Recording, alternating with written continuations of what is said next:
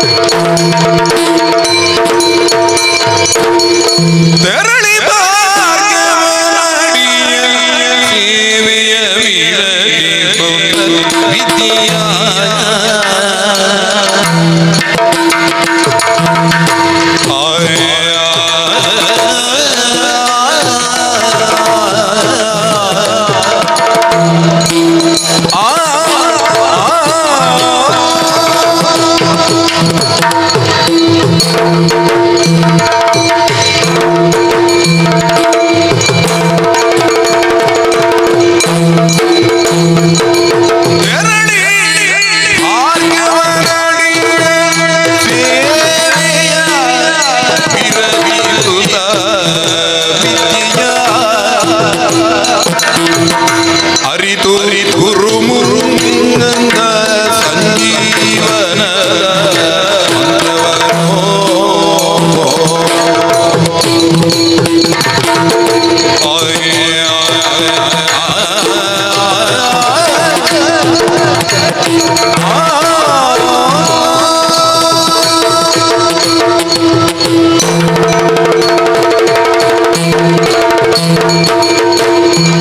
ಲೋಕಾನಂದವನ್ನು ಕೊಡುವಂತಹ ತಾಣವಾದದ್ದರಿಂದಲೇ ಸ್ವರ್ಗ ಎನ್ನುವಂತಹ ಹೆಸರು ಅನ್ವರ್ಥವಾಗಿ ಆ ಲೋಕಕ್ಕೆ ಬಂದಿರುವುದು.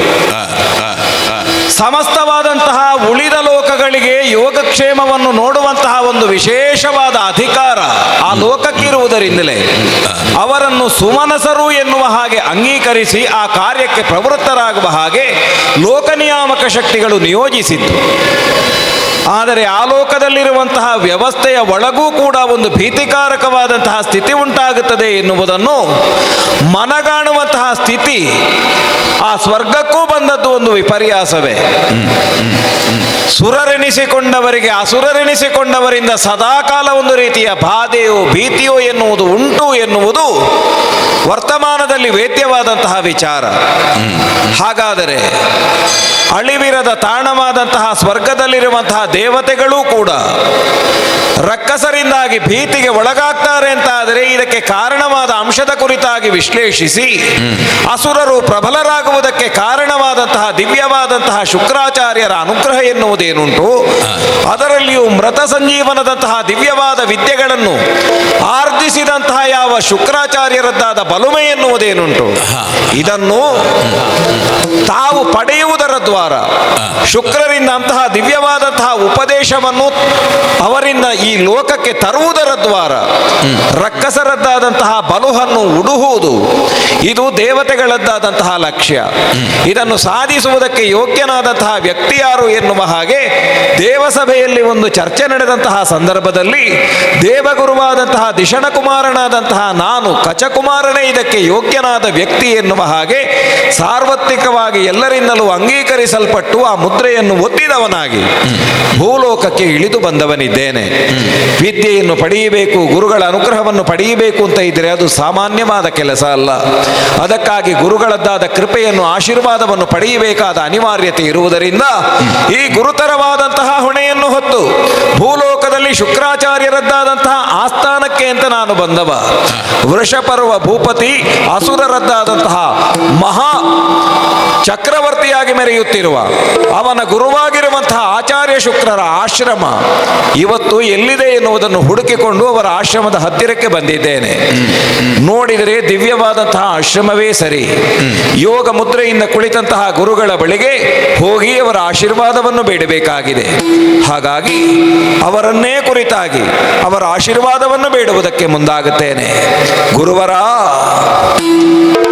ಬೃಹಸ್ಪತಿ ಕುಮಾರ ಕಚಕುಮಾರ ಅಭಿವಾದನಗಳನ್ನು ಮಾಡ್ತಾ ಇದ್ದೇನೆ.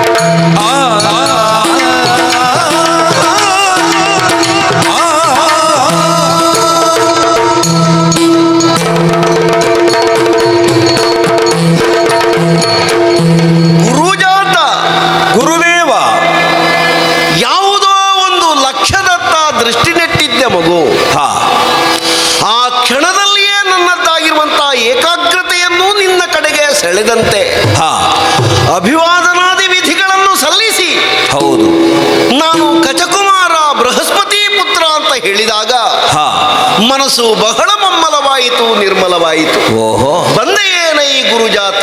ಹೌದು, ನಿಮ್ಮವರು ಹೇಗೆ ಮಗು, ಹೇಗಿದ್ದಾರೆ ನಿಮ್ಮ ದೇವಲೋಕದಲ್ಲೆಲ್ಲ? ತಂದೆ ತಾಯಿಗಳೆಲ್ಲ ಕ್ಷೇಮಿಗಳೇ? ಗುರುದೇವ, ನಿಮ್ಮ ದಯದಿಂದ ಅವರೆಲ್ಲ ಕ್ಷೇಮವಾಗಿದ್ದಾರೆ. ಕ್ಷೇಮಿಗಳು ನಿನ್ನಯ ದಯದಿ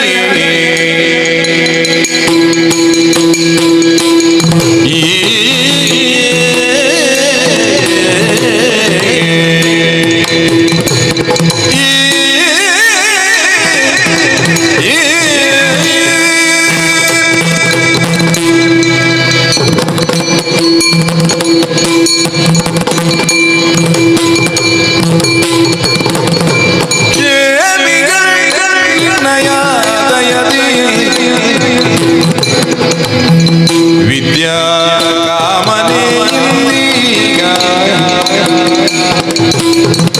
ವಿದ್ಯಾ ಕಾಮನೆಯಿಂದೀಗ ಭರದಿ ಸ್ವಾಮಿ ನಿಮ್ಮಯ ಪಾದದೆಡೆಗೆ ಬಂದೆನು ನಾನು.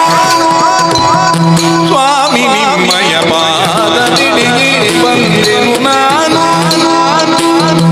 ಪ್ರೇಮದಿ ಶಿಷ್ಯನನ್ನು ಧರಿಸುವುದೆಂದ ಕ್ಷೇಮಿಗಳು ನಿನ್ನಯ ದಯದಿ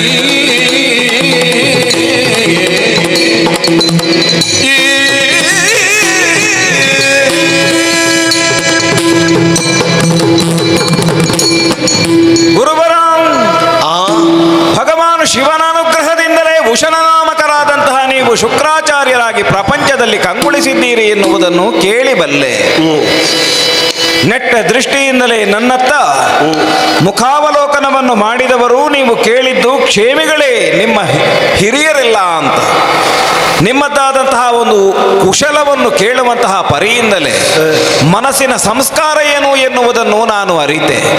ಸ್ವಾಮಿ, ನಿಮ್ಮಂಥವರ ಅನುಗ್ರಹ ವಿಶೇಷದಿಂದಲೇ ನಾವೆಲ್ಲರೂ ಕ್ಷೇಮಿಗಳಾಗಿದ್ದೇವೆ ಎಂದು ಹೇಳುವುದರಲ್ಲಿ ಬಹಳಷ್ಟು ಹರ್ಷ ಪಡ್ತಾ ಇದ್ದೇನೆ. ತಮ್ಮ ಅನುಗ್ರಹದಿಂದ ದೇವಲೋಕದಲ್ಲಿ ಯಾವ ವಿಧವಾದಂತಹ ಕೊರತೆಯೂ ಇಲ್ಲ. ಗುರುದೇವ, ನಿಮ್ಮಲ್ಲಿಗೆ ಬಂದು ಕೇವಲ ನನ್ನ ಹೆಸರನ್ನು ಹೇಳಿ ಅಭ್ಯವಾದನವನ್ನು ಮಾಡಿದ್ದು ಮಾತ್ರ ಅಲ್ಲ, ಕೈಯಲ್ಲಿ ನಾನು ಕುಶವನ್ನು ಸಮಿದೆಯನ್ನು ಹಿಡ್ಕೊಂಡೇ ಬಂದಿದ್ದೇನೆ. ಇದು ಯಾಕೆ ಎನ್ನುವುದನ್ನು ಗುರುಗಳಾದ ತಾವು ತರ್ಕಿಸಬಲ್ಲಿರಿ. ಗುರು ಪರಿಚರ್ಯೆಯಲ್ಲಿ ತಾನು ನಿರತನಾಗುವುದಕ್ಕಾಗಿಯೇ ಬಂದಿದ್ದೇನೆ ಎನ್ನುವುದರ ಸಂಕೇತ ಅದು. ಹೌದೇ ಹೌದು. ಗುರು ಸೇವೆಯನ್ನು ಮಾಡುವುದರ ದ್ವಾರ, ಗುರುವಿನಲ್ಲೇನಿದೆಯೋ ಅದನ್ನು ಆರ್ಜಿಸುವುದರ ದ್ವಾರ ಪ್ರಪಂಚದಲ್ಲಿ ನನ್ನನ್ನು ನಾನು ಬೆಳಗಿಸಿಕೊಳ್ಳಬೇಕು ಎನ್ನುವಂತಹ ಉತ್ಕಟವಾದಂತಹ ಆಶೆ. ಪ್ರಪಂಚದಲ್ಲಿ ಬದುಕು ಎಲ್ಲರಿಗೂ ಬೇಕು, ಬದುಕುವ ಹಕ್ಕು ಎಲ್ಲರಿಗೂ ಉಂಟು. ಬದುಕುವುದಕ್ಕೆ ದಾರಿಯನ್ನು ಎಲ್ಲಾ ಜೀವಿಗಳು ಮಾಡಿಕೊಂಡೇ ಬಂದಿರ್ತಾವೆ. ಒಂದು ಹುಲಿಯ ಮರಿಯಾದರೂ ಕೂಡ ಮರ ಹತ್ತುವುದು ಹೇಗೆ ಅಂತ ಅದಕ್ಕೆ ಹೇಳಿಕೊಡಬೇಕಾಗಿಲ್ಲ. ಒಂದು ಸಣ್ಣದಾದ ಎಮ್ಮೆ ಅದರ ಮರಿ ಹಾಕಿದ ತಕ್ಷಣದಲ್ಲಿ ಅದಕ್ಕೆ ಈಜುವುದು ಹೇಗೆ ಅಂತ ಅದಕ್ಕೆ ಕಲಿಸಿಕೊಡಬೇಕಾದ ಅಗತ್ಯ ಇಲ್ಲ. ಆದರೆ ಹಾಗಲ್ಲ, ವಿದ್ಯೆ ಎನ್ನುವುದು ಬಾಳನ್ನು ಬೆಳಗುವುದಕ್ಕಿರುವುದಲ್ವೇ. ಹಾಗಾಗಿ ಬದುಕಿನಲ್ಲಿ ದಿವ್ಯವಾದಂತಹ ವಿದ್ಯೆಯನ್ನು ಪಡೆದು ತಾನೊಬ್ಬ ವಿದ್ಯಾವಂತನಾಗಬೇಕು ಎನ್ನುವಂತಹ ಆಶೆಯಿಂದ ನಿಮ್ಮ ಬಳಿಗೆ ಬಂದವನಿದ್ದೇನೆ ನಾನು. ಹಾಗಾಗಿ ಕೈ ಮುಗಿದು ಕೇಳಿಕೊಳ್ಳುತ್ತಾ ಇದ್ದೇನೆ. ತನುವು ನಿನ್ನದು, ಮನವು ನಿನ್ನದು, ಎನ್ನ ಜೀವನ ಧನವು ನಿನ್ನದು, ನಾನು ನನ್ನದು ಎಂಬ ಹೆಮ್ಮೆಯ ಋಣವನ್ನು ಮಾತ್ರವೇ ಹೊಂದಿ ಅಜ್ಞಾನ ತಿಮಿರಾಂಧಸ್ಯ ಜ್ಞಾನಾಂಜನ ಶಲಾಕಯ ಚಕ್ಷುರುನ್ಮೀಲಿತಂ ಏನ ತಸ್ಮೈ ಶ್ರೀ ಗುರವೇ ನಮಃ ಎನ್ನುವ ಹಾಗೆ ಜ್ಞಾನ ಭಿಕ್ಷೆಯನ್ನು ಕೇಳಿ ನಿಮ್ಮ ಹತ್ತಿರ ಬಂದಿದ್ದೇನೆ. ನಿನ್ನ ಮಾತು ಕೇಳುವಾಗ ನೀನು ನನ್ನ ಆಶ್ರಮ ಕಾದೀತು ಅಂತ ನನ್ನ ಮನಸ್ಸು ಒಪ್ಪುತ್ತದೆ. ಆದರೆ ಇಲ್ಲಿ ಒಂದು ವಿಷಯ ಯೋಚಿಸಲಿಕ್ಕುಂಟು. ಯಾವುದು? ಗುರು ಪರಿಚರ್ಯೆಯಲ್ಲಿ ನೀನು ನಿರತನಾಗಬಹುದು, ಆದರೆ ನಿನ್ನನ್ನು ಆಶ್ರಮಕ್ಕೆ ತಗೊಳ್ಬೇಕು ಅಂತಾದ್ರೆ ಒಂದು ಪರವಾನಿಗೆ ಬೇಕು ಮಗ. ನಿಮ್ಮನ್ನು ಮೀರಿಯೋ ಒಂದು ಪರವಾನಿಗೆ? ಮೀರಿದ್ದು ಅಂತಲ್ಲ, ನಾ ಮೀರಬಾರದ್ದೊಂದುಂಟು. ಹೌದಾ? ದೇವಯಾನ ಅವಳ ಹಾಗೆಲ್ಲ ಕರೆದರೆ ಬರ್ಲಿಕ್ಕಿಲ್ಲ. ಹೌದು, ಅದು ಬಹಳ ನಿಧಾನ. ಬಹಳ ನಿಧಾನ ಹೇಳಿದ್ರೆ ಅದೀಗ ಒಳಗಿರ್ಬೋದು. ನೀವು ಹೇಳುವಾಗ ಬಹಳ ಹತ್ತಿರದ ವ್ಯಕ್ತಿತ್ವ ಅಂತ ಸ್ಪಷ್ಟ ಆಯ್ತು. ಅಲ್ಲ, ಅಡುಗೆ ಅಂತ ಲೆಕ್ಕ. ಇರ್ಲಿಕ್ಕೆ ನಾವಿಬ್ಬರೇ ಇರುವುದು, ಹೆಚ್ಚು ಜನ ಇಲ್ಲ. ಇಬ್ಬರಿಗೆ ಒಂದು ಬೆಳಿಗ್ಗೆ ಎದ್ರೆ, ಒಂದು ಮಧ್ಯಾಹ್ನ ಯಾಕಂದ್ರೆ ಋಷಿಯಾಶ್ರಮ ಅಂತ ಹೇಳಿದ ಮೇಲೆ ಹಾ. ಅಲ್ಲಿ ಬರುವವರೆಷ್ಟು ಜನ, ಅಲ್ಲಿಂದ ಹೋಗುವವರೆಷ್ಟು ಜನ, ಹಾ. ಇವರಿಗೆಲ್ಲ ಅಡುಗೆ ಆಗಬೇಕು ಅಂತ ಇದ್ರೆ ಅದಷ್ಟು ಸುಲಭ ಸಾಧ್ಯವಾದ ಕೆಲಸ ಅಲ್ಲ. ಕಣ್ಣು ಮಾತ್ರ ಕೆಂಪಾಗುವುದು, ಹಾ. ಬೇಲಿಕೆ ಎಂತದ್ದು ಇಲ್ಲ. ಹಾ. ಹಾಗೆ ಒಂದು ಸಲ ಕರೆದ್ರೆ ಎಲ್ಲ ಅವಳು ತಯಾರಾಗುವುದಿಲ್ಲ. ಹಾ. ಇತ್ತೀಚೆಗೆ ನಾನೊಂದು ಹಾ. ಅಭ್ಯಾಸ ಮಾಡಿದ್ದೇನೆ. ಹೇಗೆ? ಅವಳು ಓ ಅಂತ ಹೇಳುವಲ್ಲಿವರೆಗೂ ನಾನು ಕರೆಯುವುದು ಅಂತ. ಹೌದಾ? ಹೌದೌದು. ಹಾಗಂತ ನಿಮಗೀಗ ವ್ಯವಸ್ಥೆ ಮಾಡಬೇಕಿದ್ರೆ ವ್ಯವಸ್ಥಾಪಕರು ಅವರೇ ಅಂತ ಕಾಣ್ತಾರೆ. ಅಯ್ಯೋ, ಅವಳು ಬಾರದೆ ನಮ್ಮ ಆಶ್ರಮದಲ್ಲಿ ಯಾವುದೂ ಮುಂದೆ ಹೋಗುವುದಿಲ್ಲ. ಹೌದಾ? ನೋಡು, ಇವಳೇ ನನ್ನ ಮಗಳು ದೇವಯಾನ ಅಂತ. ಹೌದು. ಒಂದು ಸ್ವಲ್ಪ ಆದೀತು. ಮಗಳೇ, ಅಪ್ಪ, ನಾನು ಸುಮಾರು ಕರೆದೆ ಮಗ ನಿನ್ನನ್ನು. ನೀನು ಕರೀತಿ, ಹೌದು ಕರೀತೀರಿ ಅಂತೇಳಿ ನನಗೆ ಅಲ್ಲಿ ಕೆಲಸ ಇಲ್ವೋ? ಕೆಲಸ ಉಂಟಪ್ಪ. ಕೆಲಸ ಇಲ್ಲದೆ ಇದ್ರೆ ಕರಿಬೇಕಾ? ನನ್ನೊಟ್ಟಿಗೆ ಇರುವುದಿಲ್ವ ನೀನು? ನೀವು ಕರೆಯುವಾಗ ಬರುವುದಕ್ಕೆ ಅಂತಲೇ ನಾನಿರುವುದ? ಅಲ್ಲ, ಹಾಗಲ್ಲ, ನೀನು ಬರಬಹುದು ಅಂತ ನಾನು ಕರೆಯುವುದಷ್ಟೇ. ಸೂರ್ಯ ನೆತ್ತಿಗೆ ಬರುವುದಕ್ಕೆ ಮೊದಲೇ ನಿಮಗೆ ಅವಸರ ಆಗ್ತದೆ, ಹಸಿವಾಗ್ತದೆ. ಅನ್ನಬ್ರಹ್ಮ ಅದನ್ನು ಹೊತ್ತಿಗೆ ತಗೊಳ್ಬೇಕು, ಆರೋಗ್ಯವಂತನಾಗಿ. ಮಗ, ಪ್ರಾಯ ಹೋದ ಹಾಗೆ ಸರಿಯಾದ ಹೊತ್ತಿಗೆ ಬಿಸಿ ಬಿಸಿ ಆಹಾರ ಸಿಕ್ಕಿತೋ ಅದಕ್ಕಿಂತ ದೊಡ್ಡ ಆರೋಗ್ಯ ಇಲ್ಲ. ಅದು ಹೌದಾದ್ರೆ ನಾನು ಒಳಗೆ ಅಡುಗೆ ಮಾಡಿಕೊಂಡಿರುವಾಗಲೇ ನನ್ನನ್ನು ಕರೆದದ್ದು ಯಾಕೆ ಅಂತ. ನಿನಗೊಂದು ಸಂಗತಿ ಗೊತ್ತಾಯ್ತಾ? ಏನು? ನಮ್ಮ ಮನೆಗೊಬ್ಬ ಅತಿಥಿ ಬಂದ ಅಂತ. ಅತಿಥಿ? ಶಿಷ್ಯ ನಾನೇ ಗುರುವಾಗಬೇಕು ಅಂತ ಹೇಳಿ ಹುಡುಕಿಕೊಂಡು ಬಂದಿದ್ದಾರೆ. ಅಪ್ಪ, ಓ, ರಾಕ್ಷಸರು ಎಷ್ಟು ಜನ ಇಲ್ಲಿದ್ದಾರೆ, ಒಬ್ಬೊಬ್ಬರು ದಿನ ನಿಮಗೆ ಶಿಷ್ಯ ಅಂತ ಬರ್ತಾರೆ. ಅದರಲ್ಲಿ ವಿಶೇಷ ಏನುಂಟು ಅಂತ? ಅಯ್ಯೋ, ರಕ್ಕಸರಲ್ಲ, ಮತ್ತೆ? ಇವ ಇಲ್ಲಿಯವಲ್ಲ, ಮತ್ತೆ ಇವ ಮೇಲ್ಲೋಕದವ. ಇದಕ್ಕಿಂತ ಮೇಲೆ ಸ್ವರ್ಗ. ಸ್ವರ್ಗಲೋಕದವ ಭೂಲೋಕಕ್ಕೆ ನಿಮ್ಮ ಬಳಿಗೆ ಇಳಿದು ಬಂದದ್ದ?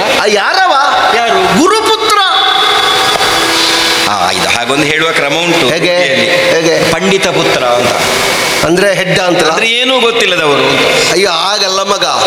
ಗುರುಗಳಾದಂತಹ ಆಚಾರ್ಯ ಬೃಹಸ್ಪತಿ ದೇವರ, ಅಂದ್ರೆ ಬೃಹಸ್ಪತಿ ಆಚಾರ್ಯರ ತಾರಾದೇವಿಯ ಸುಪುತ್ರ, ಸಾಮಾನ್ಯನಲ್ಲ.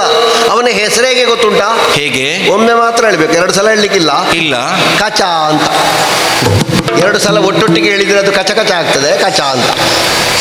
ದೇವಗುರುಗಳಾದಂತಹ ಬೃಹಸ್ಪತಿ ಆಚಾರ್ಯರ ಪುತ್ರ ಕಚಕುಮಾರ ನಿಮ್ಮ ಬಳಿಗೆ ಶಿಷ್ಯತ್ವ ಸ್ವೀಕರಿಸಿ ಬಂದದ್ದು. ಗುರುಗಳೇ, ನೀವು ನನ್ನನ್ನು ಆಶ್ರಮಕ್ಕೆ ತಗೊಳ್ಬೇಕು, ನಾನು ಅಂತೇವಾಸಿಯಾಗಿ ಕಲಿಯುತ್ತೇನೆ, ನೀವು ಹೇಳಿದಾಗೆ ಸೇವೆ ಮಾಡ್ತೇನೆ ಅಂತ ಹೇಳಿದ. ನೀವು ಅಷ್ಟು ದೊಡ್ಡ ಜನವಪ್ಪ? ಮನೆಯಲ್ಲೆಲ್ಲ ಮಗ, ಹೊರಗೆಲ್ಲ ನಮ್ಮ ಬಗ್ಗೆ ಪ್ರಚಾರ ಉಂಟು, ಏನು ಮಾಡುವ ಹೇಳು. ಕೆಲವು ಸಲ ಅಲ್ಲ, ನಿನ್ನೆದ್ರು ನಾನು ಏನೂ ಅಲ್ಲ. ಗೊತ್ತಾಯಿತು ಅಪ್ಪ. ಈಗ ಶಿಷ್ಯತ್ವ ಸ್ವೀಕರಿಸಿ ಬಂದಿದ್ದಾನೆ ಅಂತ ನೀವು ಹೇಳಿದ್ರಿ. ಹೌದು. ನೀವು ತೆಕ್ಕೊಂಡಾಯ್ತು ಅವನನ್ನು? ಇಲ್ಲಪ್ಪ, ನೀನು ಹೇಳದೆ ತಕೊಳ್ಳಿಕ್ಕುಂಟಾ? ಈ ಆಶ್ರಮದಲ್ಲಿ ನೀನು ಹೇಳಿದ್ದೇ ನಡೆಯುವುದು. ಸರಿ. ಯಾಕಂದ್ರೆ ನೀನು ನನ್ನ ಮಗಳು ಮಾತ್ರ ಅಲ್ಲ, ಮತ್ತೆ ನೀನು ನನ್ನ ತಾಯಿಯೂ ಹೌದಲ್ಲ. ಅದೌದು. ಊಟ ಕೊಡುವ ನೆಲೆ ಇಲ್ಲ. ಎಲ್ಲ ವಿಭಾಗದಲ್ಲಿಯೂ ನನಗೆ ಆತ್ಮೀಯರು ಯಾರು, ನನ್ನ ಮನಸ್ಸಿನ ದುಃಖವನ್ನು ಹಂಚಿಕೊಳ್ಳುವುದಕ್ಕೆ ಯಾರು, ನನ್ನ ಒಡನಾಡಿ ಯಾರು, ನನ್ನ ಒಳನಾಡಿ ಯಾರು, ಎಲ್ಲ ನೀನೇ. ಸರಿ ಸರಿ. ಗಂಡು ಮಕ್ಕಳಿದ್ದವರು ಬೇರೆ ಮನೆ ಮಾಡಿ ಕೂತಿದ್ದಾರೆ. ಹೌದು. ನಿನ್ನ ಅಮ್ಮ ನನ್ನನ್ನು ಬಿಟ್ಟೋಗಿದ್ದಾಳೆ. ಹೌದು. ನಿನ್ನನ್ನೊಂದು ಇಲ್ಲಿ ಇಟ್ಟೋಗಿದ್ದಾಳೆ. ಬಹುಶಃ ನಾನೊಬ್ಬನೇ ಸಾಯಬಾರದು ಅಂತ ಹೇಳಿ ನೀನಿರುವುದು ಅಂತ ಕಾಣ್ತದೆ. ಹಾಗಲ್ಲ, ನನಗಾದ್ರೂ ನಿಮ್ಮನ್ನು ಬಿಟ್ರೆ ಮತ್ತೆ ಬೇರೆ ಯಾರಿದ್ದಾರೆ? ನನ್ನನ್ನು ಎಲ್ಲ ರೀತಿಯಿಂದಲೂ ನೋಡಿಕೊಂಡವರು ನೀವು. ಅದಿರ್ಲಿ, ಈಗ ಅವನನ್ನು ನಾವು ಸ್ವೀಕರಿಸಬೇಕು ಅಂತೇವಾಸಿಯಾಗಿ ಅಂತ ಆದ್ರೆ ನಾನು ಅವನನ್ನು ನೋಡಿ ಒಂದು ಸಂದರ್ಶನ ಮಾಡಬೇಕೋ ಬೇಡ? ಅಯ್ಯೋ, ನಿನ್ನ ಸಂದರ್ಶನದ ಪರವಾನಿಗೆ ಇಲ್ಲದೆ ನಾನು ತೆಕ್ಕೊಳ್ಳುವ ಕ್ರಮವೇ ಇಲ್ಲ. ಅದಕ್ಕೆ ನಾನು ಕೇಳಿದ್ದು, ಸ್ವೀಕರಿಸಿ ಆಯ್ತಾ ಅಂತ. ಇಲ್ಲ, ಎಲ್ಲಿದ್ದಾನೆ? ಇಲ್ಲಿದ್ದಾನೆ ನೋಡಿ. ಹೇಗೆ ಮಗ, ಹುಡುಗ ಹೇಗೆ? ಅಪ್ಪ, ನಿಮಗೆ ನಿಮ್ಮ ನಿತ್ಯದ ಕೆಲಸಕ್ಕೆ ತಡ ಆಗ್ತದ ಏನೋ ಅಲ್ವಾ? ತಡ ಆದ್ರೆ ಅಲ್ಲ, ನೀವು ಹೊರಡಬಹುದು. ನಾನು ಹೋಗ್ತೇನೆ, ತೊಂದರೆ. ಹುಡುಗ ಹೌದು. ಇದು ಒಂದು ಒಳಗೆ ನೋಡಿಕೊಳ್ಳಿ. ಅನ್ನದ ಪಾತ್ರೆಗೆ ಬೆಂಕಿ ಹಾಕಿ ಬಂದಿದ್ದೇನೆ, ಇಲ್ಲಿ ಆದ್ರೂ ಅಡಿ ಹಿಡಿಯದಾಗೆ ನೋಡಿಕೊಳ್ಳಿ. ಬೆಂಕಿ ಹೊರಗೆ ಬಂದಿತ್ತ ಮಗ? ಅಲ್ಲ, ಗೊತ್ತಿಲ್ಲ, ಹೇಳಿದ್ದು ನಾನು. ಹೊರಗೆ ಬಾರದ ಹಾಗೆ ಇರ್ಲಿ. ಅಲ್ಲ, ಹುಡುಗ ಹೇಗೆ ತೆಕ್ಕೊಳ್ಳುದ ನಾವು? ಅಲ್ಲ, ಸ್ವಲ್ಪ ಮಾತಾಡ್ತೇನೆ ನಾನು. ಮಾತಾಡಿ ಆಗುದಿದ್ರೆ ತೆಕ್ಕೊಳ್ಳುವ. ಖಂಡಿತ. ನೀನು ಹೇಳಿದ್ರೆ ಮತ್ತೆ ನಾನು ಹೌದು ಅಂತ ಹೇಳ್ತೇನೆ. ಆದೀತು. ನಾನು ಒಳಗಿರ್ತೇನೆ. ನೀವು ಆಯ್ತು. ಇದು ಇವಳು ಗುರುದೇವ.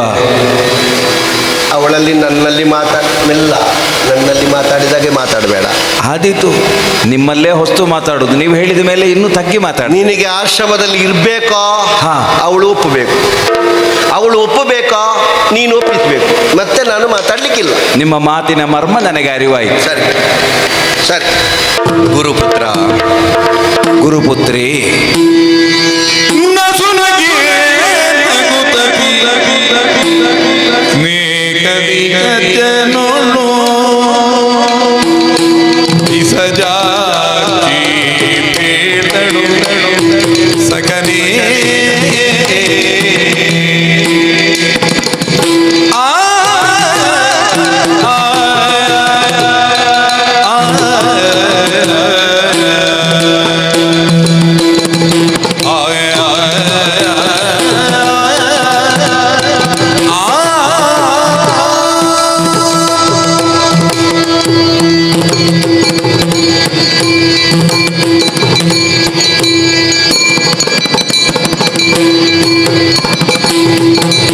ನಸುನಗೆ ನಗುತ್ತತಿದ್ದೆ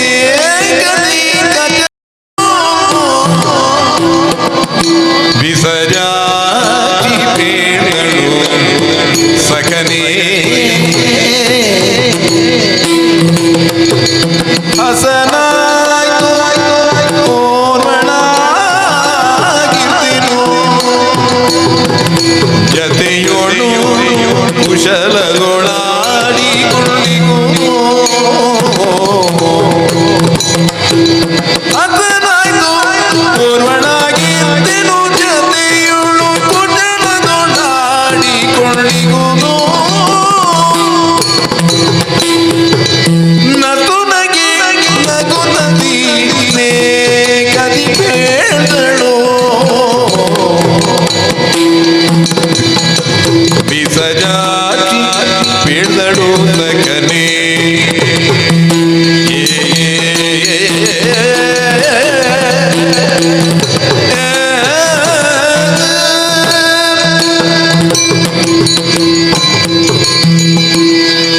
ಗುರುಪುತ್ರ,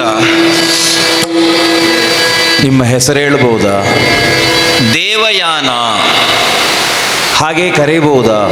ಅನುಮಾನ ಏನು? ಹಾ. ಯಾಕಂದ್ರೆ ಹಾ ಎಷ್ಟೋ ಮಂದಿ ಕರೆಯುವಾಗ ನಮಗೆ ಈ ಹೆಸರು ಬೇಡ ಅಂತ ಅನ್ನಿಸ್ತದೆ. ಹಾ ಅಪರೂಪಕ್ಕೆ ಕೆಲವರು ಕರೆಯುವಾಗ ಎಷ್ಟು ಸಲ ಕರೆದು ಇದೇ ಹೆಸರು ಇರಲಿ, ಅವರು ಕರೆದದ್ದು ಕಡಿಮೆ ಆಯ್ತು ಅಂತ ಅನ್ನಿಸ್ತದೆ. ಅನುಮತಿ ಇಲ್ಲದೆ ಕರೆದರೆ ಮತ್ತೆ ತೊಡಕಾಗುವುದಕ್ಕಿಂತ ಮೊದಲೇ ಅನುಮತಿ ಕೇಳಿದ್ರೆ ಒಳ್ಳೆಯದಲ್ವೋ ಅಂತ ಕೇಳಿದೆ ಅಷ್ಟೇ.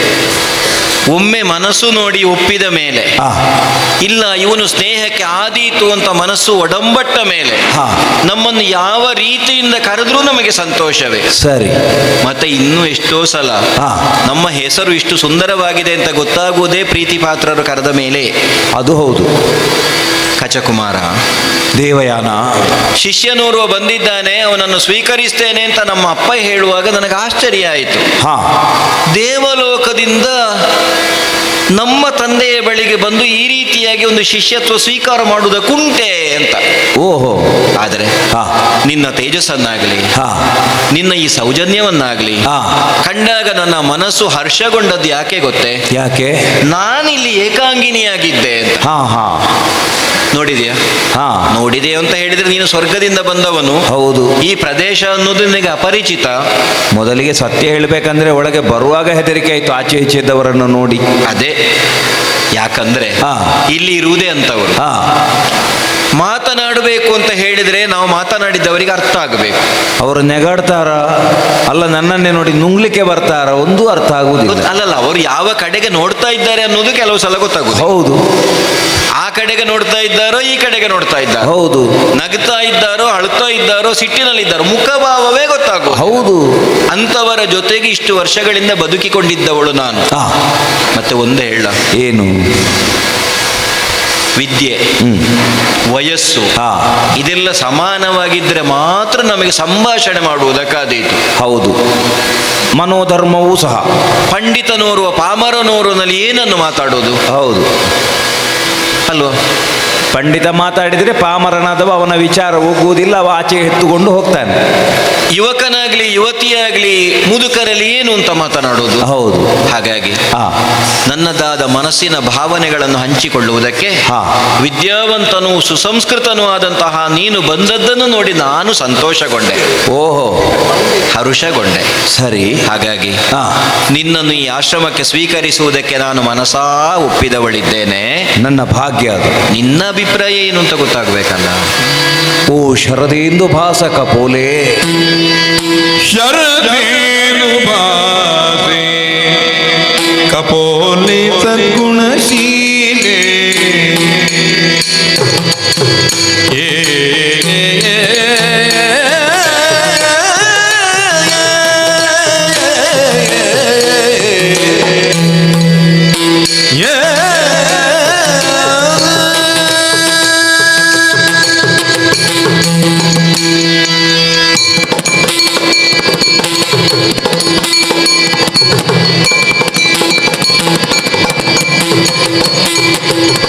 ಶರದೇನು ಬಾಸೆ ಕಪೋಲೆ ಸದ್ಗುಣಶೀಲೆ ಶರದೇಂದು ಮಾಸಿ ಕಪೋಲೆ ಸದ್ಗುಣಶೀಲೆ ಗುರುವರೆಣ್ಯನ ಸುಕುಮಾರಿ ಅರುಗಿ ಧೂಳಿಗದುಳಿರುವೆ ಅರುಗಿ ಧೂಳಿಗದುಳಿರುವೆ ತಾನೆನುತ ಪರಿಸೇವಿಸುತ್ತಲಿದ್ದ ಕಜನ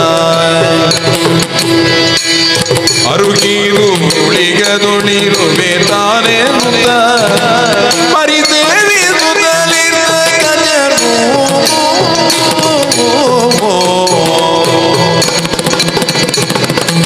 ಶರದೇನು ಮಾಸಿ ಕಪೋಲೆ ಸದ್ಗುಣಶೀಲೆ ಗುರುವರೇಣ್ಯನ ಸುಕುಮಾರಿ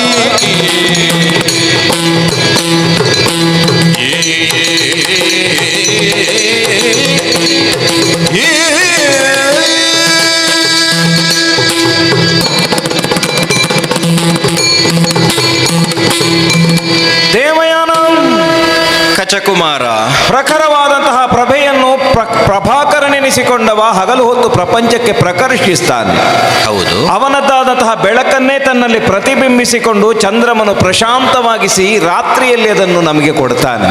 ಹಾ, ಶರದೇಂದು ಭಾಸ ಕಪೋಲೆ ಎನ್ನುವ ಹಾಗೆ ನಿನ್ನನ್ನು ಹೇಳಬೇಕಿದ್ರೆ ಅದರ ಹಿನ್ನೆಲೆ ಇರುವಂತಹ ಧ್ವನಿ ಇಷ್ಟೇ. ಏನು? ಕಾಳರಕ್ಕಸರಿರುವಂತಹ ಒಂದು ಆವಾಸ ತಾಣ ಇದು. ಇಲ್ಲಿ ಎಲ್ಲಿದ್ರೂ ಕೂಡ ಬೆಳಕನ್ನು ಹುಡುಕುವುದಕ್ಕೆ ನಮಗೆ ಬಹಳಷ್ಟು ಕಷ್ಟ.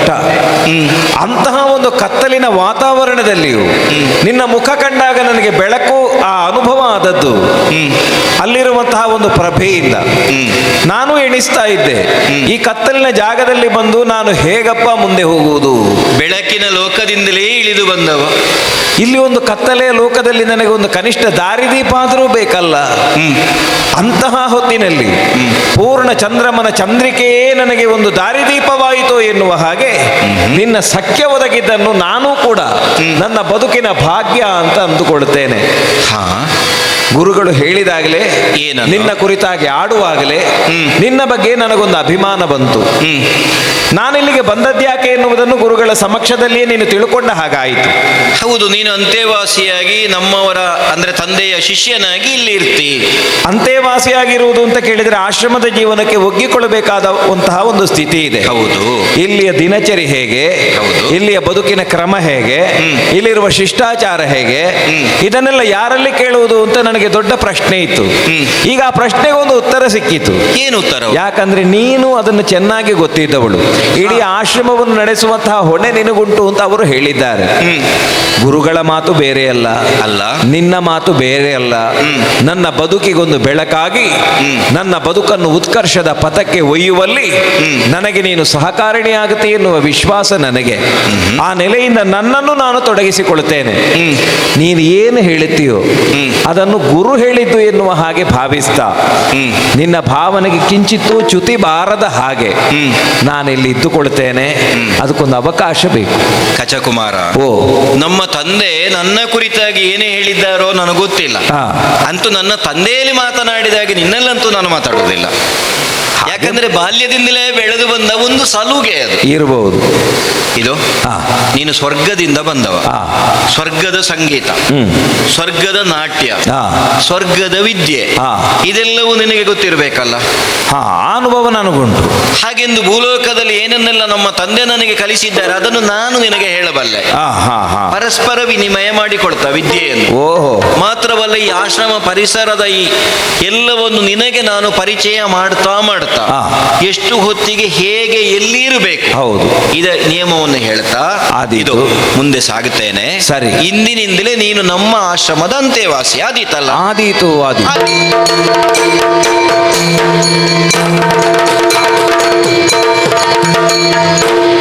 ಗುರುತನಯ ಭಾರ್ಗವನ ದೇವಿಯೊಳಿವನು.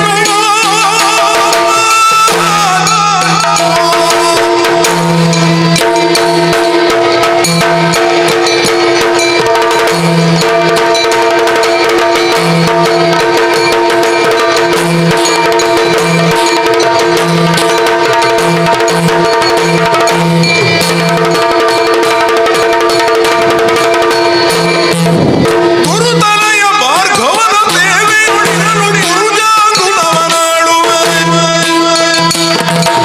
ಗುರುಳವಿಳಕ್ಕಿಯರಿದುದ ವೃಷಪರ್ವದಾನವನು.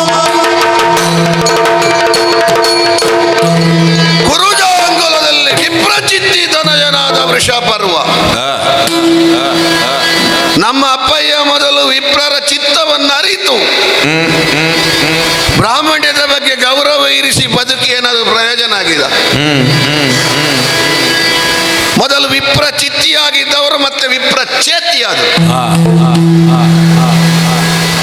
ಬ್ರಾಹ್ಮಣರು, ದೇವತೆಗಳು, ಈ ಮೇಲ್ವರ್ಗದವರ ಸ್ವಭಾವವೇ ಹಾಗೆ.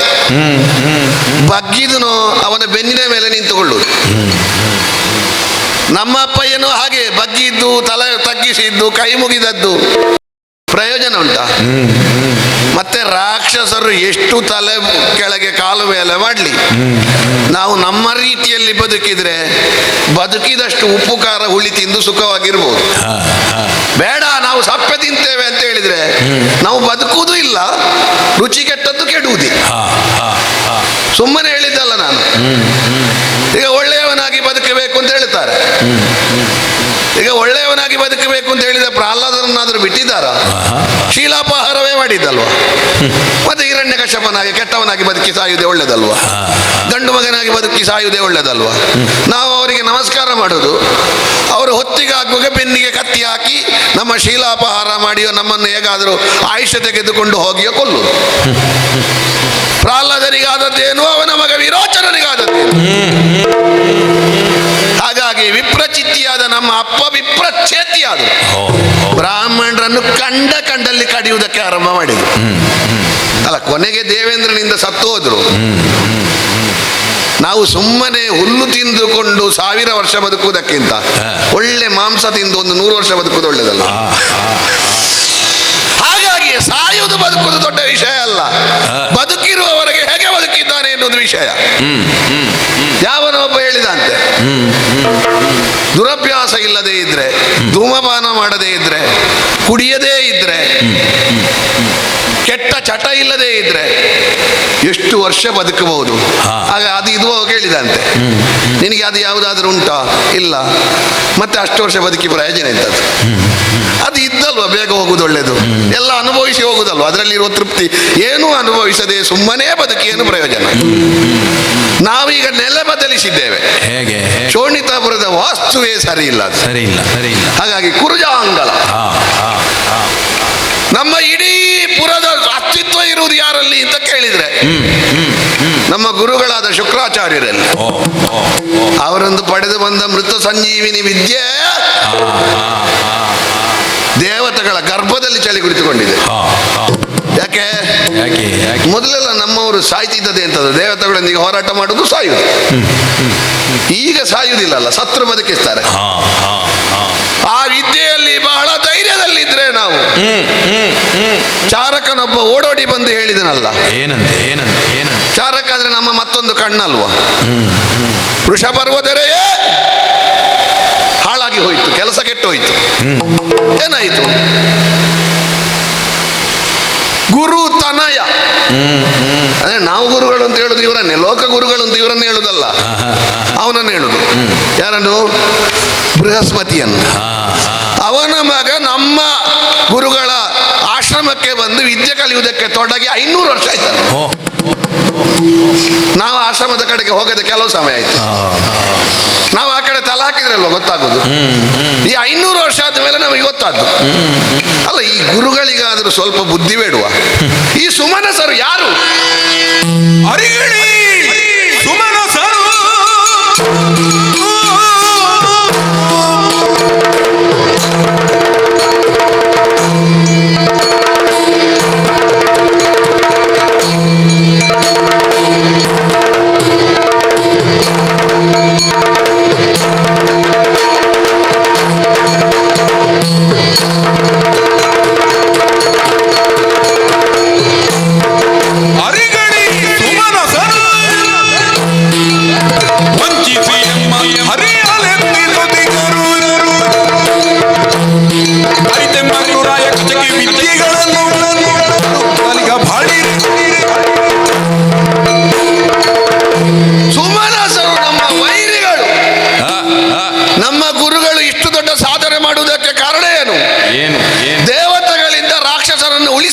ಎನ್ನುವುದಾಗಿ. ಯಾವ ವರ್ಗದಿಂದ ನಮ್ಮನ್ನು ಉಳಿಸಬೇಕು ಅಂತ ಇಷ್ಟು ಪ್ರಯತ್ನ ಪಟ್ಟರೋ ಆ ವರ್ಗಕ್ಕೆ ವಿದ್ಯೆ ಕಲಿಸಿಕೊಡುವಲ್ಲಿ ಹಿಂದೆ ಮುಂದೆ ನೋಡುವುದಿಲ್ಲ ಅಂತ ಆದ್ರೆ ಅರ್ಥ ಎಂತದ್ದು? ಊರಿನಲ್ಲಿರುವ ಮಾರಿಯನ್ನು ಮನೆಗೆ ತಂದ ಹಾಗೆ ಆ ಬೃಹಸ್ಪತಿಯ ಮಗನನ್ನು ಮನೆಯಲ್ಲಿ ಇಟ್ಟುಕೊಂಡಿದ್ದಾರಲ್ಲ. ಹೆಬ್ಬಾವಿನ ಜಾತಿಗಳದು. ಹೆಬ್ಬಾವು ಹಾಗೆ, ಹೆಬ್ಬಾವನ್ನು ಯಾವಳೋ ಒಬ್ಬಳು ಸಾಕಿದ್ಲಂತೆ. ಸಾಕಿದ ಹೆಬ್ಬಾವು ದೊಡ್ಡದಾದ ಮೇಲೆ ಕೆಲವು ದಿವಸ ಆದ ಮೇಲೆ ದೊಡ್ಡದಾಗಿ 3 ದಿವಸದಿಂದ ಊಟ ಮಾಡುದಿಲ್ಲ ಅಂತೆ. ಇವಳೊಟ್ಟಿಗೆ ಮಲಗುವುದು ಮಾತ್ರ. ಇವಳಿಗೆ ತಲೆ ವಿಷಯ ಆಯ್ತದೆ, ಹೆಬ್ಬಾವು ಯಾಕೆ ಊಟ ಮಾಡೋದಿಲ್ಲ ಅಂತ. 4ನೇ ದಿವಸ ಇವಳನ್ನು ನುಂಗಿತ್ತು. ಅದೇ ಜಾತಿಯವು ಈ ದೇವತೆಗಳು. ಹೇಗೆ ಸರಿಯ ಅದು 3 ದಿವಸ ಏನು ಮಾಡಿದ್ದು, ಇವಳನ್ನು ನೊಣೆಯುವುದಕ್ಕೆ ಏನು ಸರಿಯಾದಂತ ಒಂದು ಹಿಡಿತ ಹೇಗೆ ಸಿಗುತ್ತದೆ ಅಂತ ನೋಡ್ತಾ ಇದ್ದದ್ದು 3 ದಿವಸ. 4ನೇ ದಿವಸ ಉರುಳಿಗೆ ಹಾಕಿದ್ದು ನುಂಗಿದ್ದು. ಅದೇ ಜಾತಿಯವರು ಈ ದೇವತೆಗಳು. ಅರಿಗಳಿ ಸುಮನಸರು, ಎಲ್ಲಿಯೋ ಇರುವ ಮಾರಿಯನ್ನು ಶುಕ್ರಾಚಾರ್ಯರು. ಮತ್ತೆ ಅವರ ತಪ್ಪಲ್ಲ, ಅವರಿಗೊಂದು ದೌರ್ಬಲ್ಯ ಉಂಟು. ಅಣ್ಣ ನೀವೇ ದೊಡ್ಡವರು ಅಂತ ಹೇಳಿದ್ರೆ ಕೊಡುವುದೇ ಅವರು.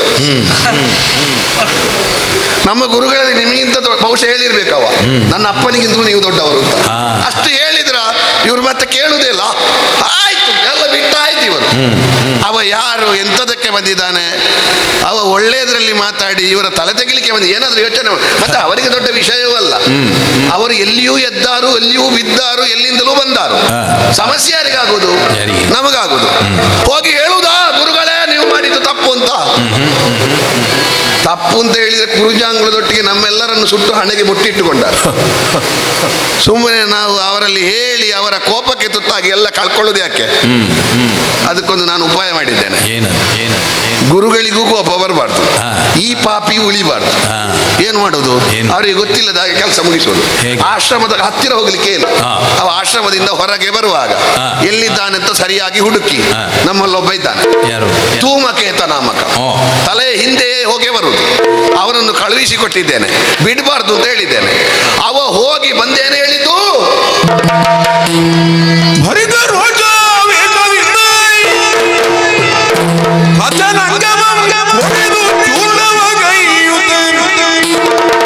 ಅಬ್ದಿಯೊಳು ಬಿಸಾಡಿ ಹೊರದಿ ಬನ್ನಿ ವಾದ್ಯ ವೃಷ ಪರ್ವಗು ದುರುಳ ನಿರುತಿರಲಂತನು.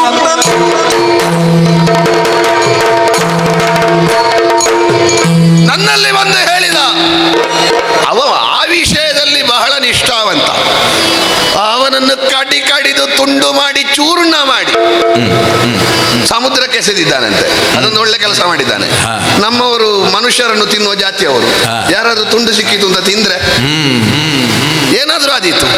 ಅವು ಈ ದೇಶದಿಂದ ಬಂದದ್ದು ಎಂತದೆಲ್ಲ ಹಾಕಿಕೊಂಡು ಬರ್ತದೆ ಅಂತ ಯಾರಿಗೂ ಗೊತ್ತು. ತೆಗೆದು ಬಿಸಾಡಿದಾನಂತೆ. ಅದು ಸಮುದ್ರ ಮಧ್ಯಕ್ಕೆ ಬಿಸಾಡಿದ್ದು ಒಳ್ಳೆದಾಯ್ತು. ಬದಿಯಲ್ಲಿ ಬಿಸಾಡಿದ್ರೆ ಕಷ್ಟ. ನಾವು ಬದಿಯ ಮೀನು ಹಿಡಿದು ನಿಂತೇವೆ, ಅದು ಒಳಗೆ ಹೋಗುದಲ್ವಾ. ಸಮುದ್ರ ಮಧ್ಯದಲ್ಲಿ ಬಿಸಾಡಿದ್ದಾನೆ ಅಂತ ಹೇಳುವಾಗ ತಲೆಯ ಭಾರ ಕಡಿಮೆ ಆಗಿದೆ, ನಿರಾಳಾಗಿದೆ. ಬಂದ ಮಾರಿ ಹೋಯಿತು ಅಂತ ಭಾವಿಸಿದ್ದೇನೆ. ನಡೀಲಿ. ವಿರಜಿಸಿ ಮಧ್ಯಾಗ್ನಿಕಾದಿ ಕರ್ಮಗಳ ಹರುಷದಿ ಭೋಜನಕ್ಕೆ ಶುಕ್ರನೈತನು ನಿಜ ತರಳೆಯಾಗಿಗ ದೇವಯಾನಿಯೌ ಕರೆಯಲಿ ಪರಿಗಿದು ತರಡವನವನು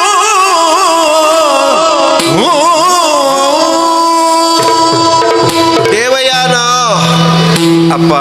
ಮಧ್ಯಾಹ್ನ ಆಗಬೇಕಾದಂತಹ ನನ್ನ ಪೂಜಾದಿ ಕಾರ್ಯಕ್ರಮಗಳೆಲ್ಲ ಮುಗಿಯಿತು. ಹಾ, ಅದು ನಿತ್ಯವೂ ಮಾಡ್ತೀರಿ. ಇನ್ನು ಏನಿದ್ರು ಹೊಟ್ಟೆಯ ಪೂಜೆ. ಹೌದೌದು.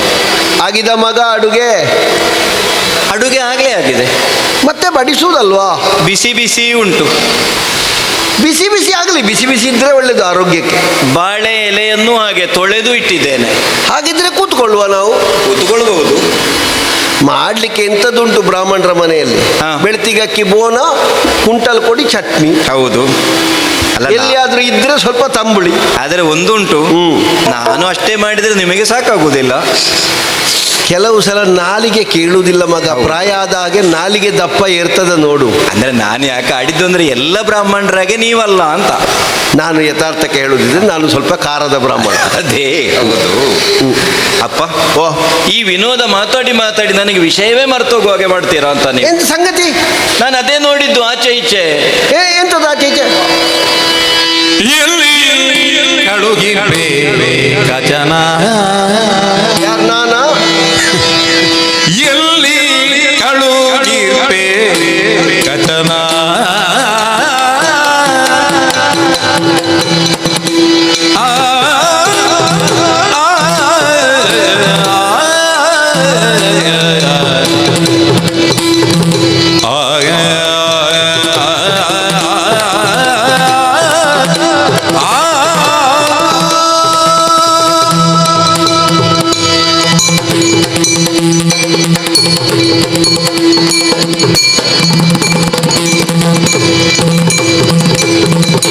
ಎಲ್ಲಿ ಕಳುಗಿರ್ಬೇ ಕಚನ ಜನಕ ಕೇಳಿ ಕಾಣಿನು ಪ್ರೇಮನ ಜನಕ ಕೇಳಿ ಕಾಣಿನು ಪ್ರೇಮನ ಎಲ್ಲಿ ಕಳುಗಿರ್ಬೇ ಕಚನ ಜನಕ ಕೇಳಿ ಕಾಣಿನು ಪ್ರೇಮನ ಇಲ್ಲನವನೆಮ್ಮ ಗೃಹದಿ ಎನ್ನ ಮನ ಮಲ್ಲಗಿರುತ್ತಿದೆ ಕದಿ ಇಲ್ಲನವನೆಮ್ಮ ಗೃಹದಿ ಎನ್ನ ಮನ ಮಲ್ಲಗಿರುತ್ತಿದೆ ಗದಿ ಎಲ್ಲಿ ಕಳುಗಿರುವೆ ಕಚನ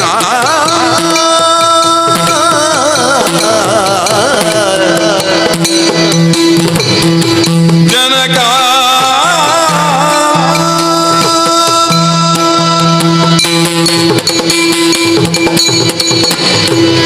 ಊಟಕ್ಕೆಲ್ಲವೂ ಸಿದ್ಧವಾಗಿದೆ. ಕೆಲ ಸಮಯದ ಹಿಂದೆಯವರೆಗೆ ನಾನು ಮತ್ತೆ ನೀವು ಇಬ್ಬರೇ ಊಟಕ್ಕೆ. ಹೌದು. ಹೌದಾ? ಈಗ ಹಾಗಲ್ವಲ್ಲ.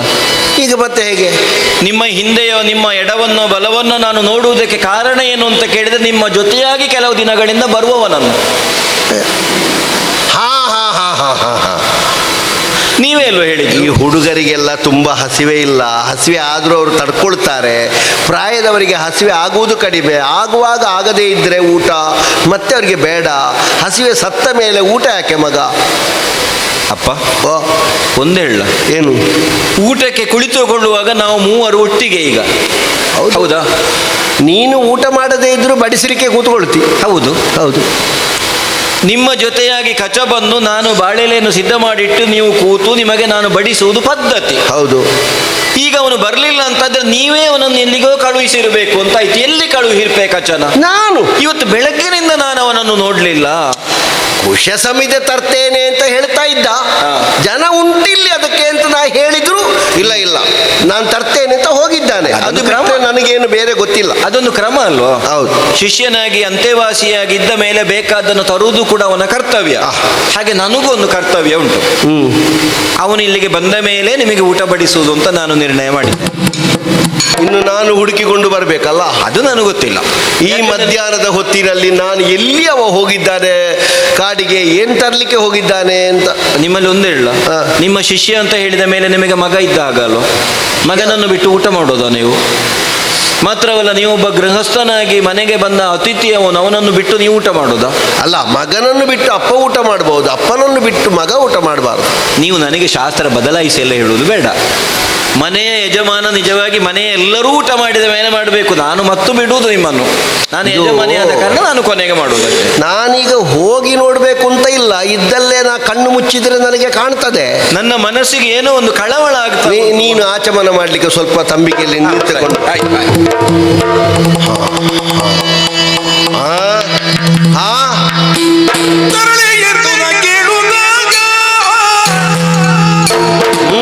ಮನವರುಗಿ ಭಾರ್ಗವನ ಗುರುಜಾನೆಲ್ಲಿಗ ಪರಿಗಿದೆ ಕಳನಿಂದ ಕಳಿರನೆಂದರಿ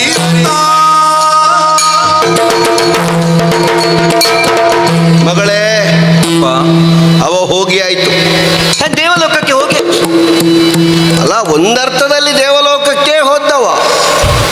ಅಲ್ಲ, ಹಾಗೆಂತ ನಮ್ಮಲ್ಲಿ ಒಂದು ಹೇಳಿ ಹೋಗಬೇಡುವಪ್ಪ. ವಿದ್ಯಾಭ್ಯಾಸ ಪೂರ್ಣ ಆಯ್ತು ಅಂತಾದ್ರೆ ನಾನಿನ್ನು ಸ್ವರ್ಗಕ್ಕೆ ಹೋಗ್ತೇನೆ. ಈ ಪ್ರಪಂಚದಲ್ಲಿ ಯಾರೂ ಹೇಳಿ ಹೋಗ್ಲಿಕ್ಕೆ ಸಾಧ್ಯ ಇಲ್ಲದೆ ಇರುವುದೇ. ಬೇರೆ ಯಾರಿಗೂ ಸಾಧ್ಯವಾಗದಿದ್ರು ಅವನಿಗೆ ಆಗ್ತದಲ್ಲ. ಸ್ವರ್ಗದಿಂದ ಇಳಿದು ಬಂದವ ಸ್ವರ್ಗಕ್ಕೆ ಹೋಗ್ತಾನೆ. ಆಗಲ್ವೇ? ಮತ್ತೆ ಅವ ಸತ್ತಿದ್ದಾನೆ ಅಂತ. ಸತ್ತದ್ದು? ಹೌದು. ನಿಮಗೆ ಸ್ವಲ್ಪ ಬೇಸರ ಇಲ್ವಾ? ಅವ ಸತ್ತಿದ್ದಾನೆ ಅಂತ ಹೇಳ್ತೀರಿ. ಬೇಸರ ಎಂತದ್ದು? ಸತ್ತಿದ್ದಾನೆ ಎನ್ನುವುದರಲ್ಲಿ ಬೇಸರ ಎಂತದ್ದು? ಅಪ್ಪ, ನಿಮ್ಮ ಶಿಷ್ಯನಾಗಿದ್ದವ, ನಾನು ಕೂಡ ಅವನನ್ನು ಹಚ್ಚಿಕೊಂಡಿದ್ದೆ. ಅಂಥವನು ಸತ್ತಿದ್ದಾನೆ ಅಂತಾದ್ರೆ ಹೇಗೆ ಸತ್ತಿದ್ದಾನೆ ಅಂತ ಆದ್ರೂ ಗೊತ್ತಾಗಬೇಕಲ್ಲ. ನನ್ನ ಶಿಷ್ಯ ಕೊಂದದ್ದವನನ್ನು. ನಿಮ್ಮ ಶಿಷ್ಯರು ನಿಮ್ಮ ಶಿಷ್ಯನನ್ನೇ ಕೊಂದದ್ದ? ಹೌದು. ಯಾರು? ರಾಕ್ಷಸರು. ಅವ ಧೂಮಕೇತು ಇದ್ದಾನಲ್ಲ, ಹೊಗೆ ಬಿಡುವವ. ಹೌದು. ಅವ. ಅಪ್ಪ, ಕಾಣ್ತದ ಹೊಗೆ ನಿನಗೆ? ಹೊಗೆ ಕಾಣ್ತದೆ. ಆ ಧೂಮಕೇತು ಹೊಗೆ ಬರ್ತಾ ಇದೆ. ಈಗ ಅದಲ್ಲ, ಹೊಗೆ ಬರುವುದಕ್ಕಿಂತ ಹೆಚ್ಚು ನನ್ನ ಕಣ್ಣಿನಲ್ಲಿ ನೀರು ಬರ್ತಾ ಇದೆ ನೀವು ಹೇಳುವುದನ್ನು ಅದು ಕೇಳಿ. ಹೊಗೆ ಅಲ್ಲಲ್ಲ, ಮತ್ತೆ ನೀವು ಹೇಳಿದ ವರ್ತಮಾನವನ್ನು ಕೇಳಿ ಕಣ್ಣಲ್ಲಿ ನೀರು ಬರುವುದು. ನಾನು ಒಂದೇ ಹೇಳ, ಅವನು ಇಲ್ಲಿಗೆ ಬರದೆ ನಿಮಗೆ ಊಟ ಇಲ್ಲ. ನೀನು ಅದಕ್ಕೆ ಗಡಿಬಿಡಿ ಮಾಡುದು ಯಾಕೆ? ನಾನಿಲ್ವಾ? ನಾನು ಕಲೀಲಿಲ್ವಾ? ನನ್ನಲ್ಲಿ ಮೃತ ಸಂಜೀವಿನಿ ಇಲ್ವಾ? ಹೌದು. ಈಗ ಸತ್ರ ಏನಾಯ್ತು, ಹಾ. ಅವರು ಕೊಂದ್ರೆ ಏನಾಯ್ತು, ಇವ ಬದುಕುವುದಿಲ್ಲ ಅಂತ ಏನಾದ್ರೂ ಉಂಟಾ? ಆ ವಿಶ್ವಾಸದಿಂದ ನೀವು ಹೀಗಿರುವುದು. ನಾನು ಅದಕ್ಕೆ ದುಃಖ ಇಲ್ಲ ನಮಗೆ. ಎಷ್ಟು ಸಲ ಸತ್ರು ನಮಗೆ ಬದುಕಿಸಲಿಕ್ಕೆ ಆಗ್ತದೆ. ನೋಡು, ನಿಷ್ಠೆಯಿಂದ ಏಕಾಗ್ರತೆಯಿಂದ ಮೃತ ಸಂಜೀವಿನಿ ಮಂತ್ರವನ್ನು ಪಠಿಸಿದ್ದೇನೆ. ಆದೀತು. ಗಜಕುಮಾರ ಜೀವಂತವಾಗಿ ಗುರುವರ ನಮೋ ನಮಃ. ನೀನು ಅವಳಲ್ಲಿ ಹೇಳು, ಊಟ ಮಾಡುವ ಅಂತ ಹೇಳು. ಇಲ್ಲ, ಒಂದು ಪ್ರಶ್ನೆ ಕೇಳುವುದಕ್ಕುಂಟ ಅವನಲ್ಲಿ. ಇನ್ನು ಎತ್ತಲೈದಿದೆ ಸಖನೇ, ಎತ್ತಲೈದಿದೆ ಸಖನೇ, ಬರುವನೇ ಹೊತ್ತು ಬಗಳಾಗಿ ಭೋಜನ ಕರ್ತಿಯುಳು ಕುಳಿರೆನಲು ಕಚ ನಿಂತೆಂದನ ಕಣದಿ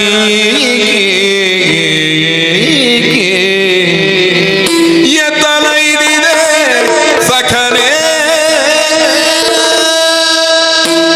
ಕಚಕುಮಾರ, ದೇವಯಾನಿ, ಯಾವುದೇ ಕೆಲಸಕ್ಕಾದ್ರೂ ನನ್ನಲ್ಲಿ ಹೇಳದೆ ಹೋಗುವವನಲ್ಲ ನೀನು. ಅಲ್ವೇ ಅಲ್ಲ.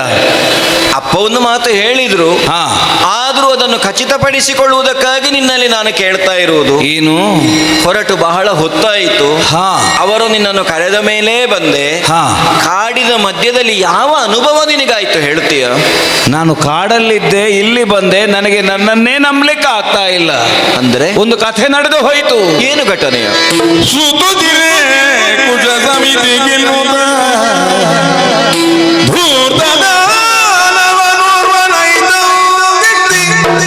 ಹಡುಗವ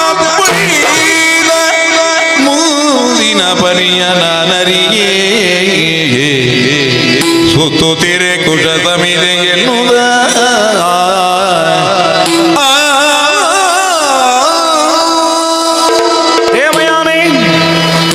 ಪುತ್ರ. ಕುಶ ಸಮಿದೆಗೆ ಅಂತ ಹೇಳಿಕೊಂಡು ಹತ್ತಿರದಲ್ಲಿರುವಂತಹ ಕಾಡಿಗೆ ಹೋದವ ನಾನು.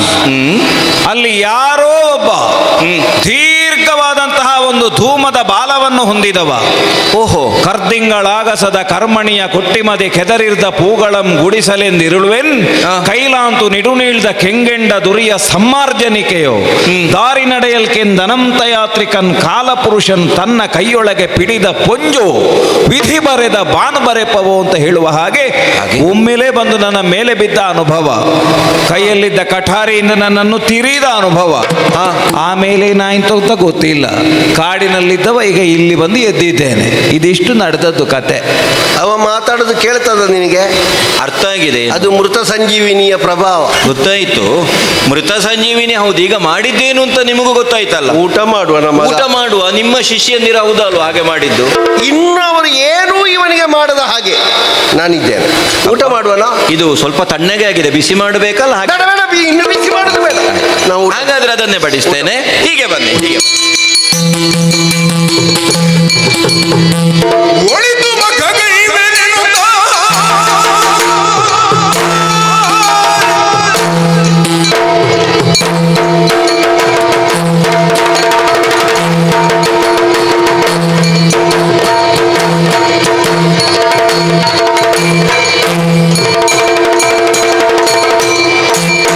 ಒಳಿತು ಮಖಗೈವೆನೆನುತ ಅಳರಾಯ ಸಲಕರಣೆ ತಂದೆಗೆದುದ ನಿರಲಾಗಳು ವಿಷ ಬರುವ ನಿಲಯ ದಿನ ಮುನದೋಡು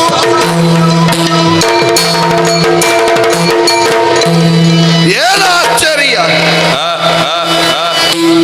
ಅದಕ್ಕೆ ಹೇಳಿದ್ರು ನೋಡಿ ತಿಳಿದವರು, ಸಾಲ, ರೋಗ, ಬೆಂಕಿ, ಶತ್ರು, ಇದರಲ್ಲಿ ಸ್ವಲ್ಪ ನಾವು ಅವಜ್ಞೆ ತೋರಿಸಿದ್ರು ನಮ್ಮ ಕುತ್ತಿಗೆಗೆ ಬರ್ತದೆ. ಸಣ್ಣದು ಅಂತ ಸಾಲ ಬಿಡಬಾರ್ದು, ಪ್ರಥಮ ಹಂತ ಅಂತ ರೋಗವನ್ನು ಬಿಡಬಾರ್ದು, ಕಿಡಿ ಎನ್ನುವುದಾಗಿ ಬೆಂಕಿಯನ್ನು ಬಿಡಬಾರ್ದು, ಶತ್ರು ಎನ್ನುವುದಾಗಿ ನಾವು 500 ವರ್ಷ ಕಳೆದ ಮೇಲೆ ಅವನನ್ನು ಹುಡುಕದೆ ಇದ್ದ ಕಾರಣ 500 ವರ್ಷ ಆದಮೇಲೆ ಗೊತ್ತಾದ್ದು.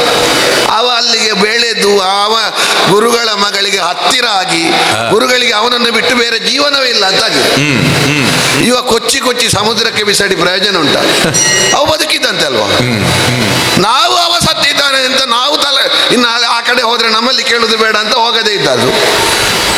ನಮ್ಮ ಓಲಗಕ್ಕೆ ನಾರದರು ಬಂದು ಹೇಳಿದಲ್ವ, ಅವ ಬದುಕಿದ್ದಾನೆ, ಇವತ್ತು ಭೋಜನಕ್ಕಿದ್ದಾನೆ ಅವ. ಅವನಿಗೆ ಬಡಿಸದೆ ಈ ಗುರುಗಳಿಗೆ ಬಡಿಸುವುದಿಲ್ಲ ಅಂತ ಈ ಮಗಳು. ಅಲ್ಲ, ನಾನು ಯೋಚನೆ ಮಾಡುದು, ನಮ್ಮ ಹುಡುಗರೆಲ್ಲ 45-50 ಕಳೆದವರಿದ್ದಾರೆ, ಒಬ್ಬಳನ್ನು ನೋಡುವುದಿಲ್ಲ, ಒಬ್ಬರನ್ನು ನೋಡುವುದಿಲ್ಲ. ಅವಳು ಹೋಗಿ ಹೋಗಿ ಆ ಕಡೆಯಿಂದ ಈಗ ತಂದೆ ತಾಯಿಯಂದಿರ ದೌರ್ಬಲ್ಯವೋ ಹೆಣ್ಣು ಮಕ್ಕಳ ದೌರ್ಬಲ್ಯವೋ ಗೊತ್ತಿಲ್ಲ. ಅವ ವಿದೇಶದಲ್ಲಿ ಪಾತ್ರ ತೊಳೆದ್ರು ಅದಿತ್ತು, ವಿದೇಶದ ಹೋಗ್ಬೇಕು, ಊರಿನ ಆಗುದಿಲ್ಲ. ಇಲ್ಲದ್ರೆ ಊರಿನಲ್ಲಿ ಇಷ್ಟು ಜನ ಇದ್ದೇವೆ ನಾವು. ಅಲ್ಲ, ನಮಗೆ ಮದುವೆ ಆಗಿದೆ, ನನಗೆ ಮಗಳಿದ್ದಾಳೆ, ನನ್ನ ಮಗಳಿಗೆ ಬಹಳ ಆಪ್ತೆ ಅವಳು. ನಮ್ಮಲ್ಲಿ ಯುವಕರಿಲ್ವ, ಯಾರನ್ನಾದ್ರೂ ನೋಡ್ಲಿಕ್ಕೆ ಆಗುದಿಲ್ವ ಅವಳಿಗೆ? ಅವನಲ್ಲಿ ಬಹಳ ಆಪ್ತತೆ ಅಂತ, ಬಹಳ ಒಟ್ಟಿಗೆ ಅಂತ. ಏನು ಮಾಡುದು? ಗುರುಗಳಲ್ಲಿ ಹೋಗಿ ನೇರ ಹೇಳಲಿಕ್ಕೆ ಆಗ್ತದ? ಕಳುಹಿಸಿಕೊಟ್ಟ ಸೂರರನ್ನೇ ಬಿಡ್ಲಿಕ್ಕಿಲ್ಲ, ಅವರ ಸಮೂಲ ನಾಶ ಮಾಡ್ತೇನೆ. ಗುರುಗಳಲ್ಲಿ ಹೇಳಿ ಯುದ್ಧಕ್ಕೆ ಗುರುಗಳು ಹೊರಟದ್ದಿ. ಯುದ್ಧ ಮಾಡಿದೆವು, ಕಚ್ಚೆ ಕಟ್ಟಿಕೊಂಡು ಗುರುಗಳು ಮತ್ತು ಬೃಹಸ್ಪತಿ ಯುದ್ಧ ಮಾಡಿದಲ್ವಾ? ಕಚ್ಚೆ ಕಟ್ಟಿಕೊಂಡು ಯುದ್ಧ ಮಾಡೋದಲ್ವಾ? ಕಚ್ಚೆ ಬಿಚ್ಚುವಾಗ ನಿಲ್ತದೆ ಅದು. ಅದಲ್ಲ, ನಾನೇ ನಿಲ್ಲಿಸಿದ್ದದು. ಕಚ್ಚೆ ಕಟ್ಟಿಕೊಂಡು ಯುದ್ಧ ಮಾಡುವವರು ಅಷ್ಟೇ ಹೊತ್ತು ಯುದ್ಧ ಮಾಡುದು. ನಮ್ಮ ಹಾಗೆ ಯಾವುದು ಶಿರಸ್ತ್ರಾಣ ಕವಚ ಎಲ್ಲ ಹಾಕಿಕೊಂಡು ಮಾಡುವವರು ಸ್ವಲ್ಪ ಹೊತ್ತು ಮಾಡ್ತೇವೆ. ನೀವು ಯುದ್ಧ ಮಾಡ್ಲಿಕ್ಕಿಲ್ಲ, ನೀವು ಹೇಳಲಿಕ್ಕೆ ಮಾತ್ರ ಸಾಕು ಅಂತ ನಾನು ಯುದ್ಧಕ್ಕೆ ಹೋದೆ. ವಾಯು ಪ್ರಕೋಪ, ನನ್ನ ಶ್ವಾಸದ ಒಳಗೆ ಹೋದಂತ ವಾಯು ಒಂದು ಹಂತದಲ್ಲಿ ನಾನು ಸತ್ತೇ ಹೋದೆ ಅಂತ ಆಯ್ತು. ಅದಿ ಆ ಸಂದರ್ಭದಲ್ಲಿ ನಮ್ಮವರೆಲ್ಲ ತಂದ್ರು, ನಮ್ಮ ಗುರುಗಳ ಅನುಗ್ರಹದಿಂದ ಮತ್ತೆ ಚೇತನನಾದೆ. ಗುರುಗಳು ಹೇಳಿದ್ರು, ಆಗ್ಲಿಕ್ಕಿಲ್ಲ ಮಗ, ಯುದ್ಧದಲ್ಲಿ ಗೆದ್ದು ನಾವು ಅಧಿಕಾರ ಸ್ಥಾಪನೆ ಮಾಡ್ಲಿಕ್ಕಾಗುವುದಿಲ್ಲ, ಅದಕ್ಕೊಂದು ರಿಪು ವಿಜಯ ಎನ್ನುವ ಯಜ್ಞ ಮಾಡುವ. ಅದನ್ನು ಯಜ್ಞ ಮಾಡಿ ಯಾವಾಗ ಮುಹೂರ್ತ ಅಂತ ಕೇಳಿದೆ. ಅವರೆಲ್ಲ ಪಂಚಾಂಗ ಬಿಡಿಸಲಿಕ್ಕಿಲ್ಲ, ಅವರಿಗೆ ಯಾವಾಗ ಬಿಡು ಉಂಟು ಅದೇ ಮುಹೂರ್ತ ಅವರಿಗೆ. ಸತ್ತವಿಗೆ ಅಂತ ಹೇಳಿದ್ದಾರೆ. ನಮ್ಮ ಗುರುಗಳು ಪಂಚಾಂಗ ನೋಡಬೇಕು ಅಂತಿಲ್ಲ, ಅವರು ಹೇಳಿದ್ದೇ ಮುಹೂರ್ತ. ಸತ್ತವರನ್ನು ಬದುಕಿಸುವವರಿಗೆ ಮುಹೂರ್ತ ಎಂತದಕ್ಕೆ? ಪಂಚಾಂಗ ಬೇಕು ಅವರಿಗೆ. ಲೋಕದ ಪಂಚಾಂಗವನ್ನೆಲ್ಲ ಮೀರಿ ಬೆಳೆದವರು ಶುಕ್ರಾಚಾರ್ಯರು. ನಾಳೆ ಮಹಾ ಸಪ್ತಮಿಯಳು ಮಖಗ ಇವೆ ಅಂತ ಹೇಳಿದ್ದಾರೆ. ಯಾರ್ಯಾರು ಸಂಗ್ರಹಿಸುವುದಲ್ಲ, ಕುಶ ಸಂಹಿತೆ ನೀನೇ ಸಂಗ್ರಹ ಮಾಡಬೇಕು ಅಂತ ಹೇಳಿದ್ದಾರೆ. ನನಗೊಂದು ತಲೆ ಬಿಸಿ, ಅದೆಲ್ಲ ಮಾಡಿಯಾರ ಅವರು. ಆದರೆ ಇವ ಇದ್ರೆ ದೇವತೆಗಳನ್ನು ಗೆಲ್ಲಬೇಕು ಎನ್ನುವ ಯಜ್ಞ ಮಾಡುವ ಸಂಕಲ್ಪದಲ್ಲಿಯೂ ತೀವ್ರತೆ ಬೇಡುವ. ಇವನಲ್ಲಿ ಸ್ವಲ್ಪ ಮೃದು ಪಾರ್ಶ್ವ ಉಂಟಲ್ವ ಅವರಿಗೆ. ಇಲ್ಲಾದ್ರೂ ನಾವು ಗೆಲ್ಲಿಕ್ಕೂ ಈ ತೊಡಕಾದನು ಈ ಪಾಪಿ ಎಲ್ಲಿದ್ದಾನೆ ಅಂತ ಗೊತ್ತಾಗುದಿಲ್ಲ. ಈಗ ಯಜ್ಞಕ್ಕೆ ಬೇಕಾದ ಸಂಭಾರ ಸಲಕರಣೆಗಳನ್ನು ಹುಡುಕಿಕೊಂಡು ಸ್ವಲ್ಪ ಸಂಗ್ರಹ ಮಾಡಬೇಕು. ಬರಲು ಕಂಡ ಸಂಚರಿಸುತ್ತ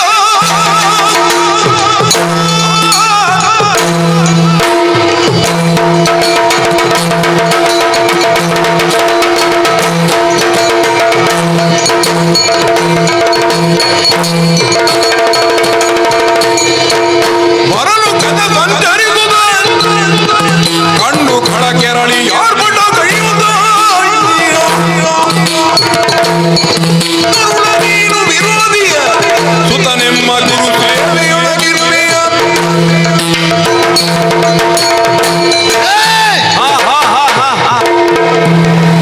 ಅಕ್ರಮ ವಲಸಿಗ. ಯಾರು ಅಕ್ರಮ ವಲಸಿಗ. ಯಾರು? ನಾನಾ? ನಿನ್ನ ನೋಡುವಾಗಲೇ ಗೊತ್ತಾಗ್ತದೆ ನಮ್ಮ ಕಡೆಯವಲ್ಲ ಅಂತ. ಹಾಗೆ ಅಕ್ರಮ ವಲಸಿಗ ಅಂತ ಹೇಳಲಿಕ್ಕೆ ಕಾರಣ ಉಂಟು. ಇಲ್ಲಿಯ ನಾಯಕ ನಾನು. ನಮ್ಮಲ್ಲಿ ಒಂದು ಅಪ್ಪಣೆಯೋ ಪ್ರವೇಶಿಸಬಹುದೋ ಎನ್ನುವುದಾಗಿ ಒಂದು ಕೇಳಿಕೆಯೋ ಹೇಳಿಕೆಯೋ ಬರದೆ ನಮಗೆ ಗೊತ್ತಿಲ್ಲದೆ ನೀನು ಪ್ರವೇಶ ಮಾಡಿದ್ದಿ ಎಂದಾದ್ರೆ ನೀನು ವಲಸೆ ಬಂದದ್ದು ಅಕ್ರಮವಾಗಿ. ಎಂತದು ನಿನ್ನ ಕೂದಲು ಹಾಗೆ? ನಮ್ಮ ಹಾಗಿಲ್ಲ ಕೂದಲು ನಿನ್ನದು. ಅದು ಕೂದಲೇ ನನಗೆ ಹೆಸರು. ನಿನಗೆ ರೆಪ್ಪೆ ಇಲ್ವಾ?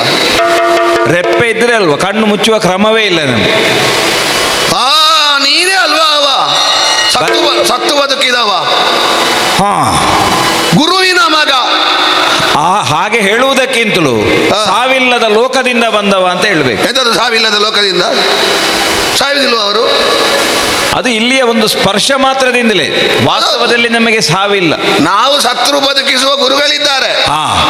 ಪಾಪಿ ನೀವು ಎಲ್ಲ ಆ ಕಡೆಯಿಂದ ಬರುವುದು, ನಿಮಗೆ ನಾವು ಇಲ್ಲಿ ಕಲಿಸಿಕೊಡುವುದು, ಅದರೊಟ್ಟಿಗೆ ವಿದ್ಯಾರ್ಥಿ ವೇತನ ಕೊಡುವುದು, ನೀವು ಇಲ್ಲಿ ಕಲಿಯುವುದು, ಇಲ್ಲಿ ಕಲಿತು ಇಲ್ಲಿಗೆ ಸ್ಫೋಟ ಹಾಕುದು. ನಿಮಗೆ ನಾವು ನಿಮ್ಮನ್ನು ಬೆಳೆಸುವುದು, ನೀವು ಅಲ್ಲಿಂದ ಅವರು ಅಲ್ಲಿಂದ ವಿದೇಶದಿಂದ ಬಂದವರು ಅವರಿಗೆ ಕಲಿಸುವ ಅಂತ ಕಲಿಸುವುದು, ಇಲ್ಲಿಂದ ಕಲಿತು ವಿದೇಶಕ್ಕೆ ಹೋಗಿ ನಮ್ಮ ದೇಶಕ್ಕೆ ಹಾಕುದೇನ?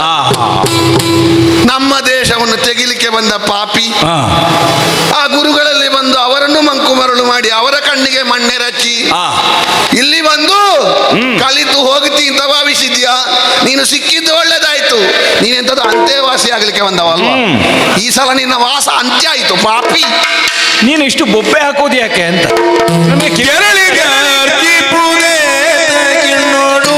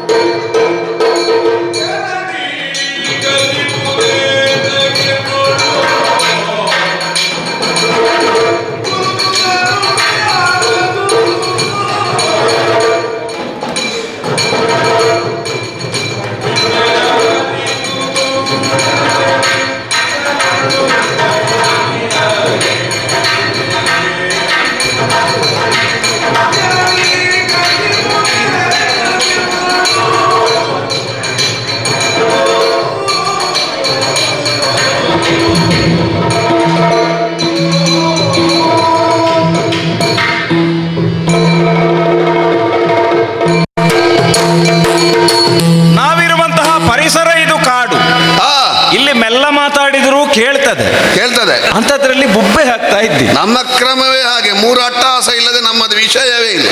ಮತ್ತೆ ಅದರಲ್ಲಿ ಲಾಭ ಉಂಟು ನಮಗೆ. ಶಬ್ದ ಸಿಗದಿದ್ರೆ ಅಟ್ಟಹಾಸ ಕೊಟ್ರೆ ಆಯ್ತು. ಸುಲಭದ ದಾರಿ ಅದು. ಅದು ಕೆಲವೊಮ್ಮೆ ಹಾಗೆ ಏನು ವಿಷಯ ಇಲ್ಲದೆ ಇದ್ರು ರಂಗಸ್ಥಳದಲ್ಲಿ ಮೆರೆಯಲಿಕ್ಕೆ ಬೊಬ್ಬೆ ಹಾಕ್ಲಿಕ್ಕೆ ಗೊತ್ತಿದ್ರೆ ಸಾಕು. ವಾಕ್ಯ ಸಿಗದಿದ್ರೆ ಒಂದು ಅಂತ ಬೊಬ್ಬೆ ಹಾಕಿದ್ರೆ ನಿಮಗೆ ಆಗುದಿಲ್ಲ ಅದು. ಮತ್ತೆ ಆಚೆ ಹಿಮ್ಮೇಳ ಒಂದು ಸರಿ ಇದ್ರೆ ಸಾಕಾಗ್ತದೆ. ಹೌದೌದು. ಬೊಬ್ಬೆ ಹಿಮ್ಮೇಳ ಎರಡು ಸೇರಿದ್ರೆ ಮೇಲೆ ಬೀಳ್ತದೆ. ಹೌದೌದು.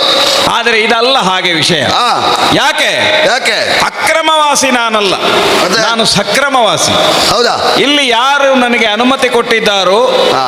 ಆ ಕೊಡುವ ಯೋಗ್ಯತೆಯನ್ನು ಗುರುತಿಸಿ ಅವರ ಆದೀತು ಅಂತ ಒಪ್ಪಿಯೇ ನಾನಿಲ್ಲಿ ಇರುವವ. ಆ, ಹಾಗಾಗಿ ಅಂತೇವಾಸಿಯಾಗಿ ನಾನಿಲ್ಲಿ ವಿದ್ಯೆ ಕಲಿಯುವುದಕ್ಕೆ ಬಂದವ. ಆ, ಹಾಗಂತ ಈ ಲೋಕಕ್ಕೆ ಮಾರಕನಾಗಿ ಬಂದಿದ್ದೇನೋ ಹಾ. ಅಂತ ಕೇಳಿದ್ರೆ ಖಂಡಿತ ಇಲ್ಲ. ಮತ್ತೆ? ಯಾವುದನ್ನು ಜ್ಞಾನ ದೃಷ್ಟಿಯಿಂದ ತರ್ಕಿಸಿ ಯಾವುದು ಯೋಗ್ಯತೆಯಿಂದ ಒಳ್ಳೆಯದನ್ನು ಮಾಡ್ತಾನೋ ಅಂಥವನಿಗೆ ಮಾತ್ರ ವಿದ್ಯೆ ಕೊಡುವ ಗುರುಗಳು ಹಾ.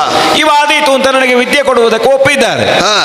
ಮತ್ತೆ ಹಾ. ಭಯೋತ್ಪಾದಕ ಸಂತಾನದವರೆಲ್ಲ ನೀವೇ ಅದು ಹೇಗೆ? ಇನ್ನೊಂದು ಲೋಕದ ಮೇಲೆ ದಾಳಿ ಮಾಡುವವರು. ಹಾ. ಹಾಗಾಗಿ ನಾವೆಲ್ಲ ವಿದ್ಯೆ ಕಲಿತರು ನಮ್ಮ ವಿದ್ಯೆ ಎಲ್ಲ ಲೋಕಕ್ಕೆ ಪ್ರಯೋಜನ ಆಗ್ತದೆ ಬಿಟ್ರೆ ಹಾ. ಅದು ಇನ್ನೊಬ್ಬರಿಗೆ ದಾಳಿ ಮಾಡ್ಲಿಕ್ಕೆ ಇರುವಂತದ್ದಲ್ಲ. ನಾವು ದೇವಲೋಕದಿಂದ ಸಂಪಾದನೆ ಮಾಡಿ ದೇವಲೋಕದ ಮೇಲೆ ದಾಳಿ ಮಾಡ್ತೇವ. ಅದನ್ನೇ ನೀನು ಹೇಳಿದ್ದು. ಇಲ್ಲಿಂದ ಸಂಪಾದನೆ ಮಾಡಿ ಇದ್ರ ಮೇಲೆ ದಾಳಿ ನಾವು ಮಾಡಿ ದಾಳಿ ಮಾಡುವುದಿಲ್ಲ, ನಾವು ಅದನ್ನು ಲೋಕದ ಒಳ್ಳೆಯದಕ್ಕಾಗಿ ವಿನಿಯೋಗ ಮಾಡ್ತೇವೆ. ಹಾ. ನೀವು ಹಾಗಲ್ಲ, ಯಾವುದನ್ನಾದ್ರೂ ಸಂಪಾದನೆ ಮಾಡಿದರೆ ಮತ್ತೆ ನೀವು ದಾಳಿ ಮಾಡಿದ್ದು ನಿಮಗೆ ಬೇಕಾದದ್ದನ್ನು ಪಡ್ಕೊಳ್ಳಿಕ್ಕೆ ಮೇಲಿನ ಲೋಕ ಆದ್ರೆ ಮೇಲಿನ ಲೋಕ, ಕೆಳಗಿನ ಲೋಕ ಆದ್ರೆ ಕೆಳಗಿನ ಲೋಕ. ಹಾ. ಹಾಗಾಗಿ ನಿನ್ನ ಹಾಗಿರುವವ ನಾನಲ್ಲ, ಹಾ. ಅಂತೇವಾಸಿಯಾಗಿ ವಿದ್ಯೆ ಕಲಿಯುವುದಕ್ಕೆ ಅಂತ ಬಂದವ. ಹಾ. ನಿನ್ನ ಕೈ ನೋಡಿದರೆ ಕೆಲವು ನಾನು ಹಿಡ್ಕೊಂಡ ಸಾಮಗ್ರಿಗಳು ನಿನ್ನ ಕೈಯಲ್ಲಿ ಉಂಟು. ಹೌದೌದು. ಏನೋ ಯಜ್ಞದ ಕೆಲಸಕ್ಕಾಗಿ ನೀನು ಹೊರಟಿದ್ದಿ ಅಂತ ಕಾಣ್ತದೆ, ಒಳ್ಳೆಯ ಕೆಲಸ. ನಿನಗೆ ಬೇಕಾದದನ್ನು ಆಚೆ ಹುಡುಕು, ನನಗೆ ಬೇಕಾದದನ್ನು ಈಚೆ ಹುಡುಕ್ತೇನೆ, ನನಗೆ ದಾರಿ ಬಿಡು ಪುಣ್ಯ. ನೀನು ಯಜ್ಞ ಮಾಡುದು ಕುಶ ಸಂಹಿತೆ ಯಾಕೆ ಅಲ್ವಾ? ಹೌದು. ನಮ್ಮದು ಕೆಲವರು ತಲೆ ಕಡ್ದು ಯಜ್ಞ ಉಂಟು. ಹೌದಾ? ದುರುಳ ಗುರುಳ ಕೇಳ್ವರ ಸಾರ ಮಂತ್ರ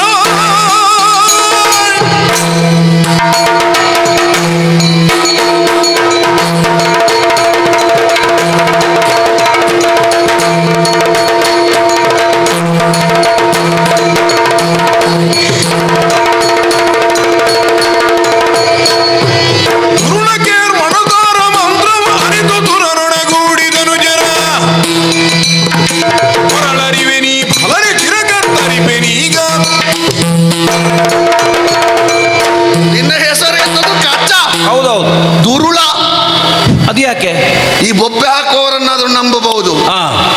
ಅಣ್ಣ ನೀವೇ ದೊಡ್ಡವರು ಅಂತ ಹೇಳ್ತಾನಲ್ವಾ, ಅವನಷ್ಟು ದೊಡ್ಡ ಅಪಾಯಕಾರಿ ಮತ್ತೊಬ್ಬ ಇಲ್ಲ. ಅದು ಒಂದುಂಟು. ಮುಖ ಬಹಳ ಚಂದ. ಹಿಂದಿನಿಂದ ಕೆಲವೊಮ್ಮೆ ಸರಿ ಬೈಯುವುದು, ಹಾ. ಎದುರಿಗೆ ಬರುವಾಗ ಅಣ್ಣ ನಮಸ್ಕಾರ ಅಂತ ಹೇಳುದು, ಅಂತವರು ಅಪಾಯ. ನೀನು ಅಂತವ. ಯಾಕೆ? ನೀವು ಅಲ್ಲಿ ಕುಳಿತುಕೊಂಡು ನಮ್ಮನ್ನು ತೆಗಿಲಿಕ್ಕೆ ಏನೆಲ್ಲ ಉಂಟು ಅದೆಲ್ಲ ಸಂಚು, ಹಾ. ಅದೆಲ್ಲ ಹೊಂಚು ಹಾಕೋದು. ಹಾ. ಇಲ್ಲಿ ಬಂದು ನಾವು ಲೋಕಕ್ಕೆ ಒಳ್ಳೇದು ಮಾಡ್ಲಿಕ್ಕೆ ಬರೋದು. ಹಾ. ಪದ್ಮದ ಹಾಗೆ ಮುಖ, ಮಾತಾಡುವಾಗ ಚಂದ್ರನ ಕಿರಣದ ಹಾಗೆ ತಂಪು ತಂಪು, ಹಾ. ಎದೆಯಲ್ಲಿ ಕತ್ತರಿ, ಹಾ. ಧೂರ್ತ. ಏನು ಅದು ಕತ್ತಿ ಎತ್ತುವುದು ಯಾಕೆ ಮಾರ? ಅಲ್ಲ, ಮೂರು ಉಂಟು ಇರುವುದು ಯಾರಲ್ಲಿ? ಹಾ. ಧೂರ್ತರಲ್ಲಿ. ಹಾ. ನೀನ್ ಎಂತದ್ದು ಗುರುಗಳಲ್ಲಿ ಅನುಮತಿ ಪಡೆದಿದ್ಯಾ? ಗುರುಗಳಲ್ಲಿ ಅನುಮತಿ ಪಡೆದಿರ್ಬೋದು, ಅದು ಸಾಕಾಗುದಿಲ್ಲ. ಹಾ. ಅದು ಗುರುಕುಲಕ್ಕೆ ಮಾತ್ರ. ಹಾ. ಗುರುಗಳಿಗೆ ನಾನು ಯಥಾರ್ಥ ಹೇಳ್ತೇನೆ, ನೀನು ಹೇಳಿದ್ರು ನನಗೆ ಬೇಸರ ಇಲ್ಲ. ಹಾ. ಅವರಿಗೆ ರಾಜಕೀಯದ ಸಂತಾನ ಗೊತ್ತಿಲ್ಲ. ಅವರಿಗೆ ರಾಜಕೀಯ ಸಂತಾನ ಗೊತ್ತಿರಬೇಕು ಅಂತಲೇ ಇಲ್ಲ. ಅವರಿಗೆ ಅದೇ ರಾಜಕೀಯವಾದ ಒಂದು ಪ್ರವೇಶದ ಅಪ್ಪಣೆ ಪಡೆಯುವುದು ಅಂತ ಉಂಟು. ಗುರುಕುಲಕ್ಕೆ ಅಪ್ಪಣೆ ಅವರು ಕೊಡ್ತಾರೆ. ಹಾ. ಆದ್ರೆ ಈ ಊರಿಗೆ ಹಾ. ರಾಜಕೀಯ ನೆಲೆಯಲ್ಲಿ ಒಂದು ಅಪ್ಪಣೆ ಪಡೀಲಿಕ್ಕೆ ಅಂತ ಉಂಟು. ಹಾ. ಅವರ ಮಠಕ್ಕೆ ಹೋಗಿ ಗುರುಗಳೇ ನಾನು ಕಳೀತೇನೆ, ನಾನು ನಿಮ್ಮ ಶುಶ್ರೂಷೆ ಮಾಡ್ತೇನೆ ಹಾ. ಅಂತ ಹೇಳಿದ್ರೆ ಅಷ್ಟು ಅಂತ ಹೇಳುವವರು. ನಾವು ರಾಜಕೀಯ ಮಾಡ್ಲಿಕ್ಕೆ ಬರಲಿ, ನಾವು ವಿದ್ಯೆ ಕಲಿಲಿಕ್ಕೆ ಬಂದ. ಮಾಡ್ಲಿಕ್ಕೆ ಬಂದದ್ದೇ ಅದು. ನೀನು ಇಲ್ಲದೆ ಹೋದ್ರೆ ನಿನ್ನ ಅಪ್ಪನಿಗೇನು ಸಂಕಟ ಹೇಳಿಕೊಡ್ಲಿಕ್ಕೆ? ಅಪ್ಪನಿಗೆ ಗೊತ್ತುಂಟು, ಅಪ್ಪ ಹೇಳಿದ್ರು ನನಗಿಂತ ಹೆಚ್ಚು ಕಲ್ತವರವರು, ಹಾಗಾಗಿ ಅಲ್ಲಿ ಹೋಗು ಅಂತ. ನೀವು ಅದಕ್ಕೆ ಬರುದು. ಹಾ. ನೀವು ಅದಕ್ಕೆ ಬರುದು. ಹಾ. ನಿನಗಿಂತ ಹೆಚ್ಚು ಪ್ರಹ್ಲಾದನಲ್ಲಿ ಉಂಟು ಅಂತ ಹೇಳುವಾಗ ಒಬ್ಬ ಬಂದಿದ್ದ, ಹಾ. ನಿಮ್ಮ ಊರಿನ ಒಡೆಯ ಹಾ. ದೇವೇಂದ್ರ. ಹೌದೌದು. ನಮಗಿಂತ ಹೆಚ್ಚು ಪ್ರಹ್ಲಾದನಲ್ಲಿ ಉಂಟಾ? ತೆಗಿಲಿಕ್ಕೆ ಬರುದು ನೀವು. ಇಲ್ಲಿ ನಮ್ಮ ಗುರುಗಳಲ್ಲಿ ನಿಮಗಿಂತ ಹೆಚ್ಚು ಉಂಟಾ? ತೆಗಿಲಿಕ್ಕೆ ಬರುದು. ನನಗೆ ಗೊತ್ತುಂಟು ಕತೆ. ಹಾ. ಇಡೀ ಬಹು ದೊಡ್ಡ ರಾಜಕೀಯದ ತಂತ್ರಗಾರಿಕೆ ಉಳ್ಳವ ಯಾರು ಗೊತ್ತುಂಟಾ? ನಿನ್ನ ಅಪ್ಪ. ಆಹಾ. ಒಮ್ಮೆ ನಮ್ಮ ಗುರುಗಳ ವೇಷ ಹಾಕಿಕೊಂಡು ಬಂದದ್ದಲ್ವ. ಆ. ನಾವು ಗುರುಗಳ ವೇಷ ಹಾಕಿಕೊಂಡು ಬಂದದ್ದು ಅಂತ ಅವನಿಗೆ ಕೈ ಮುಗಿದದ್ದು. ಹಾ. ಅವ ನಾಸ್ತಿಕವಾದ ಬೋಧಿಸಿದ್ದು. ಹಾ. ನಾವು ಅದನ್ನೇ ನಂಬಿಕೊಂಡದ್ದು. ಹಾ. ಇವ ಹೋಗುವಾಗ ನಮ್ಮ ನಿಜ ಗುರುಗಳು ಬರುವಾಗ ಅವರಿಗೆ ಬೈದದ್ದು. ಹಾ. ಅವ್ರು ನಮಗೆ ಶಾಪ ಕೊಟ್ಟದ್ದು. ಆ. ಮತ್ತೆ ಅವರನ್ನೊಂದು ಗುರುಪೀಠಕ್ಕೆ ಬರಬೇಕಾದ್ರೆ ನಾವು ಕೈ ಮುಗಿದು, ಹಾ. ನಾವು ಅಂಗಲ ಹಚ್ಚಿ, ಹಾ. ನಾವು ಕಾಲು ತೊಳೆದ್ರು ಬರದೆ, ಹಾ. ಮತ್ತೆ ಪ್ರಹ್ಲಾದರಾಯರನ್ನು ಕರ್ಕೊಂಡು ಹೋಗಿ, ಹಾ. ಮತ್ತೆ ಅವರು ಬಹಳ ಕಷ್ಟದಲ್ಲಿ ಗುರುಪೀಠಕ್ಕೆ ಬಂದದ್ದು. ಹೌದೌದು. ಅಂತ ಅಪ್ಪನ ಮಗ ನೀನು. ಅಂತ ಮಗ. ಈಗ ಅಂತ ಅಪ್ಪನ ಮಗನನ್ನೇ ಆ ತಿಳಿದ ಗುರುಗಳೇ ಈಗ ಒಪ್ಪಿ ನನ್ನನ್ನಾದೀತು ಅಂತ ಸ್ವೀಕರಿಸಿದ್ದು. ಅಲ್ಲ ಹಾಗಾಗಿ ನಿಮ್ಮ ರಾಜಕಾರಣಕ್ಕೂ ವಿದ್ಯೆಗೂ ಎಲ್ಲ ನೀವು ಜೊತೆ ಸೇರಿಸುವುದು ಬೇಡ, ನನಗೆ ಮುಂದೆ ಹೋಗ್ಲಿಕ್ಕೆ ಹೊತ್ತಾಯ್ತು ಮಾರೆ. ಹೇಳಿದಿನಲ್ಲ ನಾನು, ಹಾ. ಅವರು ವಿರೋಧಿಯೇ ಬರ್ಲಿ, ಹಾ. ಬ್ರಾಹ್ಮಣರಲ್ವ ಅವರು. ಹೌದು. ಕತ್ತಿ ಹಿಡ್ದೆ ಬರ್ಲಿ, ದೀರ್ಘಾಯುಷ್ಮಾನ್ ಭವ ಅಂತ ಹೇಳುವ. ಬ್ರಾಹ್ಮಣರು ಯಾವತ್ತು ಯಾವತ್ತು ಒಟ್ಟಿಗೆ ಇರ್ತೇವೆ ನಾವು. ನೀವು ಎಷ್ಟು ಹುಳಿ ಹಿಂಡಿದ್ರು ಬ್ರಾಹ್ಮಣರು ನಾವು ಒಂದೇ. ನೀವು ಒಟ್ಟಿಗಿದ್ರೆ ನಾವು ಹೋದೆವು ಅಂತ ಅರ್ಥ. ಆ. ನಿಮ್ಮನ್ನು ಒಟ್ಟಿಗಿರ್ಲಿಕ್ಕೆ ಬಿಡಬಾರ್ದು. ಬ್ರಾಹ್ಮಣರು ಒಟ್ಟಿಗಿದ್ರ ಆ. ನಾವು ಹೋದೆವು ಅಂತ ಅರ್ಥ. ಹೌದಾ? ನಿಮ್ಮನ್ನು ಆದಷ್ಟು ಆ ಕಡೆ ಒಡೆದಾಳುವುದಂದ್ರೆ ಹಾಗೆ. ಆ. ನಿನ್ನಲ್ಲಿ ಇಷ್ಟು ಮಾತಾಡಿದ ಯಾಕೆ ಗೊತ್ತುಂಟಾ? ಆ. ನನಗೆ ಧೈರ್ಯ ಉಂಟು. ಆ. ನೀನು ಅಲ್ಲಿಗೆ ಹೋಗಬಾರ್ದು. ಅಲ್ಲಿಗೆ ಹೋದ್ರೆ ಹೇಳಿದ್ರೆ ಮತ್ತೆ ಬೇರೆ ಕತ್ತಿ ಬೇಡ, ಅವರೊಮ್ಮೆ ಕಣ್ಣು ಬಿಟ್ರೆ ಸಾಕು.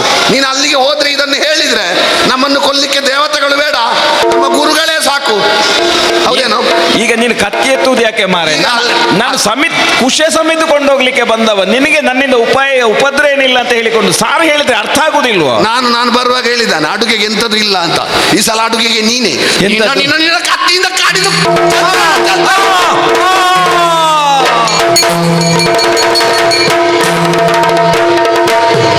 ಕುರಿದು ಕಲಂಕವನೆ ಜೋಡಿಸಿ ಉರಿಗೊಳಿಸಿ ಭಸ್ಮಗಳ ಗೈಯುತ್ತ ಮೆರಸಿದನು ಮಧುಪಾತ್ರಿಗಳು ಮಾರ್ಗವನಿಗಿಯುವರೇ. ಹರುಷದಿಂದ ಪೊತ್ತು ತನುಜನು ತೆರಳಿ ಗುರುಪದ ಕೆರಗೆ ಕುರಿದು ಕಲಂಕವನೆ ಜೋಡಿಸಿ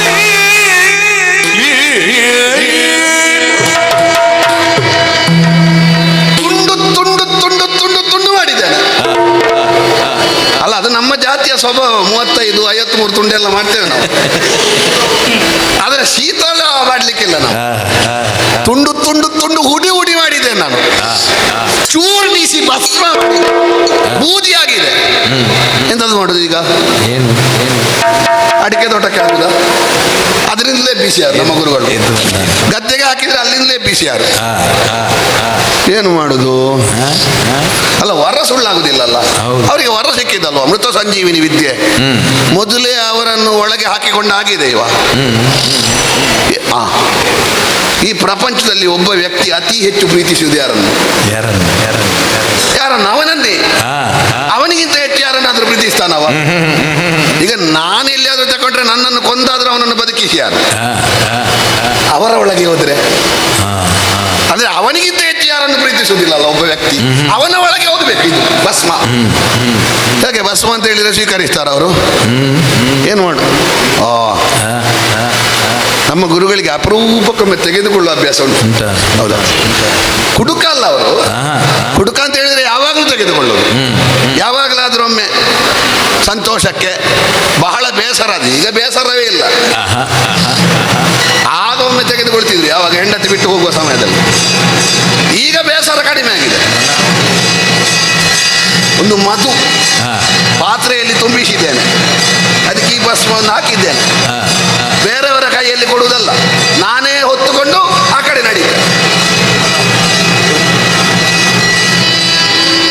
ಯಾರದು? ಗುರುಗಳೇ, ಗುರುಗಳೇ, ವೃಷ ಬರುವ ತಲೆಯಲ್ಲೇ ಉಂಟು.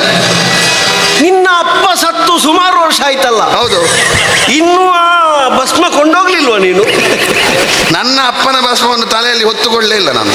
ಮತ್ತೆ ನೀನು ಹೊಸ ಮಡಿಕೆ ಹೊತ್ತುಕೊಂಡು ಬಂದಿದ್ದಿ? ಕಾರಣ ಉಂಟು. ಇದು ಅಪ್ಪನ ಎಲುಬಲ್ಲ, ಮತ್ತೆ ಇದು ನಿಮಗೆ ಕಾಣಿಕೆ. ಹಾಗೆ ನಾನು ಮಡಿಕೆ ನೀನು ಹೊತ್ತುಕೊಂಡು ಬರುವಾಗ ಎಲ್ಲಿಯಾದ್ರೂ ತೀರ್ಥಕ್ಷೇತ್ರಕ್ಕೆ ಎಲ್ಲಿಯಾದ್ರೂ ಹೊರಟಿ ಅಂತ? ಅಪ್ಪ ನನಗೆ ಮಾತ್ರ ಅಲ್ವಾ? ಹೌದು. ನೀವು ಇಡೀ ನಮ್ಮ ದೈತ್ಯಾನ್ವಯಕ್ಕೆ ಗುರುಗಳಲ್ವಾ? ನೀವು ಅಪ್ಪನಿಗಿಂತ ದೊಡ್ಡವರಲ್ವಾ? ಹಾಗಿದ್ರೆ ನನ್ನ ಭಸ್ಮ ಹೊರಲಿಕ್ಕೆ ತಂದದ್ದ ನಾನು? ನಿಮ್ಮದೊಂದು ಭಸ್ಮ ಹೊರಲಿಕ್ಕೆ ಉಂಟು. ಅಪ್ಪ ನಿನಗೆ ಮಾತ್ರ ನಿನ್ನ ಅಪ್ಪ, ನಾನು ಎಲ್ರಿಗೂ ಅಪ್ಪ. ಆಗಲ್ಲ. ಕಾಣಿಕೆ ಇದು ದೇವರಿಗೆ ಸಮಾನ. ಯಾರಾದ್ರೂ ಕಾಣಿಕೆಯನ್ನು ಹೊಸ ಮಡಿಕೆಯಲ್ಲಿ ಹೊತ್ತು ತರ್ತಾರೇನೋ? ಹೊಸ ಮಡಿಕೆಯಲ್ಲಿ ಎಂತದ್ದು ತರುವುದು? ಎಂತದು? ಬೂದಿ, ಎಲುಬು. ಇಲ್ಲದೆ ಇದ್ರೆ ನಮ್ಮನ್ನು ಚಟ್ಟದಲ್ಲಿ ಇಡುವಾಗ ಸುತ್ತು ಬರ್ಲಿಕ್ಕೆ ಮಾತ್ರ ಹೊಸ ಮಡಿಕೆ. ಹೌದು. ನೀನು ಹೊಸ ಮಡಿಕೆ ತಂದಿದ್ಯಲ್ಲ ಮಾರಾಯ. ಅದು ಕಾರಣ ಉಂಟು. ಉಳಿದವರಿಗಾದ್ರೆ ಅಪಶಕುನ, ಸಾಯಿಸಿದವನನ್ನು ಬದುಕಿಸುವಂತ ನಿಮಗೆ ಅಪಶಕುನ ಅಲ್ಲ. ನನಗೆ ಯಾವುದೂ ಶಕುನ ಅಲ್ಲ. ಮತ್ತೆ ನೀವು ಇದು ಹೊತ್ತುಕೊಂಡೇ ಇರ್ಬೇಕಾ, ಕೆಳಗಿಡ್ಬೇಕಾ? ಕೆಳಗಿಡು. ಇಳಿಸ್ಲಿಕ್ಕೆ ಜನ ಬೇಡಲ್ಲ. ಅದು ಭಾರ ಇಲ್ಲ. ಎಂತದ್ದು ಸಂಗತಿ? ಎಂತದ್ದು ಇದು? ಸ್ವಲ್ಪ ನನಗೆ ಸಿಕ್ಕಿದ್ದು. ಇದು ವಿದೇಶದಿಂದ ತಂದದ್ದು. ಹೌದಾ? ನೀನು ಯಾವಾಗೋದು? ಬಂದದ್ದು ಬೇರೆಯವರು. ನಾನು ಹೇಳಿ ತುಂಬಾ ಸಮಯ ಆಯ್ತು, ನಿನ್ನೆ ಬಂತು. ಬಹುಶಃ ನಿನ್ನ ಜನ ಬಂದ್ರ ಅಂತಲ್ಲ? ಹೌದು, ಅಲ್ಲಿಂದ ತಂದ್ರು. ನಾನು ಮುಚ್ಚಳವು ತೆಗಿಲಿಲ್ಲ ಅಂತ. ಹೌದಾ? ನಿಮಗೆ ಇದು ಮಡಿಕೆಯಲ್ಲೇ ಬಂದದ್ದು ಅಲ್ಲಿಂದ. ಹೌದೌದು, ಮಡಿಕೆ ಅಲ್ಲಿಂದ ಬಂದದ್ದು ಇದು. ಅದು ಆಗೋದು ಮಾರೆ, ಆ ಊರಿಂದ ಈ ಊರಿಗೆ ಬರುವಾಗಲೂ ಮಡಿಕೆ ಹುಡಿ ಆಗ್ಲಿಲ್ಲ. ಇಲ್ಲ ಇಲ್ಲ, ಅದು ತಂದವಷ್ಟು ಎಚ್ಚರ ವಹಿಸಿ ತಂದಿದ್ದಾನೆ ಗುರುಗಳ. ಓ, ಕೆಲವು ವಿಷಯದಲ್ಲಿ ಇದು ಆಕಾರ ಕೊಡ್ತದೆ. ಈ ಆಯುರ್ವೇದದ ಔಷಧಿಗೆಲ್ಲ ಹಾಕಿದ್ರೆ ಆಕಾರ ಕೊಡ್ತದೆ. ಸಾಮಾನ್ಯರು ಕುಡಿದ್ರೆ ವಿಕಾರ ಆಗ್ತದೆ. ನಿಮ್ಮಂತವ್ರು ಕುಡಿಬೇಕು. ಅಸಾಮಾನ್ಯರು ಕುಡಿದ್ರೆ ಸಾಕ್ಷಾತ್ಕಾರ ಆಗ್ತದೆ. ನಿಮ್ಮಂತವ್ರು ಕುಡಿದ್ರೆ ಆಗುದು. ಅದು ಯಾರೂ ಕುಡಿದ್ರು ಎದುರಿನವರಿಗೆ ನಾವು ಸಾಕ್ಷಾತ್ಕಾರವೇ ಆಗೋದು ಮಗ. ಗುರುಗಳೇ, ಏನು ಏನು ಈಗ ಯಾರಾದ್ರೂ ಶ್ರುತಿ ಬಿಟ್ಟು ಹಾಡಿದ್ರೆ ಕೇಳಲಿಕ್ಕೆ ಆಗ್ತದ? ಆಗುದಿಲ್ಲ. ತಾಳ ಬಿಟ್ಟು ಕುಣಿದ್ರೆ ನೋಡ್ಲಿಕ್ಕೆ ಆಗ್ತದ? ಇಲ್ಲ. ಯಾರಾದರೂ ಎಲ್ಲಿಯಾದ್ರೂ ಒಟ್ಟು ಮಲಗಿದ್ರೆ ನೋಡ್ಲಿಕ್ಕೆ ಆಗ್ತದ? ಇಲ್ಲ. ಇದನ್ನು ತೆಕ್ಕೊಂಡು ಅದನ್ನು ಮಾಡಿ ಅಂತೆ ಎಲ್ಲರೂ ನೋಡ್ತಾರೆ, ಎಲ್ಲರೂ ಕೇಳ್ತಾರೆ. ನೀವು ಶ್ರುತಿ ಬಿಟ್ಟು ಹಾಡಿ, ಒಬ್ಬ ಕುಡುಕ ಹಾಡ್ಲಿ, 100 ಜನ ಸೇರ್ತಾರೆ ಅಲ್ಲಿ ನೋಡ್ಲಿಕ್ಕೆ, ಕುಡೀಲಿ. ಅದನ್ನು ಮತ್ತೆ ನೋಡಿ ನೋಡಿ ನೋಡಿ ಅಂತ ಕಳಿಸೋರು ಇರ್ತಾರೆ. ಚಾಪೆಯೂ ಬೇಡ ಅಂತ ಧೂಳಿನಲ್ಲಿ ಮಲಗಿದ್ರು ಸಾಕ್ಷಾತ್ಕಾರ. ಗುರುಗಳೇ, ಒಂದು ನೋಡು, ನೀನು ಇಷ್ಟು ವರ್ಷದಲ್ಲಿ ನನ್ನಲ್ಲಿಗೆ ಬಂದು ಇಷ್ಟೊಳ್ಳೆ ಮಾತಾಡ್ಲೇ ಇಲ್ಲ ನೀನು. ಅದು ಕೈಗೆ ಸಿಕ್ಕಿದ್ರೆ ಅಷ್ಟು ಬರ್ತದೆ. ನೋಡು, ಆ ಹೆಂಡದ ಪ್ರಭಾವ, ಆ ಹೆಂಡ ತಂದು ಇಷ್ಟು ಮಾತಾಡ್ಲಿಕ್ಕೆ ಬರ್ತದೆ ಅಂತ. ಹೌದು ಗುರುಗಳೇ. ಮತ್ತೆ ಈ ತಪಸ್ಸೆಲ್ಲ ಮಾಡಿದ್ರೆ, ತಪಸ್ಸು ಮಾಡಿದ್ರಲ್ಲ ಯೋಗಿ ಆದವನು ಯಾಗಲ್ವ, ಹೆಣ್ಣು ಹೊನ್ನು ಮಣ್ಣು ಎಲ್ಲ ಒಂದೇ ಅಂತ. ಅದಕ್ಕೆಲ್ಲ ಸಾವಿರ ಸಾವಿರ ವರ್ಷ ಬೇಡುವ. ಇದನ್ನು ತಕೊಳ್ಳಿ ಅಂತೆ ನೀವು. ಬೂದಿಯಲ್ಲಿ ಬೀಳಿ, ಮಂಚದಲ್ಲಿ ಇರಿ, ಧೂಳಿನಲ್ಲಿ ಬೀಳಿ, ಅದೇ ರೀತಿ ಯೋಗಿ ಸತ್ತ. ನಿನ್ನ ಅನುಭವಕ್ಕೆ ಶರಣು ಮಾರಾಯ. ಅಲ್ಲ ಗುರುಗಳೇ, ಕುಡಿತದ ಬಗ್ಗೆ ಒಂದು ಏನೆಲ್ಲ ಅಭ್ಯಾಸ ಮಾಡಿದ್ರಿ? ಅಯ್ಯೋ, ಅಂದ್ರೆ ಅದು ನಾನು ಯಾವಾಗಲೂ ತಗೊಳ್ಳೋದಿಲ್ಲ, ವಾರದಲ್ಲಿ ಒಂದೇ ದಿವಸ. ಅದು ಯಾವ ದಿವಸ? ಸೋಮವಾರ ತಗೊಂಡ್ರೆ ಮತ್ತೆ ಮಂಗಳವಾರ ತಗೊಳ್ಳೋದು. ಮತ್ತೆ ವಾರದಲ್ಲಿ ಒಂದು ದಿವಸ ಅಂತ ಹೇಳಿದ್ದೆ ಅಲ್ಲ, ವಾರದಲ್ಲಿ ಸೋಮವಾರ ಒಂದೇ ದಿವಸ, ಪುನಃ ಮಂಗಳವಾರ ತಗೊಳ್ತೇನೆ, ಪುನಃ ವಾರದಲ್ಲಿ ಸೋಮವಾರ 2 ದಿವಸ ಬರ್ತಾ ಒಂದೇ ದಿವಸ ಅಲ್ವಾ? ನನಗೆ ವ್ಯಾಕರಣ ಕಲಿಸಿ ವಾರದಲ್ಲಿ 1 ದಿವಸ ತಗೊಳ್ತೇನೆ ಅಂತ ಹೇಳಿದ್ರೆ 7 ದಿವಸ. ವಾರದಲ್ಲಿ 1 ಸೋಮವಾರ, ವಾರದಲ್ಲಿ 1 ಮಂಗಳವಾರ, ವಾರದಲ್ಲಿ 1 ಬುಧವಾರ ತಗೊಳ್ಳುದು. ನೀನು ವಾರ ಪೂರ್ತಿ ತಗೊಳ್ತೀನಿ ಅಲ್ಲ, ಅದನ್ನು ಹೇಳುದು ಮಾತ್ರ. ಹೇಳುವಾಗ ಹೀಗೆ ಹೇಳುದು ನಾನು. ಆದ್ರೆ ಈಗ ಕೆಲವರೆಲ್ಲ ಹೇಳುವ ಕ್ರಮ ಉಂಟು. ನಾನು ನಿನ್ನೆ ಮಧ್ಯಾಹ್ನ ಊಟ ಮಾಡಿದ್ದು ಅಂತ, ರಾತ್ರಿ ಮಾಡಿದ್ದೇನೆ, ಅದು ಬೇರೆ. ಮಧ್ಯಾಹ್ನದ್ದು ಬೇರೆ. ಗುರುಗಳೇ, ಇದು ನಾನು ಅಂದ್ರೆ ಈಗ ವ್ರತದಲ್ಲಿದ್ದೇನೆ, ತಕೊಳ್ಳುದಿಲ್ವಾ? ಹಾಗಲ್ಲ, ಸಪ್ತಮಿಗೆ ನೀವೊಂದು ಯಜ್ಞ ಮಾಡ್ಲಿಕ್ಕೆ ಹೇಳಿದ್ದೇನೆ ದೇವಲೋಕಕ್ಕೆ. ನಾವು ಯಥಾರ್ಥ ಹೇಳ್ತೇನೆ ಗುರುಗಳೇ, ದೇವತೆಗಳು ಸುಟ್ಟು ಬೂದಿಯಾಗಲಿ, ನಿಮ್ಮ ಹೊಟ್ಟೆ ತಂಪಾಗಲಿ. ಅದೆಂತದ್ದಾಗಿರುವುದು? ಅಲ್ಲ ಅವರು ಅಲ್ಲ, ದೇವತೆಗಳು ಸುಟ್ಟು ಬೂದಿ ಆಗುವುದು ಹೇಗೆ? ಅಲ್ಲ, ನೀವು ಯಜ್ಞಕ್ಕೆ ಕುಳಿತುಕೊಳ್ಳುವವರು ನಾಳೆಯಿಂದ ನಿಮಗೂ ತಗೊಳ್ಳಿಕ್ಕೆ ಆಗುದಿಲ್ಲ ಅಲ್ಲ, ಅದು ವಿಷಯ. ಹೊಟ್ಟೆ ಉಂಟ, ಇದನ್ನೊಂದು ನನ್ನ ಎದುರೇ ತಗೊಳ್ಬೇಕು, ಸ್ವಲ್ಪವೂ ಬಿಡಬಾರ್ದು ಮಾತ್ರ. ನನಗೊಂದು ನೋಡ್ಲಿಕ್ಕೆ ಉಂಟು. ನಿಮ್ಮೆಲ್ಲ ಮಾತಾಡು ಮಾರಾಯ. ಯಾಕೆ? ಅವಳು ಎಲ್ಲಿಯಾದ್ರೂ ಕೇಳಿದ್ರೆ, ನಿನ್ನನ್ನು ಅವಳು ಬರುವಾಗ ನೋಡಿದಾಳ? ನಾನು ಈ ಒಳದಾರಿಯಿಂದ ಬಂದದ್ದು. ನೀನು ನೋಡ್ಲಿಲ್ಲಲ್ಲ ಅವಳು? ಇಲ್ಲ ಇಲ್ಲ ಇಲ್ಲ, ಅವಳು ನಿನ್ನನ್ನು ನೋಡ್ಲಿಲ್ಲಲ್ಲ? ನೋಡ್ಲಿಕ್ಕಿಲ್ಲ. ಅವಳಿಗೆ ನಿಮ್ಮನ್ನು ಕಂಡ್ರೆ ಆಗುದಿಲ್ಲ, ನನ್ನನ್ನು ಪೂರ್ತಿ ಹಾಳು ಮಾಡುವುದೇ ನೀವು ಅಂತ ಅವಳ ತಲೆಯಲ್ಲಿ ಉಂಟು. ಗುರುಗಳೇ, ನೀವು ಹೇಳಬೇಕು ಅದು ಹಾಳಲ್ಲ ಅಂತ. ಹಾಳಲ್ಲ ಮಗ, ಅದಕ್ಕೊಂದು ಅಮಲಿನ ಪದಾರ್ಥ ಅಂತ ಹೆಸರು ಉಂಟು. ಮಲಿನ ಇಲ್ಲದ್ದು ಅಂತ ಹೇಳುವುದು ಅದನ್ನು, ಆದ್ರೆ ಅವಳಿಗೆ ಆಗುದಿಲ್ಲ ಅಂತ. ಗುರುಗಳೇ, ನೀವು ಕುಡಿಯುವುದೊಂದು ನೋಡ್ಬೇಕು ನನಗೆ. ಸುಮಾರು ಜನ ಯೋಚನೆ ಮಾಡಿದ್ರು ಮಗ, ನಾನೊಂದು ಕುಡಿಯುವುದು ನೋಡಬೇಕು ಅಂತ. ಆಗ್ಲಿಲ್ಲ ಅವರಿಗೆಲ್ಲ.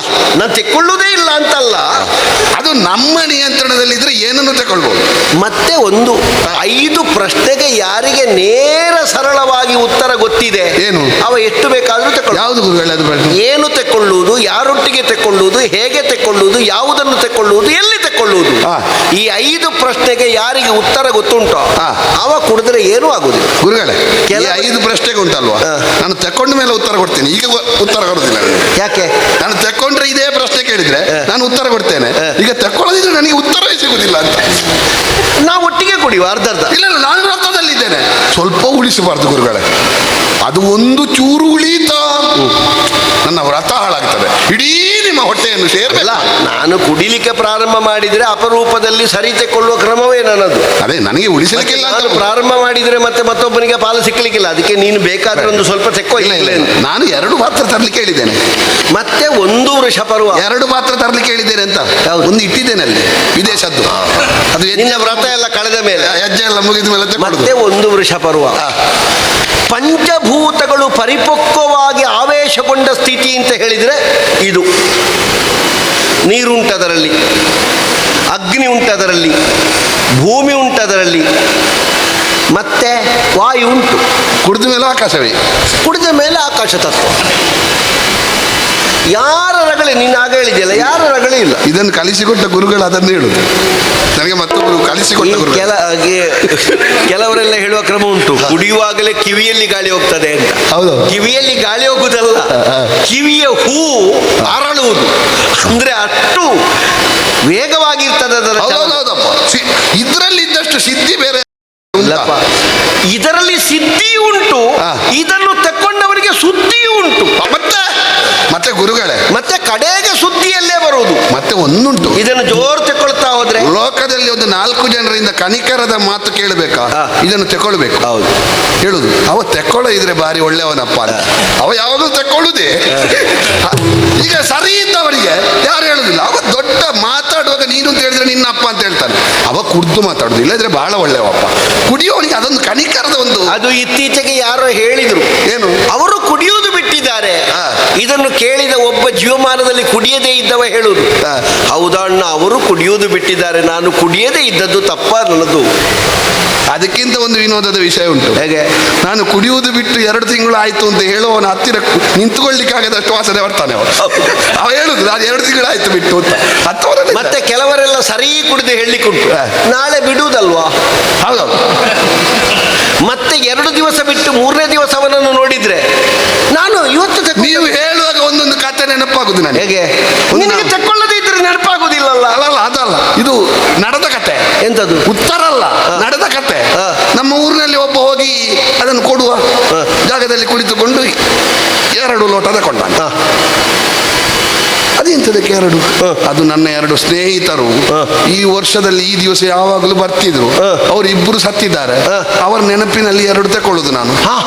ಹಾಗಾದ್ರೆ 3 ತಗೊಳ್ಬೇಡುವ ನಿಮ್ಮದ್ರಲ್ಲಿ. ನಾನು ಬಿಟ್ಟಿದ್ದೇನೆ, ನಾನು ಅವರ ಲೆಕ್ಕದಲ್ಲಿ ಹೌದೌದು. ಪ್ರಾಮಾಣಿಕ ಇವ, ಪ್ರಾಮಾಣಿಕ. ಹೌದು ಹೌದೌದು ಹೌದು. ಇರ್ಲಿ, ತೊಂದ್ರೆ ಇಲ್ಲ. ಗುರುಗಳೇ, ನೀವು ಕುಡಿಬೇಕು, ಮಾತಾಡಿದ್ರೆ ಆಗ್ಲಿಕ್ಕಿಲ್ಲ. ನಾನು ತಗೊಳ್ತೇನೆ. ನಾನು ನೋಡ್ಬೇಕು, ನಾನು ನೋಡುವಾಗಲೇ. ಅಲ್ಲ, ಏನಾದ್ರೂ ತಂದಿದ್ಯಾ? ಉಪ್ಪಿನಕಾಯಿಯ ಎಂಥದ್ದು ಅದಿತ್ತು, ಅದನ್ನು ಕುಡಿಯುವಾಗ ಉಂಟಲ್ಲ, ನಮ್ಮ ಆಶ್ರಮದ ಒಳಗಿದ್ದದ್ದು ಎಂಥದ್ದು, ನಮ್ಮ ಆಶ್ರಮದಲ್ಲಿ ಎಂಥದ್ದು ಇರುವುದು ಗೆಣಸು. ಮೆಣಸೇನಿಲ್ಲ ನಮ್ಮ ಆಶ್ರಮದಲ್ಲಿ. ಹೌದೌದು. ಮತ್ತೆ ಇದ್ರೆ ಇಲ್ಲಿ ಆದ್ರೂ ಉಪ್ಪು ಇದ್ದಿತ್ತು. ಉಪ್ಪಲ್ಲ, ಉಪ್ಪಿನಕಾಯಿ ಏನಾದ್ರು ತಂದಿದ್ಯಾ? ಉಂಟು ಉಂಟು, ಅದೆಲ್ಲ ಉಂಟು, ವ್ಯವಸ್ಥೆ ಉಂಟು. ನನಗೆ ಗೊತ್ತಿಲ್ವ ನಿಮ್ಮ ವಿಷಯ? ಉಂಟಲ್ಲ. ಹೌದು. ಅದೇ ನೀವು ಉಪ್ಪಿನಕಾಯಿಯು ಮಾಂಸದ್ದಾಗಬೇಕು ಅಂತ ಹೇಳ್ಬಾರ್ದು ಮಾತ್ರ. ಉಪ್ಪಿನಕಾಯಿಯು ಮಾಂಸದ್ದಾಗಬೇಕು ಅಂತ ಹೇಳ್ಬಾರ್ದು, ಅದು ಮಾವಿನದ್ದು.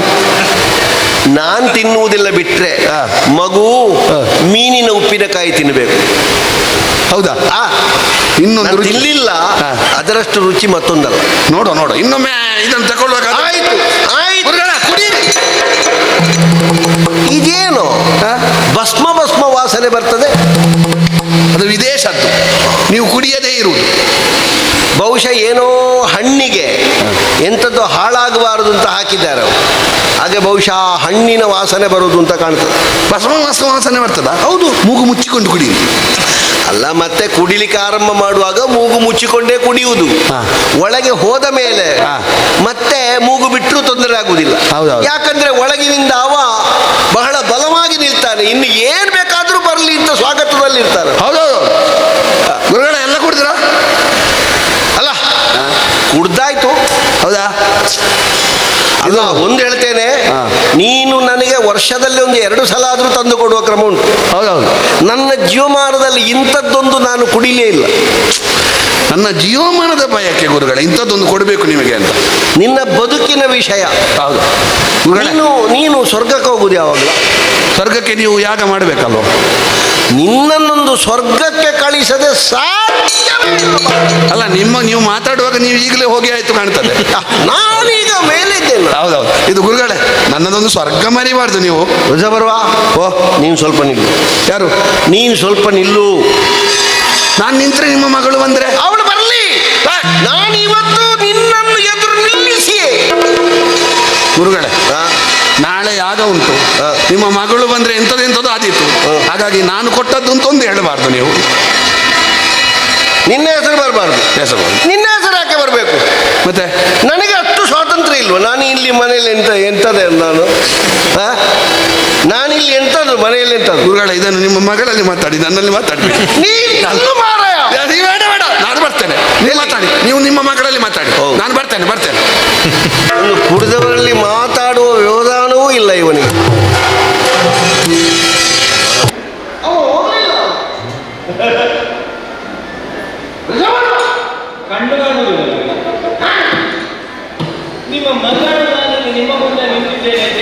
ನೀನು ವೃಷ ಪರ್ವ ಆಳ್ತೀರಿ. ಅಲ್ಲ, ಇವನ ಸ್ವರ ಸರಿ ಇತ್ತು, ಈಗ ಸ್ವರ ಉದ್ದೇನು ವೃಷಭರನು.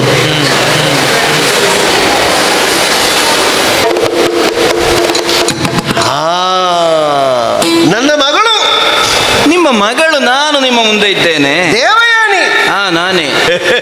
ನನಗೆ ಗೊತ್ತಾಗಿದೆ ಅಂತ. ನಾ ಸುಮ್ಮನೆ ಹೀಗೆ ತಮಾಷೆ ಮಾಡಿದ. ಎಂಥದ್ದು ಸುಮ್ಮನೆ? ನೀವು ಮಾತನಾಡುವ ಶೈಲಿಯಲ್ಲೇ ಗೊತ್ತಾಗ್ತದೆ. ಮಗಳು ಎಷ್ಟು ಹೇಳಿ? ಅದನ್ನೊಂದು 11. 2. ಎಂಥದ್ದು 2? 1 2. ಒಂದೊಂದು ಹೀಗೆ ಹಿಡಿದ್ರೆ ಎಷ್ಟು? 2. 11. ಗೊತ್ತಾಯ್ತು. ವೃಷ ಪರ್ವ ಬಂದು ಹೋಗಿದ್ದಾನೆ. ಯಾರು ಹೇಳಿದ್ರು? ನನಗೆ ಗೊತ್ತಾಯ್ತು. ಈಗ ನೀವು ಹೇಳುವ ಶೈಲಿ, ಮಾತನಾಡುವ ಶೈಲಿಯಲ್ಲೇ ಇಲ್ಲ. ಬಹುಶಃ ಬರುವಾಗ ಏನೋ ತೆಕ್ಕೊಂಡು ಬಂದಿದ್ದಾನೆ. ಏನ್ ತಗೊಂಡು ಬಂದಿದ್ದಾರೆ? ಏನೋ ನೀವು ಮಾತನಾಡುವ ಗೊತ್ತಾಗ್ತದೆ ಏನು ತಂದಿದ್ದಾನೆ ಅಂತ. ಅಯ್ಯೋ, ಮಧ್ಯಾಹ್ನ ಆಯ್ತಲ್ಲ. ಮಧ್ಯಾಹ್ನ ಯಾಕೆ? ಮಧ್ಯಾಹ್ನ ತಿರುಗಿತ್ತು.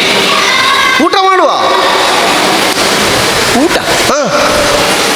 ಊಟ ಇವತ್ತು ಫಲಾರವ, ಏಕಾದಶಿ ಇವತ್ತು.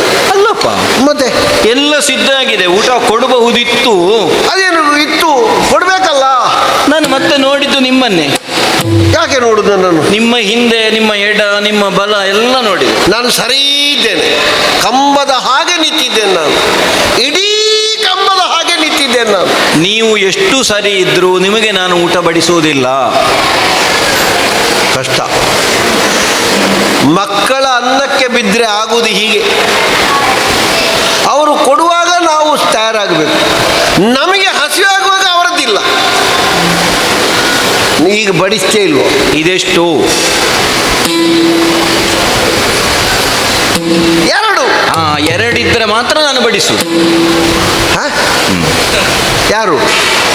ನಾನು 2. ಈಗ ನಾನು ಕೇಳುವುದು, ಇದಕ್ಕೆ ಎಡ ಮತ್ತೆ ಬಲ ಅಂತ 2 ಬೇಕೋ ಬೇಡೋ? ಬೇಕು. ಅಲ್ವಾ? ಒಂದೇ ಇದ್ದರೆ ನುಡಿಸುವುದಕ್ಕಾದೀತ?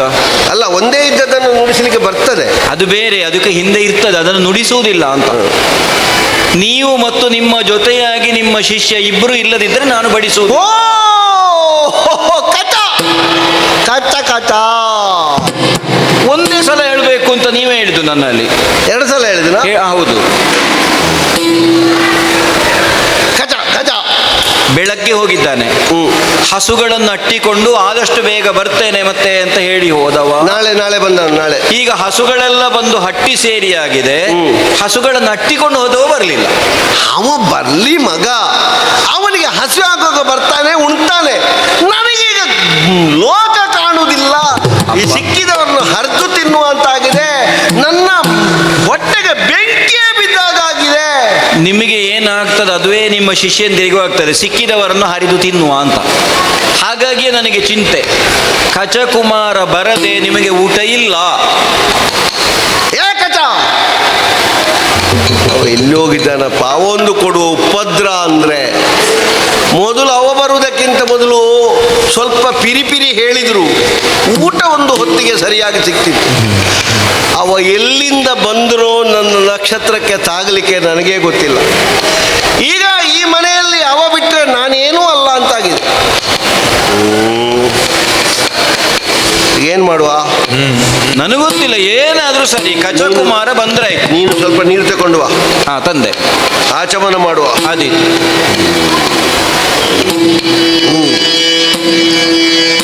ಪರಮ ಸಂಜೀವನ ಮಂತ್ರವನು ಬೇಗ ಪರಿಸಿ ಕರೆಯ ಜೀವಗುಣವನು ಬರುವೆ ದಾರಿಯ ತೋರೆನು ಕೂಗುತ್ತಿರಲು ತನ್ನುದರದಿ ಕಂಗೆಡುತ್ತ ಪರಮ ಸಂಜೀವನ ಮಂತ್ರವನು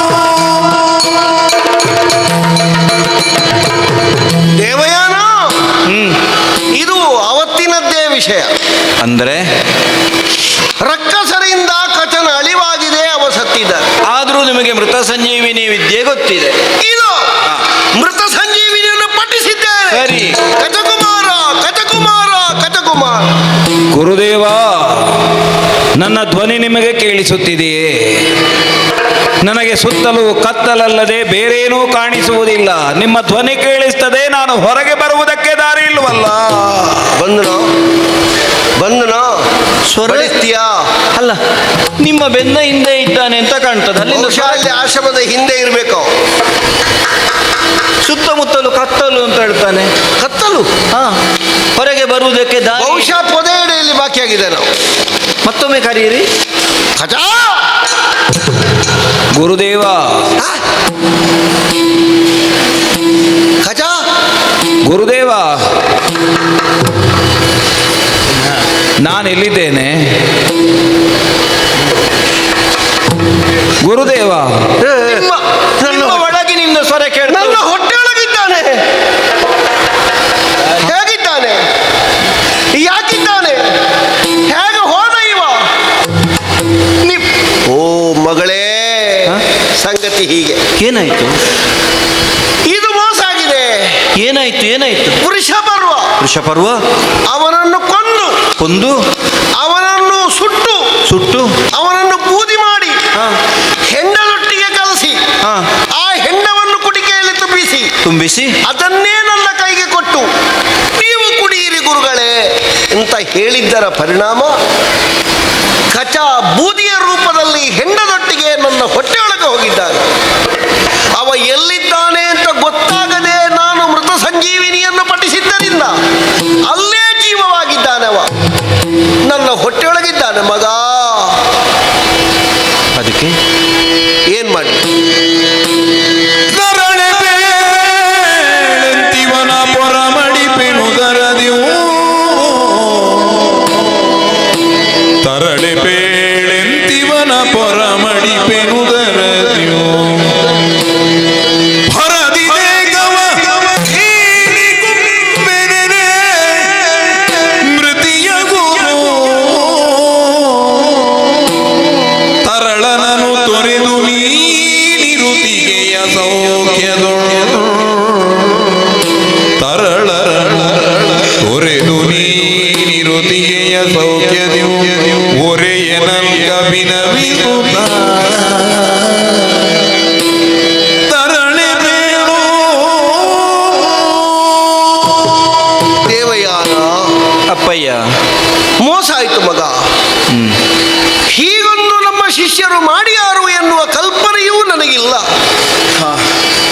ಸ್ವಲ್ಪ ನಾನು ಅದರ ಬಗ್ಗೆ ಕಾಳಜಿ ಇರಿಸ್ತಿದ್ರೆ ಏನೂ ಆಗ್ತಿರ್ಲಿಲ್ಲ. ಆದದ್ದು ಆಯಿತು. ಆಯ್ತಲ್ಲ. ಈಗ ನಿನ್ನಲ್ಲಿ ಎರಡು ವಿಷಯ ಕೇಳ್ತೇನೆ ಮಗ. ಯಾವುದು? ನನ್ನ ಹೊಟ್ಟೆಯೊಳಗಿದ್ದಂತಹ ಕಚನನ್ನು ಹೊರಗೆ ತೆಗೆಯಬೇಕು ಅಂತ ಇದ್ರೆ ಕೂರಸಿಯಿಂದ ನನ್ನ ಹೊಟ್ಟೆಯನ್ನು ನಾನೇ ಬಗೆದುಕೊಳ್ಳಬೇಕು. ಗಂಡಾದ ನನಗೆ ಹೆರುವುದಕ್ಕೆ ಸಾಧ್ಯ ಇಲ್ಲ. ಬಾಯಿಯ ಮೂಲಕವಾಗಿ ವಮನ ಮಾಡುವುದಕ್ಕೂ ಸಾಧ್ಯ ಇಲ್ಲ. ನನ್ನ ಹೊಟ್ಟೆಯ ಚೀಲವನ್ನು ಹರಿದಾಗ ಉದರದೊಳಗಿದ್ದಂತಹ ಹುಡುಗ ಹೊರಗೆ ಬಂದಾನು. ಅವನೇನೋ ಹೊರಗೆ ಬಂದಾನು, ನಾನು ಸಾಯ್ತೇನೆ. ಇನ್ನೊಂದಿದೆ, ನನ್ನ ಹೊಟ್ಟೆಯನ್ನು ನನ್ನ ಕೈಯಲ್ಲಿ ತಡಕಾಡಿ ಜೀರ್ಣೋಭವ ಅಂತ ಹೇಳಿದರೆ ಹೊಟ್ಟೆಯ ಒಳಗೆ ಕಚಕುಮಾರ ಜೀರ್ಣವಾಗಿ ಹೋಗ್ತಾನೆ. ಆಗ ಕಚ ಇಲ್ಲ ಅಂತಾಗ್ತಾನೆ. ಇಲ್ಲಿರುವುದು ಎರಡೇ ಆಯ್ಕೆ. ನಿನಗೆ ತಂದೆಯಾದಂತಹ ನಾನು ಬದುಕುವುದು ಮುಖ್ಯವೋ? ಅಲ್ಲ, ಕಚ ಬದುಕುವುದು ಮುಖ್ಯವೋ? ಕಚನೇ ಮುಖ್ಯ ಅಂತಾದ್ರೆ ನಾನು ಸಾಯ್ತೇನೆ, ನಾನೇ ಮುಖ್ಯ ಅಂತಾದ್ರೆ ಕಚ ಸಾಯ್ತಾನೆ. ಹಣ್ಣು ಕಾಯಿ ನಿನ್ನ ಕೈಯಲ್ಲಿ ಉಂಟು ಮಗ. ಕತ್ತಿಯಲ್ಲಿ ನೀನು ಏನು ಬೇಕಾದರೂ ಮಾಡು. ನೀನು ಹೇಳಿದ್ದಕ್ಕೆ ನಿನ್ನಪ್ಪ ತಯಾರಾಗ್ತಾನೆ. ಹೇಳು ಮಗ. ಅಪ್ಪ, ತೊರೆದರಸು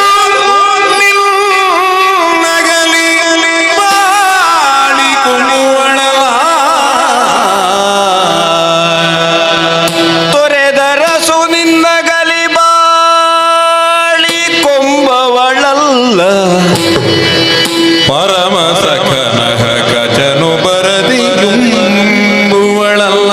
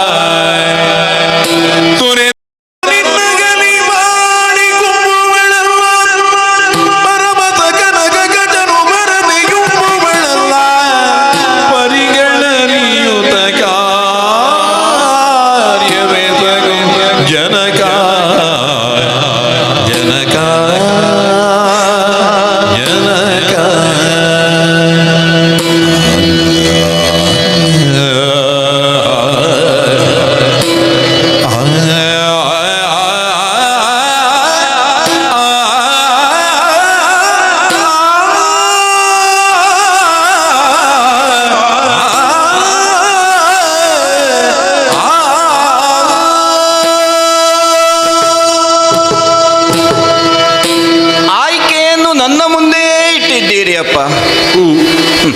ಒಂದೇ ಹೇಳ, ದೇವಯಾನಿಯ ತಂದೆಯಾಗಿ ರಾಕ್ಷಸರಿಗೆ ಗುರುಗಳಾಗಿ ಈ ಕುರುಜಾಂಗಲದಲ್ಲಿ ಆಶ್ರಮವನ್ನು ಕಟ್ಟಿಕೊಂಡಿರುವಂತಹ ನೀವೇ ಒಂದು ಗ್ರಹವಾಗಿಯೂ ಕಾಣಿಸಿಕೊಳ್ಳುವುದಿಲ್ಲ. ಶುಕ್ರ ಗ್ರಹ ಕುಬೇರನಲ್ಲಿದ್ದಂತಹ ಸಂಪತ್ತು ನಮ್ಮಲ್ಲಿ 4 ಪಟ್ಟು ಹೆಚ್ಚು ಮಗ. ಅದನ್ನೇ ಜಗದ ಜೀವರ ಜನ್ಮದಲ್ಲಿ ಶುಕ್ರ ಗ್ರಹದ ಶುಕ್ರ ದಶೆ ಬಂತು ಅಂತ ಇದ್ರೆ ಅದಕ್ಕಿಂತ ದೊಡ್ಡ ಶ್ರೀಮಂತ ಮತ್ತೊಬ್ಬನಿಲ್ಲ. ಹಾಗಾದ್ರೆ ಆದ್ರೆ ನಾನು ಬಡವ, ನನಗೆ ಆಶ್ರಮ ಮಾತ್ರ, ನನಗೆ ಯಾವುದೂ ಬೇಡ. ಅರ್ಥ ಆಯಿತು. ಮನಸ್ಸು ಮಾಡಿದರೆ ಏನನ್ನೂ ಮಾಡುವುದಕ್ಕೆ ಸಾಧ್ಯ ನಿಮಗಿದೆ ಅಂತ ನಾನು ಆಡಿದ್ದು. ಅಘಟಿತ ಘಟನಾಪಟು ಅಂತ ನಾವು ದೇವರನ್ನು ಆಡ್ತೇವೆ. ಹೆಂಡವನ್ನೂ ಕುಡಿದೇನು, ಕೆಂಡವನ್ನೂ ಕುಡಿದೇನು. ಅಪ್ಪ, ಕುಬೇರನ ಸಂಪತ್ತನ್ನು ಸೂರೆಗೊಳ್ಳುವ ಕಾಲದಲ್ಲಿ ಹರ ಮುನಿದು ಶೂಲದಲ್ಲಿ ನನ್ನನ್ನು ಇರಿಯುವುದಕ್ಕೆ ಬಂದಾಗ ಶೂಲದ ಮನೆಯಲ್ಲಿ ಕುಳಿತು ಹರನ ಹೊಟ್ಟೆಯೊಳಗೆ ಹೋಗಿ ಶುಕ್ರ ರೂಪದಿಂದ ಹೊರಗೆ ಬಂದದ್ದರಿಂದ ಆಚಾರ್ಯ ಶುಕ್ರ ಕವಿ ಉಶನನಾಗಿದ್ದವ ಶುಕ್ರನಾಗಿ ಪ್ರಪಂಚದಲ್ಲಿ ಪ್ರಸಿದ್ಧರಾಗಿದೆ. ಇದು ಬಾಲ್ಯದಲ್ಲೇ ನನ್ನ ಎಳವೆಯಲ್ಲೇ ನನ್ನ ತಾಯಿ ನನ್ನನ್ನು ಅಗಲಿ ಹೋಗಿ ಆಗಿದೆ. ಹೌದು. ನನ್ನ ತಂದೆ, ನನ್ನ ತಾಯಿ, ನನ್ನ ಅಣ್ಣ, ನನ್ನ ಬಂಧು, ನನ್ನ ಗುರು ಯಾರು ಅಂತ ಕೇಳಿದ್ರೆ ನನಗೆ ಜಗತ್ತಿನಲ್ಲಿ ನಿಮ್ಮನ್ನು ಬಿಟ್ಟರೆ ಬೇರೆ ಯಾರಾದರೂ ಇದ್ದಾರಪ್ಪ? ಇದು ಒಂದು ವೇಳೆ ನೀವು ಪ್ರಾಣವನ್ನು ಕಳ್ಕೊಳ್ತೀರಿ ಅಂತಾದ್ರೆ ಆ ಕ್ಷಣಕ್ಕೆ ದೇವಯಾನಿ ಸತ್ತಳು ಅಂತ ಇಟ್ಟುಕೊಳ್ಳಿ. ಹಾಗಿದ್ರೆ ಕಚ ಬರಲಿಲ್ಲ, ಕಚ ನಮ್ಮಲ್ಲಿ ಇರಲಿಲ್ಲ, ಜೀರ್ಣ ಮಾಡಿಬಿಡುವ ಮಗ. ಮತ್ತೆ ಶತಮಾನಗಳು ಕಳೆದು ಹೋದವು ಕಚ ಇಲ್ಲಿಗೆ ಬಂದು. ಹೌದು, ಮೊನ್ನೆ ಬಂದದ್ದು ಅಂತ ಮನಸ್ಸಿಗೆ ಆಗ್ತದೆ, ಆದರೆ ಬಂದು ಎಷ್ಟು ವರ್ಷ ಕಳೆದು ಹೋಯಿತು? 1000 ವರ್ಷದ ಹತ್ತಿರ ಆಯಿತು. ಅಪ್ಪ, ಸಮಾನ ಮನಸ್ಕರು ಜಗತ್ತಿನಲ್ಲಿ ಯಾರೂ ಇರಲಿಲ್ಲ ನನಗೆ ಈ ಪರಿಸರದಲ್ಲಿ. ಒಬ್ಬ ಪ್ರಿಯ ಸಖನಾಗಿ ನನ್ನ ಜೀವ ಅನ್ನುವ ಭಾವದಿಂದಲೇ ಅವನನ್ನು ಇಲ್ಲಿಯವರೆಗೆ ನಾನು ನೋಡಿಕೊಂಡವಳಿದ್ದೇನೆ. ಅವನು ಬರದೆ ನಾನು ಉಂಬವಳಲ್ಲ. ಊಟ ಮಾಡದೇ ಇದ್ರೆ ಬದುಕುವುದು ಹೇಗೆ ಮಗ? ತಂದೆಯಾದ ನೀವು ಇಲ್ಲದೆ ಹೋದರೆ ನಾನು ಈ ಕ್ಷಣ ಸಾಯ್ತೇನೆ. ಕಚ ಇಲ್ಲಿಗೆ ಬದುಕಿ ಬರದೇ ಇದ್ರೆ ನಾನು ಊಟ ಮಾಡುವುದಿಲ್ಲ. ಏನು ಮಾಡುವುದು ಅಂತ ನೀವೇ ನಿರ್ಣಯ ಮಾಡಬೇಕು. ಏನು ಮಾಡುವುದು ಎನ್ನುವುದನ್ನು ನಿರ್ಧಾರ ಮಾಡುವುದಕ್ಕಿಂತ ಮೊದಲು ನನ್ನ ಮಗಳ ಕಣ್ಣಂಚು ಒದ್ದೆಯಾಗುವಂತೆ ಮಾಡಿದವರು ಯಾರವನು? ಕ್ರೂರ ಬಾಲಕಿ ಕಾಣಿತು ಗೈಲರೇ. ಕ್ರೂರ ಮಾತಕಿಗಳು.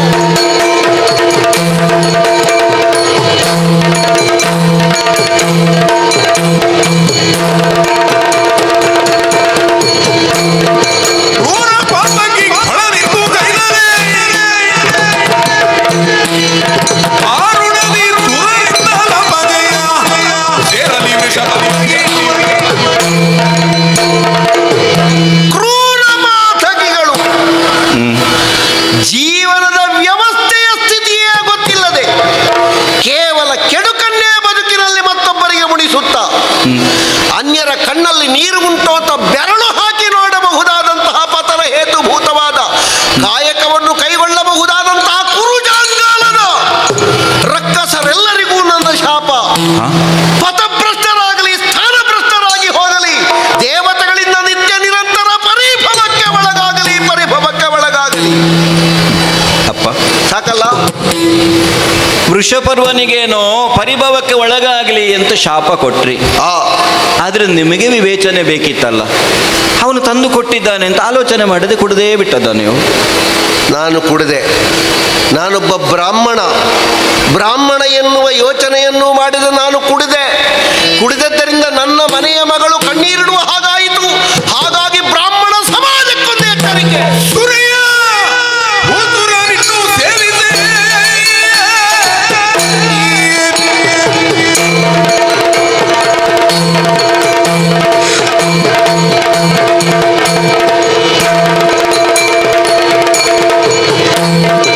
ಸುರಿಯ ಉದುರನಿಟ್ಟು ಸೇರಿದೆ. ಮಹಾದುರಿತವರ ಬ್ರಹ್ಮ ಗಲಿ ನರಕ ಭಜನರಾಗಲಿ. ಇಷ್ಟರವರೆಗೆ ಬ್ರಾಹ್ಮಣರು ಹೇಗಿದ್ರು ಎನ್ನುವುದು ಮುಖ್ಯ ಅಲ್ಲ. ಇನ್ನು ಮುಂದೆ ಶಾಸನ ಇದೆ. ಏನು? ಮದ್ಯ, ಮಾಂಸ ಇದೆರಡು ಬ್ರಾಹ್ಮಣರು ಸೇವಿಸಕೂಡದು. ಯಾಕೆ ಕೇಳಿದ್ರೆ ಸಾತ್ವಿಕ ಆಹಾರಿಗಳಾಗಿ ನಿತ್ಯವೂ ಸಾತ್ವಿಕವಾದಂತಹ ಬದುಕನ್ನೇ ಬದುಕುತ್ತಾ ಮತ್ತೊಬ್ಬನ ಹಿತದಲ್ಲಿ ತಾನು ಹಿತವಂತನಾಗಿ ಜೀವಿಸುವ ನೆಲಗಟ್ಟಿನಲ್ಲಿ ಅವ ತನ್ನನ್ನು ತಾನು ಇಟ್ಟುಕೊಳ್ಬೇಕು. ಹಾ. ಮದ್ಯ ಮತ್ತೆ ಮಾಂಸ ಮತಿವಿಕಲ್ಪಕ್ಕೆ ಕಾರಣವಾಗ್ತದೆ.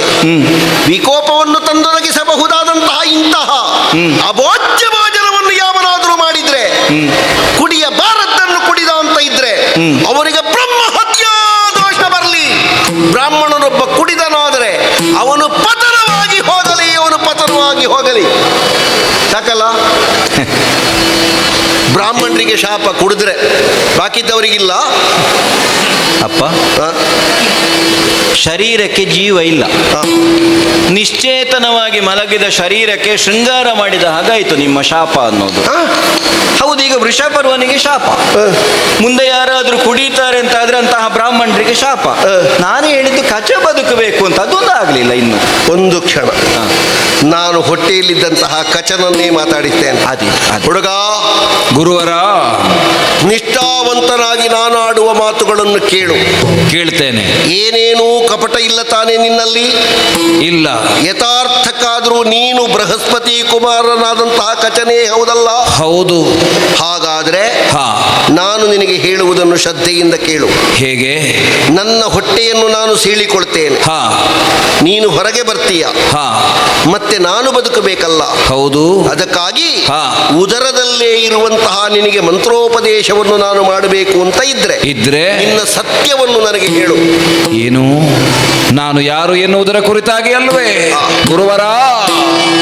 ಗುರುಜ ನನಗುದೇನೆ ಸ್ವಾಮಿ, ಸುರವರರ ಕಾರ್ಯಕ್ಕೆ ಬಂದೆ ಪ್ರೇಮಿ, ಮರೆತಿ ರೂಪವ ನಮ್ಯದಲ್ಲಿದ್ದರೆ ಚರಣ ಚಿಂತನ ಪುರಿಯಬೇಕುದು ಕರುಣ ನಿಧಿತ ಗುರುವೇ ಮೋದನಿ.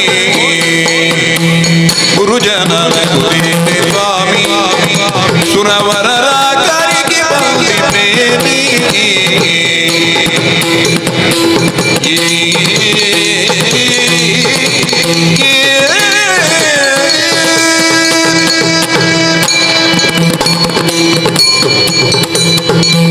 ಮುಚ್ಚುಮರ ಇಲ್ಲದೆಯ ನಿನ್ನ ಮುಂದೆಲ್ಲವನ್ನು ಬಿಚ್ಚಿಡುತ್ತೇನೆ.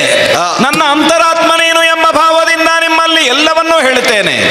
ಹೌದು ಸ್ವಾಮಿ, ಸುರರ ಕಾರ್ಯಾರ್ಥವಾಗಿ ನಿಮ್ಮಲ್ಲಿ ಶಿಷ್ಯವೃತ್ತಿಯನ್ನು ಆಶ್ರಯಿಸಿ ದೇವತೆಗಳಿಗೆ ಬೇಕಾಗಿಯೇ ನಿಮ್ಮಲ್ಲಿ ಶಿಷ್ಯವೃತ್ತಿಯನ್ನು ಅನುಸರಿಸಿ ಬಂದವ. ಹೌದು ಸ್ವಾಮಿ, ನಾನು ಕಚಕುಮಾರ ಉದ್ದೇಶದಿಂದಲೇ ಬಂದವ. ಹಾಗಾದ್ರೆ ಉದರದೊಳಗಿರುವಂತಹ ನೀನು ಮೃತ ಸಂಜೀವಿಯನ್ನು ಕಲಿಬೇಕು. ಹೌದು. ಕಲಿತ ನೀನು ನಾನು ಉದರ ಸೀಳಲ್ಪಟ್ಟಾಗ ಹೊರಗೆ ಬರ್ತೀಯ. ಅದೇ ಮೃತ ಸಂಜೀವನದ ಪ್ರಭಾವದಿಂದ ಅಳಿದು ಬಿದ್ದಿರುವಂತಹ ನನ್ನನ್ನು ಉಳಿಸ್ತೀ ನೀನು ಎನ್ನುವ ಭರವಸೆಯಲ್ಲಿ ಇದೋ ನಿನಗೆ ಮಂತ್ರೋಪದೇಶವನ್ನು ಮಾಡ್ತೀನಿ. ಆದೀತು ಆದೀತು ಆದೀತು. ಪೂರಸಿಯನ್ನು ತೆಗೆದಿದ್ದೇನೆ, ಉದರವನ್ನು ಬಗೆದಿದ್ದೇನೆ.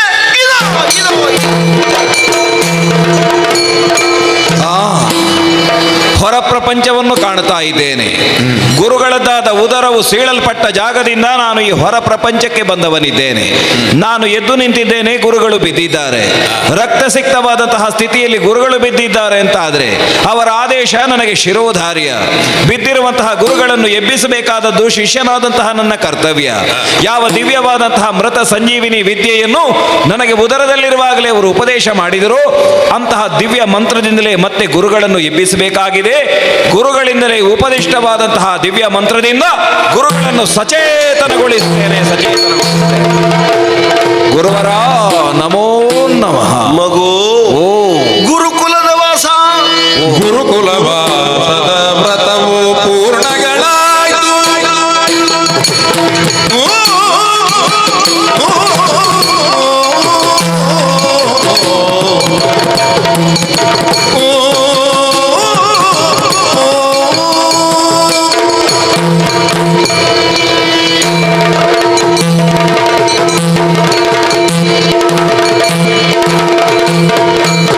ಗುರುಕುಲ ವಾಸದ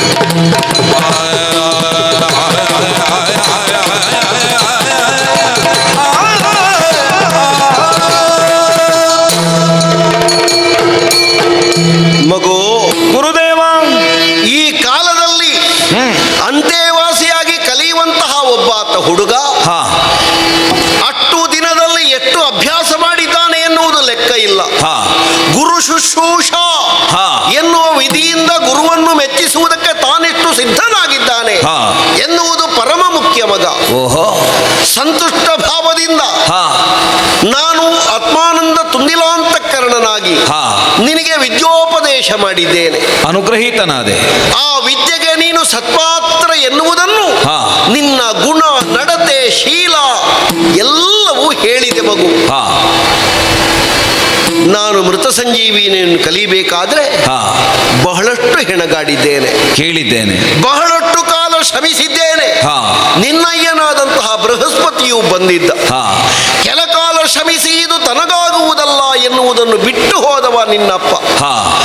ಹಾಗಾದ್ರೆ ನಿನ್ನ ತಂದೆಯಲ್ಲಿ ಇಲ್ಲದೇ ಇರುವಂತಹ ವಿದ್ಯೆ ಹಾ. ತನಗಿಂತಲಧಿಕ ಶುಕ್ರ ಅಂತ ನಿನ್ನ ಅಪ್ಪ ಹೇಳಬೇಕಾದರೆ ಹಾ. ನೀನಿಟ್ಟ ಗುರಿ ನನ್ನದ್ದಾಗಿರುವಂತಹ ಮೃತ ಸಂಜೀವಿನಿ ಎನ್ನುವುದು ಹಾ. ನೀ ಬಂದು ಕೈ ಮುಗಿದು ಬಾಗಿ ನಿಂತಾಗಲೇ ನನಗೆ ಅರ್ಥ ಆಗಿತ್ತು ಮಗ. ಭವಿತವ್ಯವನ್ನು ಬಗೆಗಣ್ಣಿನಿಂದ ನೋಡಬಲ್ಲ ಸಾಮರ್ಥ್ಯ ಇರುವ ನಿಮಗೆ ಕಾಣುವುದಕ್ಕೆ ಕಣ್ಣು ಬೇಡ ಸ್ವಾಮಿ.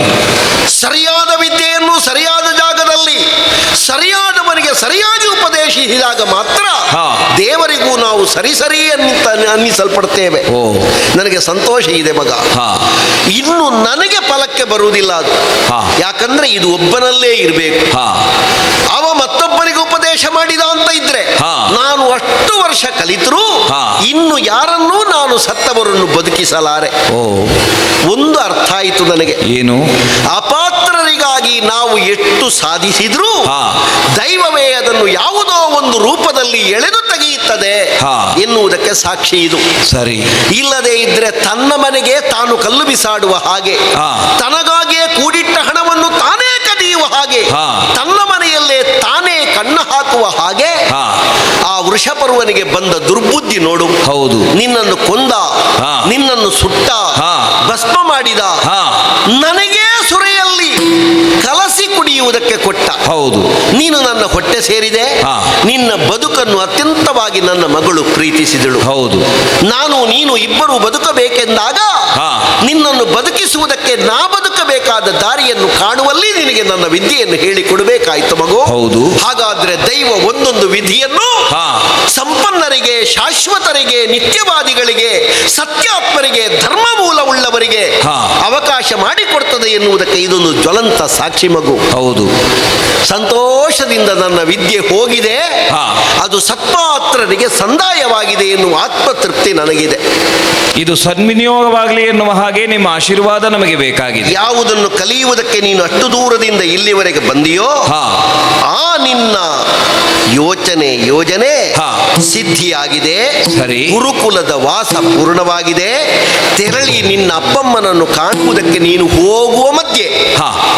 ಇನ್ನೊಂದು ಭಾರ ಉಂಟು ಮಗ ನಿನಗೆ. ಯಾವುದದು? ಗುರುಕುಲದ ಚರ್ಯೆಯಲ್ಲಿ ಎನ್ನಾತ್ಮಭವೇನಗೆ ಸಹಯೋಗಿ ಅಂತ ನಾನು ಹೇಳಿದ್ದೆ ಅವತ್ತು. ಹೌದು. ನಿನ್ನನ್ನು 1000 ವರ್ಷದ ಮೊದಲು ಪರಿಗ್ರಹಿಸುವಾಗ, ಹಾ. ಇವತ್ತು ಹೋಗುವಾಗಲೂ ಹಾಗೆ. ಹೇಗೆ? ಆಶ್ರಮಕ್ಕೆ ಸೇರುವಾಗ ಎಷ್ಟು ವಿಧೇಯತೆ, ಎಷ್ಟು ವಿನಯತೆ ನಿನ್ನಲ್ಲಿತ್ತೋ ಹಾ. ಅಷ್ಟೇ ವಿಧೇಯತೆ, ವಿನಯತೆಯನ್ನು ನನ್ನ ಮಗಳಲ್ಲಿ ತೋರಿಸಿ ಆದೀತು. ಬಿಳುಗೊಡುವ ಒಂದು ಪರವಾನಗಿಯನ್ನು ಅವಳಲ್ಲಿ ಹೊಂದಿ ಹಾ. ನೀನು ದೇವಲೋಕಕ್ಕೆ ಹೋಗು ಮಗು. ನಿನಗೆ ಭಗವಂತನ ಪೂರ್ಣ ಕೃಪೆ ಇರಲಿ. ಆಶೀರ್ವಾದವನ್ನು ಬೇಡಿದ್ದೇನೆ. ನಿಮ್ಮ ಆಜ್ಞೆ ಹಾಗೇ ಆಗಲಿ. ನಿಮ್ಮ ಮಗಳ ಜೊತೆ ಮಾತಾಡಿ ಆಮೇಲೆ ತೆರಳುತ್ತೇನೆ. ನಾಗವೀಣಿ, ಹೋಗಿ ಬರ್ತೇನೆ. ಹೋಗಿ ಬಗೆಣ ನಾಗವೇಣಿಯೇ.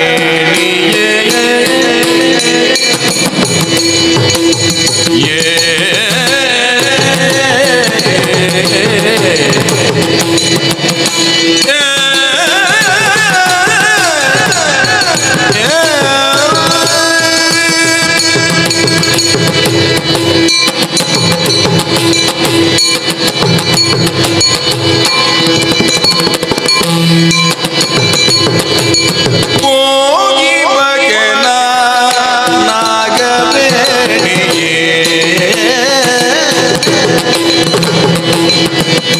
ಆಗಮಿಪೆ ಸತ್ಯದಲ್ಲಿ ದಯದೊಳಗೀಗ ಅಪ್ಪಣೆ ಪಾಲಿಸದೆ ಚಿರವಾದವಳು. ಆಗಮಿಪೆ ಸತ್ಯದೊಳಗೀಗ ಅಪ್ಪಣೆ ಪಾಲಿಸದೆ ಚಿರವಾಗುತ್ತವಳು.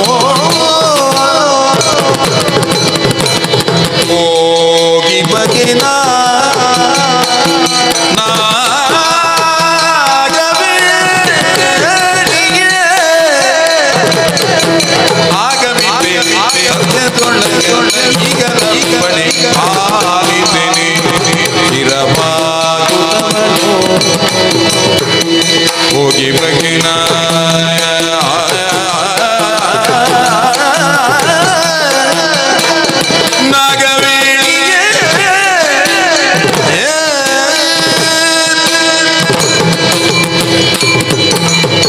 ದೇವಯಾನಿ, ಗುರುಪುತ್ರ, ಕೆಲವೊಮ್ಮೆ ನಮಗೆ ಕ್ಷಣವೆನ್ನುವುದು ಯುಗವಾಗ್ತದೆ, ಕೆಲವೊಮ್ಮೆ ಯುಗವೆನ್ನುವುದೇ ಕ್ಷಣವಾಗುತ್ತದೆ. ಹೌದು. ನಮಗೆ ಒಲ್ಲದೇ ಇದ್ದಂತಹ ವಾತಾವರಣಕ್ಕೆ ನಾವು ಹೋದಾಗ ಬೆಳಿಗ್ಗೆ ಹೋದರೆ ಯಾವಾಗ ಒಮ್ಮೆ ಸಂಜೆ ಆಗ್ತದೆ, ಯಾವಾಗ ನಾವು ಹಿಂದಿರುಗುವುದಿಲ್ಲ ಅಂತ ನಾವೇ ಕಾಯ್ತಾ ಇರ್ತೇವೆ. ಆದರೆ ನಮಗೆ ಒಗ್ಗುವ ವಾತಾವರಣ, ಹಿತವಾದ ವಾತಾವರಣ ಹೌದು ಅಂತ ಆದ್ರೆ ಹೇಗೆ ಬೆಳಿಗ್ಗೆ ಆಯ್ತು ಹೇಗೆ ರಾತ್ರಿ ಆಯ್ತು ಅಂತ ಗೊತ್ತಾಗುವುದಿಲ್ಲ ಅಲ್ವೇ? 1000 ವರ್ಷ ಹೌದು. ಎಷ್ಟು ಬೇಗ ಸಾಗಿತು ಅಂತ ನನಗೆ ಗೊತ್ತಾಗ್ಲಿಲ್ಲ. ಅದಕ್ಕೆ ಕಾರಣ ಏನು? ನಿನ್ನಂತಹ ಒಬ್ಬ ಯೋಗ್ಯಳಾದಂತಹ ಒಬ್ಬ ವ್ಯಕ್ತಿತ್ವದ ಸಹಚರಿಯೇ ನನಗೆ ದೊರೆತದ್ದರಿಂದ. ಆದರೆ ನಾನು ಬಂದದ್ಯಾಕೆ ಎನ್ನುವ ಉದ್ದೇಶ ನನಗೆ ಗೊತ್ತಿದೆ, ಅದು ನಿನಗೂ ಗೊತ್ತಿದೆ. ಅಂತೆವಾಸಿಯಾಗಿ ನಾನು ವಿದ್ಯಾಭ್ಯಾಸವನ್ನು ಪೂರ್ಣಗೊಳಿಸುವುದಕ್ಕಾಗಿ ಇಲ್ಲಿಗೆ ಬಂದವ. ಸರಿ, ನನ್ನ ಉದ್ದೇಶ ಪರಿಪೂರ್ಣ ಆಯಿತು. ನೀನು ವಿದ್ಯಾವಂತನಾಗಿದ್ದಿ ಅಂತ ನಿನ್ನ ಅಪ್ಪ ನನಗೆ ಹಾರೈಸಿದ್ದಾರೆ. ದೇವಯಾನೆ, ನಾವು ಒಂದಾಗುವುದು ಯಾಕೆ ಅಂತ ಕೇಳಿದ್ರೆ ದೂರ ಆಗುವುದಕ್ಕೆ. ಶಾಶ್ವತವಾಗಿ ಪ್ರಪಂಚದಲ್ಲಿ ಯಾರೂ ಕೂಡ ಒಟ್ಟಾಗಿ ಬಾಳುವುದಕ್ಕೆ, ಉಳಿಯುವುದಕ್ಕೆ ಸಾಧ್ಯವೇ ಆಗುವುದಿಲ್ಲ. ಒಂದಲ್ಲ ಒಂದು ದಿವಸ ನಾವು ಆಗಲೇಬೇಕಾಗ್ತದೆ. ಅದರಲ್ಲಿಯೂ ವಿದ್ಯಾಭ್ಯಾಸಕ್ಕೆ ಅಂತ ಬಂದ ವಿದ್ಯಾರ್ಥಿಗಳು ಜೊತೆಯಾಗಿರುವುದು ಅವರ ಒಂದು ಹಂತದವರೆಗೆ ಮಾತ್ರ. ಆಮೇಲೆ ಏನು ಆ ನೆನಪುಗಳನ್ನು ಹಾಗೆ ಉಳಿಸಿ ನಮ್ಮ ಸ್ನೇಹ ಯಾವತ್ತೂ ಹೀಗೆ ಇರಲಿ, ಹೀಗೆಲ್ಲ ಹೇಳಿಕೊಳ್ಳುವುದುಂಟು, ಬರೆದು ಕೊಡುವ ಕ್ರಮವೂ ಉಂಟು. ಹೌದಪ್ಪ. ಅದನ್ನು ಎಷ್ಟು ನೆನಪಿಡ್ತಾರೆ ಇಲ್ವೋ ಗೊತ್ತಿಲ್ಲ. ಆದರೆ ನಮ್ಮ ಬದುಕಿನಲ್ಲಿ ಈ ನೆನಪು ಮಾತ್ರ ಯಾವತ್ತು ಶಾಶ್ವತವಾಗಿ ಇರಬೇಕಾದದ್ದು. ನಾನು ಮಾತ್ರ ಯಾವತ್ತೂ ನಿನ್ನ ಈ ಸಹಚರಿಯನ್ನು ಮರೆಯುವುದಿಲ್ಲ. ನನ್ನ ಲೋಕಕ್ಕೆ ಹೋಗುವ ಹೊತ್ತಾಯಿತು, ಹೋಗಿ ಬರುತ್ತೇನೆ. ಆಗದೆ ಆಯ್ತಾ? ಬೇರೆ ಯಾವುದನ್ನೋ ನೀನು ಹೇಳ್ತಿ ಅಂತ ನಾನು ಆಲೋಚನೆ ಮಾಡ್ತಾ ಇದ್ರೆ ನೆನಪುಗಳನ್ನು ನನ್ನ ಹೃದಯದಲ್ಲಿ ಭದ್ರವಾಗಿ ಇರಿಸಿಕೊಂಡು ದೇವಲೋಕದ ಕಡೆಗೆ ಹೋಗ್ತೇನೆ ಅಂತ ಆಡ್ತಿ. ಹಾಗೆ ಮಾಡಬೇಕಲ್ಲ. ನೀನು ಆಡದೇ ಇದ್ರು ನಾನಾದರೂ ಹೇಳಬೇಕಲ್ಲ. ಏನದು? ನಾನು ತೊಡಗಿದ್ದೆ ಹಾಗೆ ನೀನು ಬಂದಲ್ಲಿಂದ. ಸಖ ಅಲ್ಲ, ಪರಮ ಸಖ. ಪರಮ ಸಖನೇ ಏನೋ ನೀನು ಸಖನೇ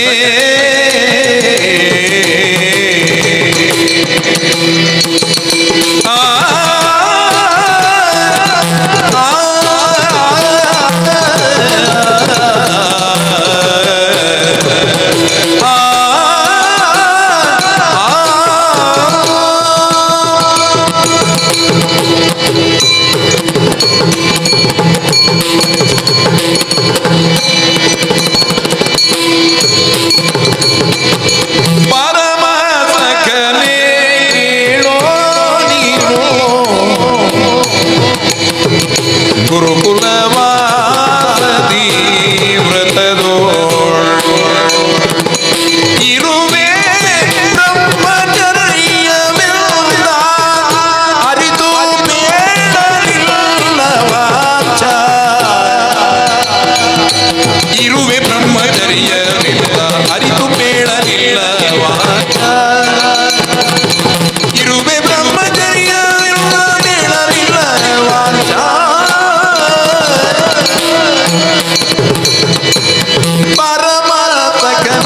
ಹೇಳು ನೀನು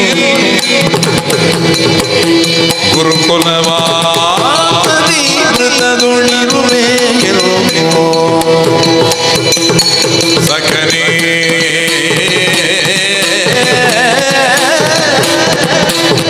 ಹೇಳು.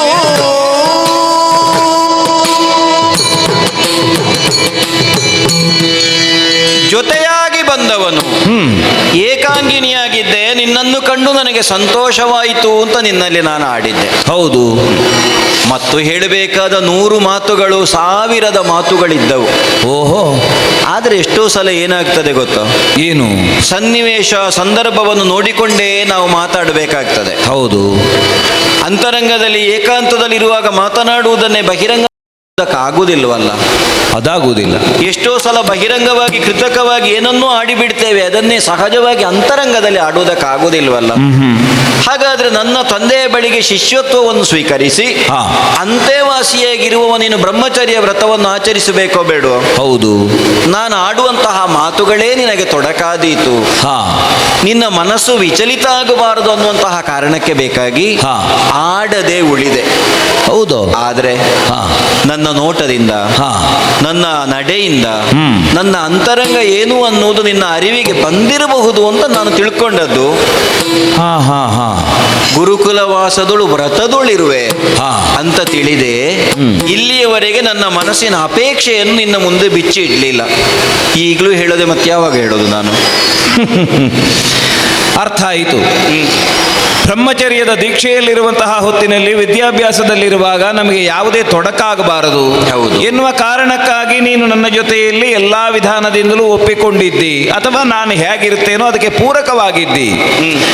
ಆದ್ರೆ ನಾನು ತಿಳ್ಕೊಂಡ ಹಾಗೆ ಗುರುಗಳು ಏನನ್ನೂ ನಿನ್ನ ಕುರಿತಾಗಿ ಆಡಿದರು, ಅದರ ಕುರಿತಾಗಿ ಚಾಚೂ ತಪ್ಪದೆ ನಿನ್ನ ಭಾವನೆಗೆ ನ್ಯೂನತೆ ಬಾರದೇ ಇರುವ ಹಾಗೆ ನಾನು ವ್ಯವಹರಿಸಿದ್ದೇನೆ ಎನ್ನುವ ಹಾಗೆ ನನಗೆ ಸಮಾಧಾನ ಇತ್ತು. ಆದ್ರೆ ಈಗ ಕಾಣ್ತದೆ ಅದಲ್ಲದೆ ಅದಾವ ಭಾವ ನಿನ್ನಲ್ಲಿತ್ತು ಅಂತ ನಾನು ಕೇಳಿದೆ. ಶರದೇ ಮುಖಿ ಬೇಳೆ ಮನದಿ ಗೋಪ್ಯಗಳೇ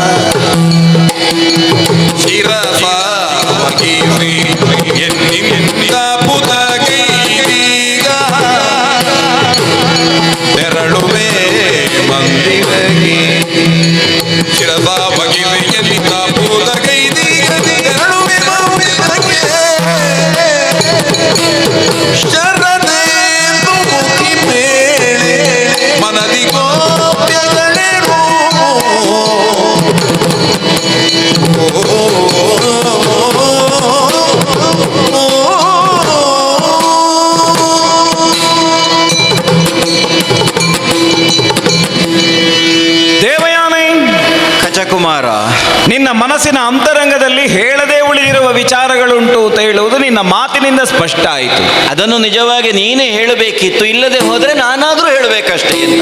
ಇವತ್ತು ಹೇಳದೇ ಇದ್ರೆ ಮುಂದೆ ಹೇಳುವುದಕ್ಕೆ ಅವಕಾಶ ಇರ್ತದೋ ಇಲ್ವೋ ನಮಗೆ ಗೊತ್ತಿಲ್ಲ. ನಮ್ಮಲ್ಲಿ ಸಾಮಾನ್ಯವಾಗಿ ಒಂದು ರೂಢಿಯ ಮಾತು ಉಂಟು. ಯಾವುದು? ಭೂಮಿಗೆ ಮತ್ತು ಆಕಾಶಕ್ಕೆ ಇದ್ದ ಹಾಗೆ ವ್ಯತ್ಯಾಸ ಅಂತ. ಅಂದ್ರೆ ಅದು ಮತ್ತು ಇದು ಸೇರುವುದಕ್ಕೆ ಇಲ್ಲ ಅಂತ ಅದರ ಅರ್ಥ. ಹೌದು. ಹಾಗೆ ನೀನು ಇವತ್ತು ಸ್ವರ್ಗಕ್ಕೆ ಹೋದ್ರೆ ಬರ್ತೇನೆ ಅಂತ ಹೇಳುವುದು ಹೌದು, ಯಾವಾಗ ಬರ್ತಿ ಅಂತ ಯಾರಿಗೂ ಗೊತ್ತು? ಅದು ಹೇಳಲಿಕ್ಕೆ ಆಗುವುದಿಲ್ಲ. ಹಾಗಂತ ಬರಲೇ ಕೂಡುದು ಅಂತಲೂ ಇಲ್ಲ. ಗೊತ್ತಾಯ್ತು. ನಾನು ಕೇಳುವುದು ಅದಲ್ಲ.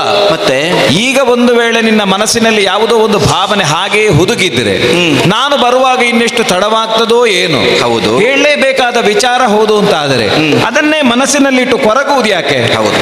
ಏನು ಅಂತ ನೀನು ಹೇಳಿದ್ರೆ ಅವಕಾಶ ಏನಾದ್ರೂ ನನ್ನಿಂದ ಆಗಬೇಕಿದ್ರೆ ತಿಳಿದು ನಾನೇ ಕೇಳಿ ಏನಾಗಬೇಕು ಅಂತ ನಿನ್ನಲ್ಲಿ ಇದುವರೆಗೆ ವ್ಯವಹರಿಸಿದವ. ಹಾಗಂತ ನನ್ನಿಂದ ಇನ್ನೂ ಏನಾದ್ರೂ ನಿನಗೆ ಆಗಬೇಕಾದದಿದ್ರೆ ನೀನದನ್ನು ಹಾಗೆ ಕೊರಗಿ ನಿನ್ನಷ್ಟಕ್ಕೆ ಮರುಗುವುದಕ್ಕಿಂತ ಏನು ಅಂತ ಹೇಳಿದರೆ ಆ ಕುರಿತಾಗಿ ಸ್ಪಂದಿಸುವುದಕ್ಕೊಂದು ಅವಕಾಶ ಆಗ್ತದಲ್ಲ. ಬರೇ ನಾವು ಕೇವಲ ಮಾತಲ್ಲಿ ಆಡುವುದು ಅಲ್ಲದೇ ಇದ್ರೆ ಯಾವುದೋ ಒಂದು ಭೋರ್ಜ ಪತ್ರೆಯಲ್ಲಿ ನಾವು ಬರೆದುಕೊಂಡು ಹೋಗುವುದು. ಯಾವತ್ತಿದ್ರೂ ಕೂಡ ನನ್ನನ್ನು ಮರೆಯಬೇಡ. ಹೌದು. ಮುಂದೆ ಮದುವೆಯ ಕಾಲದಲ್ಲಿ ಒಂದು ಓಲೆ ಕೊಡುವುದಕ್ಕೆ ಮರೆಯಬೇಡ. ಹೌದು. ಹೀಗೆಲ್ಲ ಸುಮ್ಮನೆ ಬರೆದು ಕೊಡುವುದು ಯಾಕೆ? ಹೇಳಲಿಕ್ಕೆ ಏನಾದ್ರೂ ಇದ್ರೆ ಅದನ್ನು ನೇರ ಹೇಳಿಬಿಡಲ್ಲ.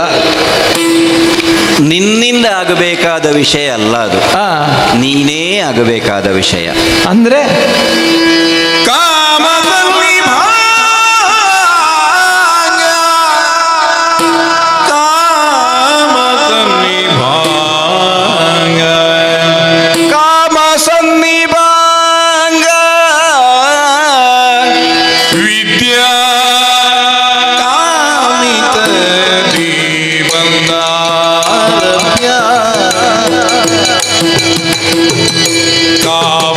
ಸನ್ನಿಭಾ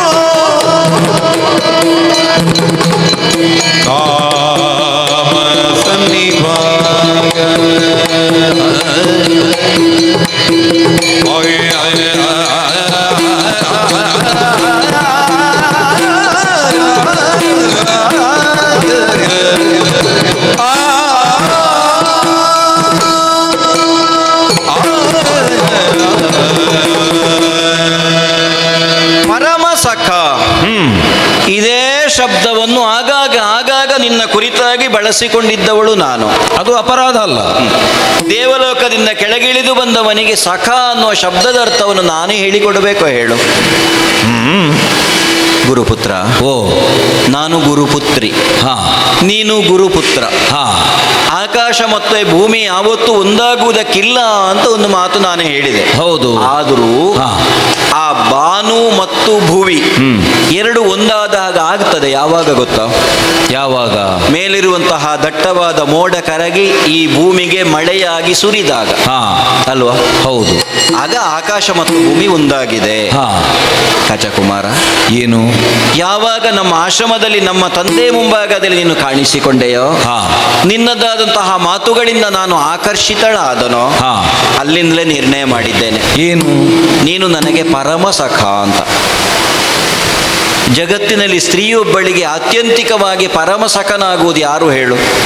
ಯಾರು? ಸಖಾ ಸಪ್ತಪದಿ ಭವ. ತನ್ನ ಜೀವನದಲ್ಲಿ ಮಂಗಲಸೂತ್ರವನ್ನು ಕಟ್ಟಿ 7 ಹೆಜ್ಜೆ ಜೊತೆಯಾಗಿ ಯಾರು ನಡೀತಾನೋ ಅವನಿಗಿಂತ ಹೆಚ್ಚಿನ ಸಖ ಇನ್ನೊಬ್ಬನಿಲ್ಲ. ಶಾಸ್ತ್ರ ಆಡುವುದು ಗಂಡನಿಗಾದ್ರೂ ಅದೇ ತಾನೆ. ಹೌದು. ನ ಭಾರ್ಯಾಯ ಸಮಂ ಮಿತ್ರಂ. ಜಗತ್ತಿನಲ್ಲಿ ಪತ್ನಿಗೆ ಸರಿಯಾದಂತಹ ಮಿತ್ರಳು ಮತ್ತೊಬ್ಬಳಿಲ್ಲ ಅಂತಲೇ ಶಾಸ್ತ್ರ ಹೇಳ್ತದೆ. ಈ ನೆಲೆಯಿಂದ ಮನ್ಮಥನನ್ನು ನಾನು ನೋಡಲಿಲ್ಲ, ನೀನು ನೋಡಿರಬಹುದು ಸ್ವರ್ಗಲೋಕದಲ್ಲಿ. ಅಂತಹ ಪ್ರತಿಮನ್ಮಥನಂತೆ ಸೌಂದರ್ಯದಿಂದ ಕಂಗೊಳಿಸುತ್ತಿರುವಂತಹ ನಿನ್ನನ್ನು ನೋಡಿ ನನ್ನ ಪತಿ ನೀನೇ ಆಗಬೇಕು ಅನ್ನುವಂತಹ ಅಪೇಕ್ಷೆಯನ್ನು ನಾನು ಇರಿಸಿಕೊಂಡವಳು. ಇದು ಕಚ ಅಂತ ಹೇಳಿದರೆ ಕೂದಲು ಅಂತ ಅಷ್ಟೇ ಅರ್ಥ ಅಲ್ಲವಲ್ಲ. ಕಚ ಅಂದರೆ ದಟ್ಟವಾದಂತಹ ಕಪ್ಪಾದ ಮೋಡ ಅಂತಲೂ ಅರ್ಥ ಇದೆ.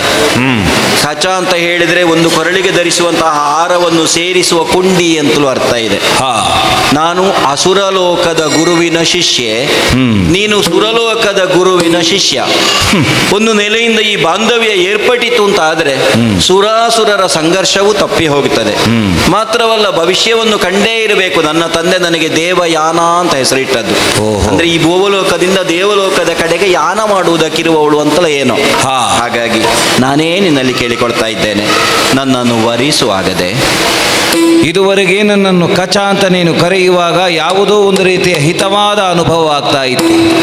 ಈಗ ಮತ್ತೆ ಮತ್ತೆ ಕಚ ಕಚ ಅಂತ ಕರೀತಾ ಇದೆಯಲ್ಲ.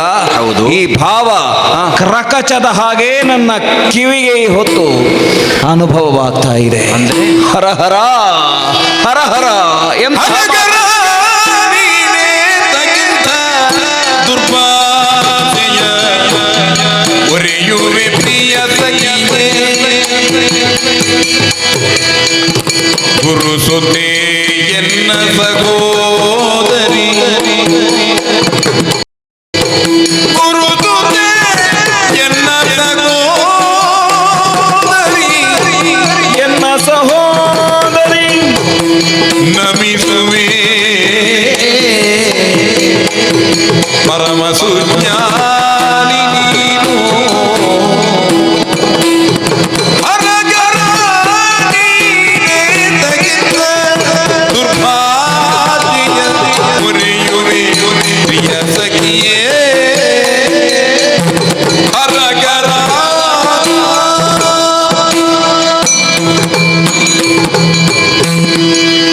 ದೇವಯಾನ, ಗುರುಪುತ್ರ, ಕರ್ಣ ಕಠೋರವಾದಂತಹ ನುಡಿಗಳನ್ನು ನೀನು ಯಾಕೆ ಹೀಗೆ ಮಾತಾಡ್ತಿ?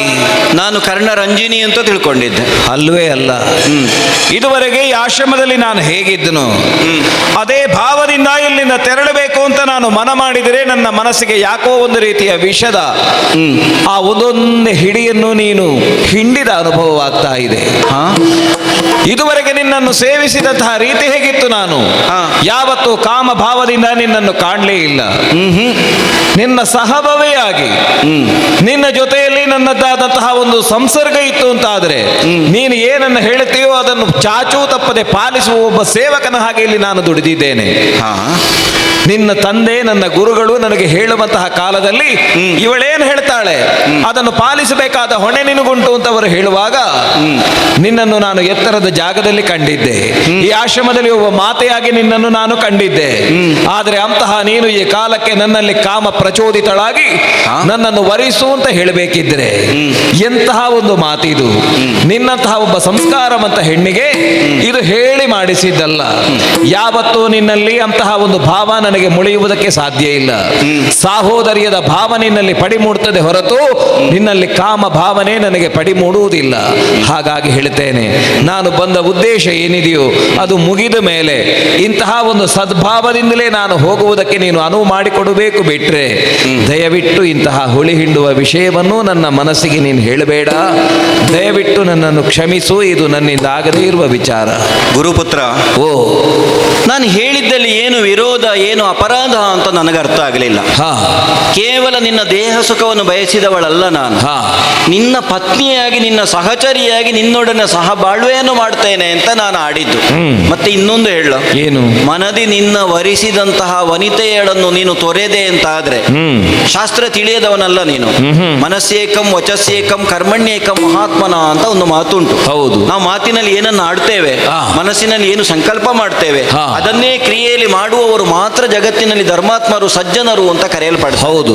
ಪ್ರಾರಂಭಕ್ಕೆ ನಿನ್ನನ್ನು ಕಂಡಾಗ ನೀನು ನನ್ನ ಪತಿಯಾಗಬಹುದು ಅಂತ ಮನಸ್ಸಿನಲ್ಲಿ ಸಂಕಲ್ಪ ಮಾಡಿದೆ. ಈಗ ನೀನೇ ನನ್ನ ಗಂಡನಾಗಬೇಕು ಅಂತ ನಿನ್ನ ಮುಂಭಾಗದಲ್ಲಿ ನಾನು ಆಡುತ್ತಾ ಇದ್ದೇನೆ. ನನ್ನ ಮನಸ್ಸು ಮತ್ತು ಮಾತು ಈ ರೀತಿಯಾಗಿ ನಿನ್ನ ಮುಂದೆ ಪ್ರೇಮ ಭಿಕ್ಷೆಯನ್ನು ಕೇಳುವಂತಹ ನನ್ನನ್ನು ನೀನು ತೊರೆದೆ ಅಂತ ಆದ್ರೆ ಪಾತಿತ್ಯ ಅರ್ಥಾತ್ ನಾನು ಆಡುವುದು ಒಂದು ರೀತಿಯಾದಂತಹ ನರಕವೇ ನನಗಾಗ್ಲಿ ನಿನಗಾಗ್ಲಿ ಲಭಿಸ್ತದೆ. ಮಾತ್ರವಲ್ಲ, ನಾನು ಗುರುಪುತ್ರಿಯಾದ ಕಾರಣಕ್ಕಾಗಿ ನಿನ್ನ ಸಹೋದರಿಯೂ ಆಗುವುದಿಲ್ಲ. ಅದು ಕೇವಲ ಭಾವನೆ ಮಾತ್ರ.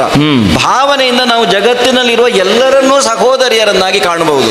ಹಾಗಾಗಿ ನಿನ್ನಲ್ಲಿ ಆಡ್ತಾ ಇದ್ದೇನೆ. ಏನು? ಇಲ್ಲ, ನನ್ನನ್ನು ತೊರಿಬೇಡ, ನರಕ ಬಾಧನಳಾಗುವಂತೆ ಮಾಡಬೇಡ, ನನ್ನನ್ನು ಮದುವೆ ಆಗು ನೀನು. ಮನಸ್ಸೇಕಂ ವಚಸ್ಸೇಕಂ ಕರ್ಮಣ್ಯೇಕಂ ಮಹಾತ್ಮಾನಂ. ಪ್ರಪಂಚ ಅಂಗೀಕರಿಸಿದ ಸತ್ಯ ಅದು. ಮನಸ್ಸನ್ಯತ್ ವಚಸ್ಸನ್ಯತ್ ಕರ್ಮಣನ್ಯತ್ ದುರತ್ಮಾನಂ. ಮನಸ್ಸು ಅಂತ ಹೇಳುವುದು ಕೇವಲ ನಿನಗೆ ಮಾತ್ರವೋ? ಮನಸ್ಸು ಅಂತ ಹೇಳುವುದು ನನಗೂ ಉಂಟಲ್ಲ. ಹಾಗಿದ್ರೆ ಪರಸ್ಪರ ಮನಸ್ಸು ಕಳೆತಾಗ ಮಾತ್ರ ಪ್ರೇಮ ಅಂತ ಹೇಳುವುದು ಸಾಧ್ಯವಾಗ್ತದೆ. ಈ ಕಾಲಕ್ಕಾಗುವಾಗ ನನ್ನ ಭಾವ ಎನ್ನುವುದು ನಿನ್ನನ್ನು ದೂರ ಮಾಡ್ತಾ ಇರುವುದಕ್ಕೆ ಕಾರಣವಾದದ್ದೇನು? ನಾನೊಂದು ತೀರಾ ನೀನೊಂದು ತೀರಾ ಎನ್ನುವ ಹಾಗೆ ಆಗುವುದಕ್ಕೆ ಕಾರಣವಾದದ್ದೇನು? ಏನು? ನಮ್ಮ ನಡುವೆ ಇರುವಂತಹ ಈ ಸಂಬಂಧವೇ ಹಾಗುಂಟು.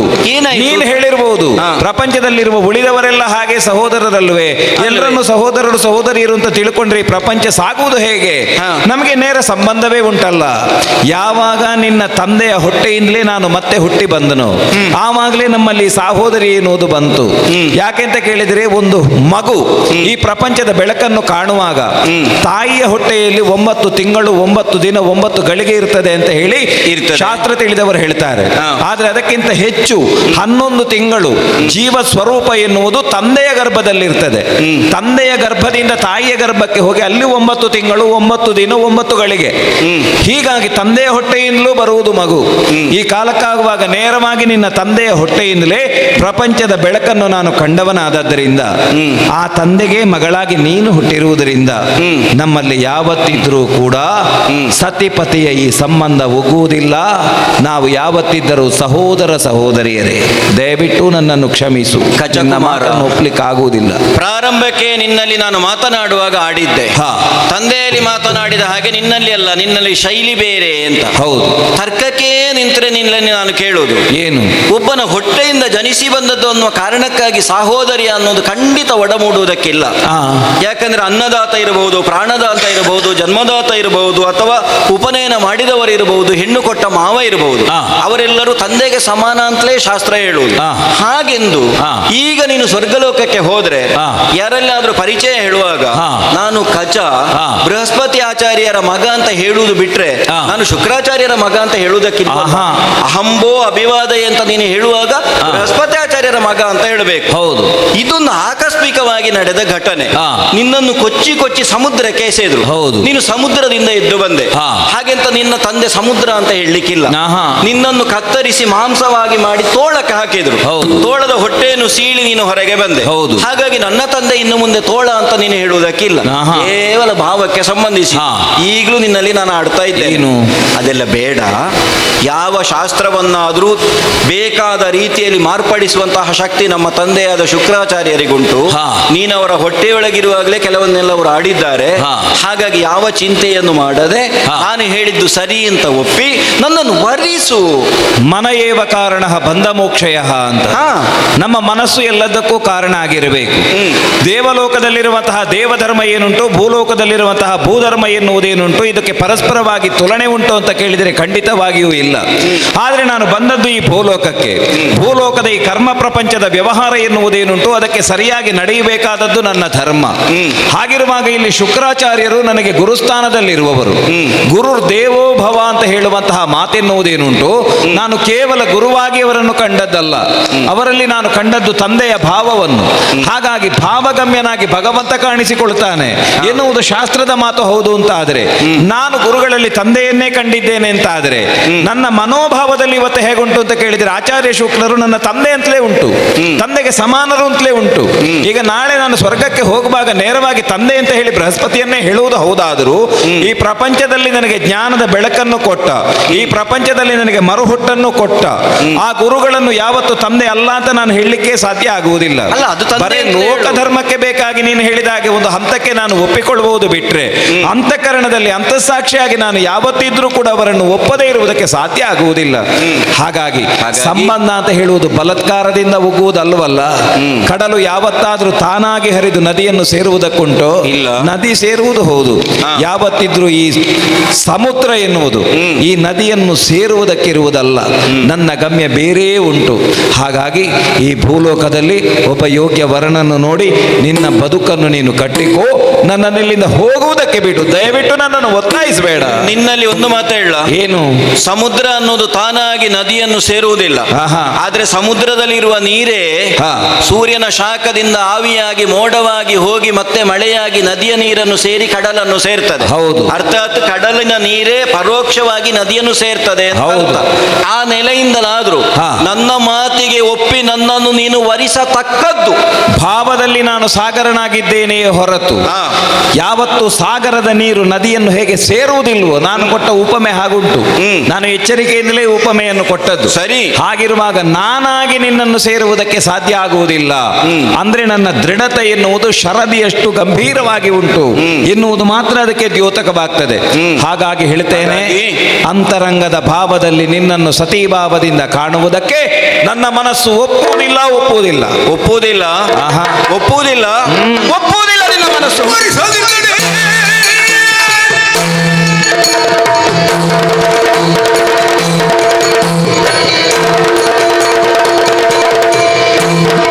ವರಿಸದಿದ್ದರೆ ಎನ್ನಯ ಪಿತ ನಿನಗೊರೆದ ಸತ್ಯ ನಿನಗದು ದುರುಳ ಫಲಿಸದೆ ಹೋಗಲಿ.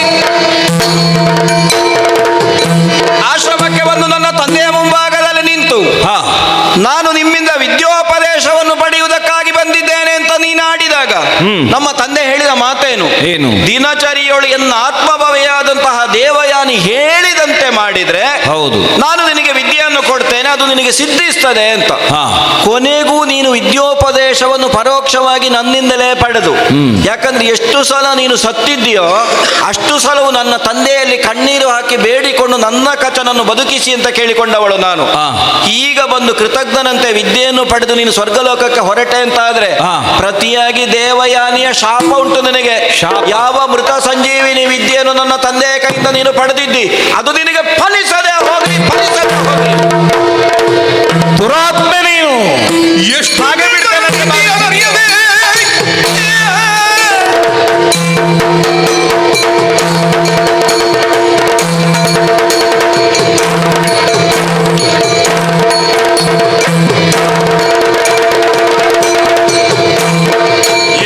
ಎಲ್ಲರೂ ನೀತಿಯನ್ನರಿಯದೆ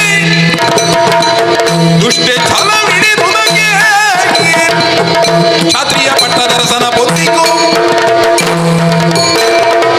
ದೇವಯಾನೆ, ಸ್ವಾರ್ಥ ತುಂಬಿದಂತಹ ಬದುಕಿನಲ್ಲಿ ಯಾವುದೋ ನಿನ್ನ ಸ್ವಕೀಯವಾದ ಹಿತಸುಖದ ಸಾಧನೆಗೆ ಬೇಕಾಗಿ ಇದುವರೆಗೆ ನನ್ನನ್ನು ನೀನು ಪ್ರೀತಿ ಭಾವದಿಂದ ಕಂಡಿದ್ದಿ ಎನ್ನುವುದು ಸ್ಪಷ್ಟ ಆಯಿತು.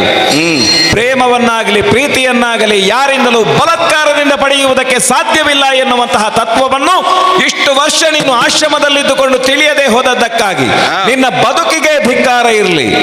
ಯಾವ ಉದ್ದೇಶವನ್ನಂತೂ ನಾನು ಬಂದಿದ್ದೇನೋ ಅಂತಹ ಉದ್ದೇಶವನ್ನು ಫಲಿಸದೆ ಹೋಗಲಿ ಎನ್ನುವ ಹಾಗೆ ನನಗೆ ಶಾಪವನ್ನು ಕೊಟ್ಟಿಯಲ್ಲ.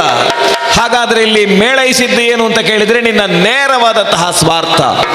ನಿನಗೆ ನಾನು ಸಿಗಲಿಲ್ಲ ಅಂತ ಆದ್ರೆ ನಾನು ಯಾವುದಕ್ಕಾಗಿ ಬಂದಿದ್ದೇನೆಯೋ ಅಂತಹ ಉದ್ದೇಶ ನಿನಗೆ ಸಿಗದೆ ಹೋಗಲಿ.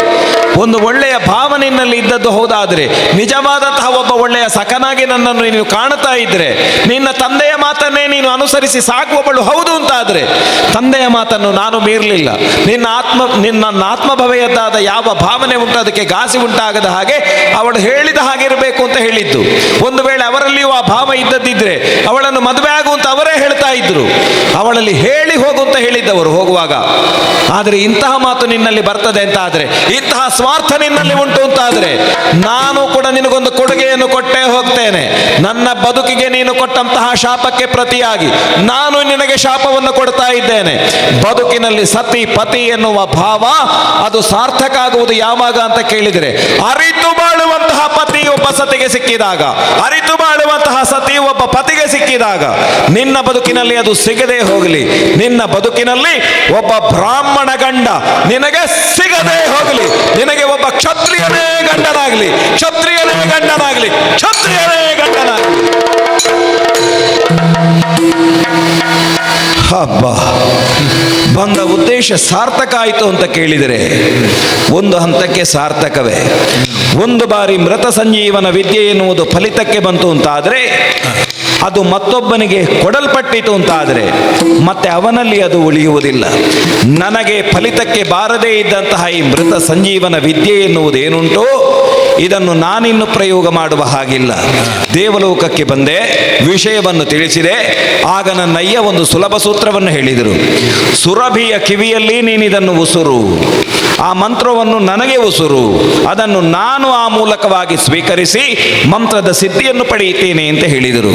ನನಗೆ ಒಗ್ಗದೇ ಇದ್ದ, ನನಗೆ ಒಲ್ಲದೇ ಇದ್ದ, ನನಗೆ ಒಲಿಯದೇ ಇದ್ದಂತಹ ಮಂತ್ರ ಅಸುರರಿಂದ ದೇವತೆಗಳಿಗೆ ಬಂತು ಅಂತ ಹೇಳುವ ಸಾರ್ಥಕತೆಯ ಜೊತೆಯಲ್ಲಿ ದೇವಲೋಕವನ್ನು ಸೇರಿದ್ದೇನೆ. ಮೃತ ಸಂಜೀವನ ವಿದ್ಯೆ ಪ್ರಪಂಚಕ್ಕೆ ಯೋಗ್ಯರಿಗೆ ದೊರಕಿತು ಎನ್ನುವಲ್ಲಿಗೆ ಲೋಕಕ್ಕೆ ಮಂಗಳವಾಗಲಿ ಎನ್ನುವಂತಹ ಸಂದೇಶದೊಂದಿಗೆ ಕಥಾಭಾಗಕ್ಕೆ ಮಂಗಳವನ್ನು ಆಚರಿಸುವುದಕ್ಕೆ ಸಭ್ಯ ಸಭಿಕರಲ್ಲಿ ವಿನಂತಿಯನ್ನು ಕೇಳ್ತಾ ಇದ್ದೇನೆ. ಸರ್ವ ಮಂಗಲ ಮಾಂಗಲ್ಯೇ ಶಿವೇ ಸರ್ವಾರ್ಥ ಸಾಧಿಕೆ ಶರಣ್ಯೇ ತ್ರ್ಯಂಬಕೆ ಗೌರಿ ನಾರಾಯಣಿ ನಮೋಸ್ತುತೇ. ಹರಿಯೋಳು ಹೊರಗಡೆ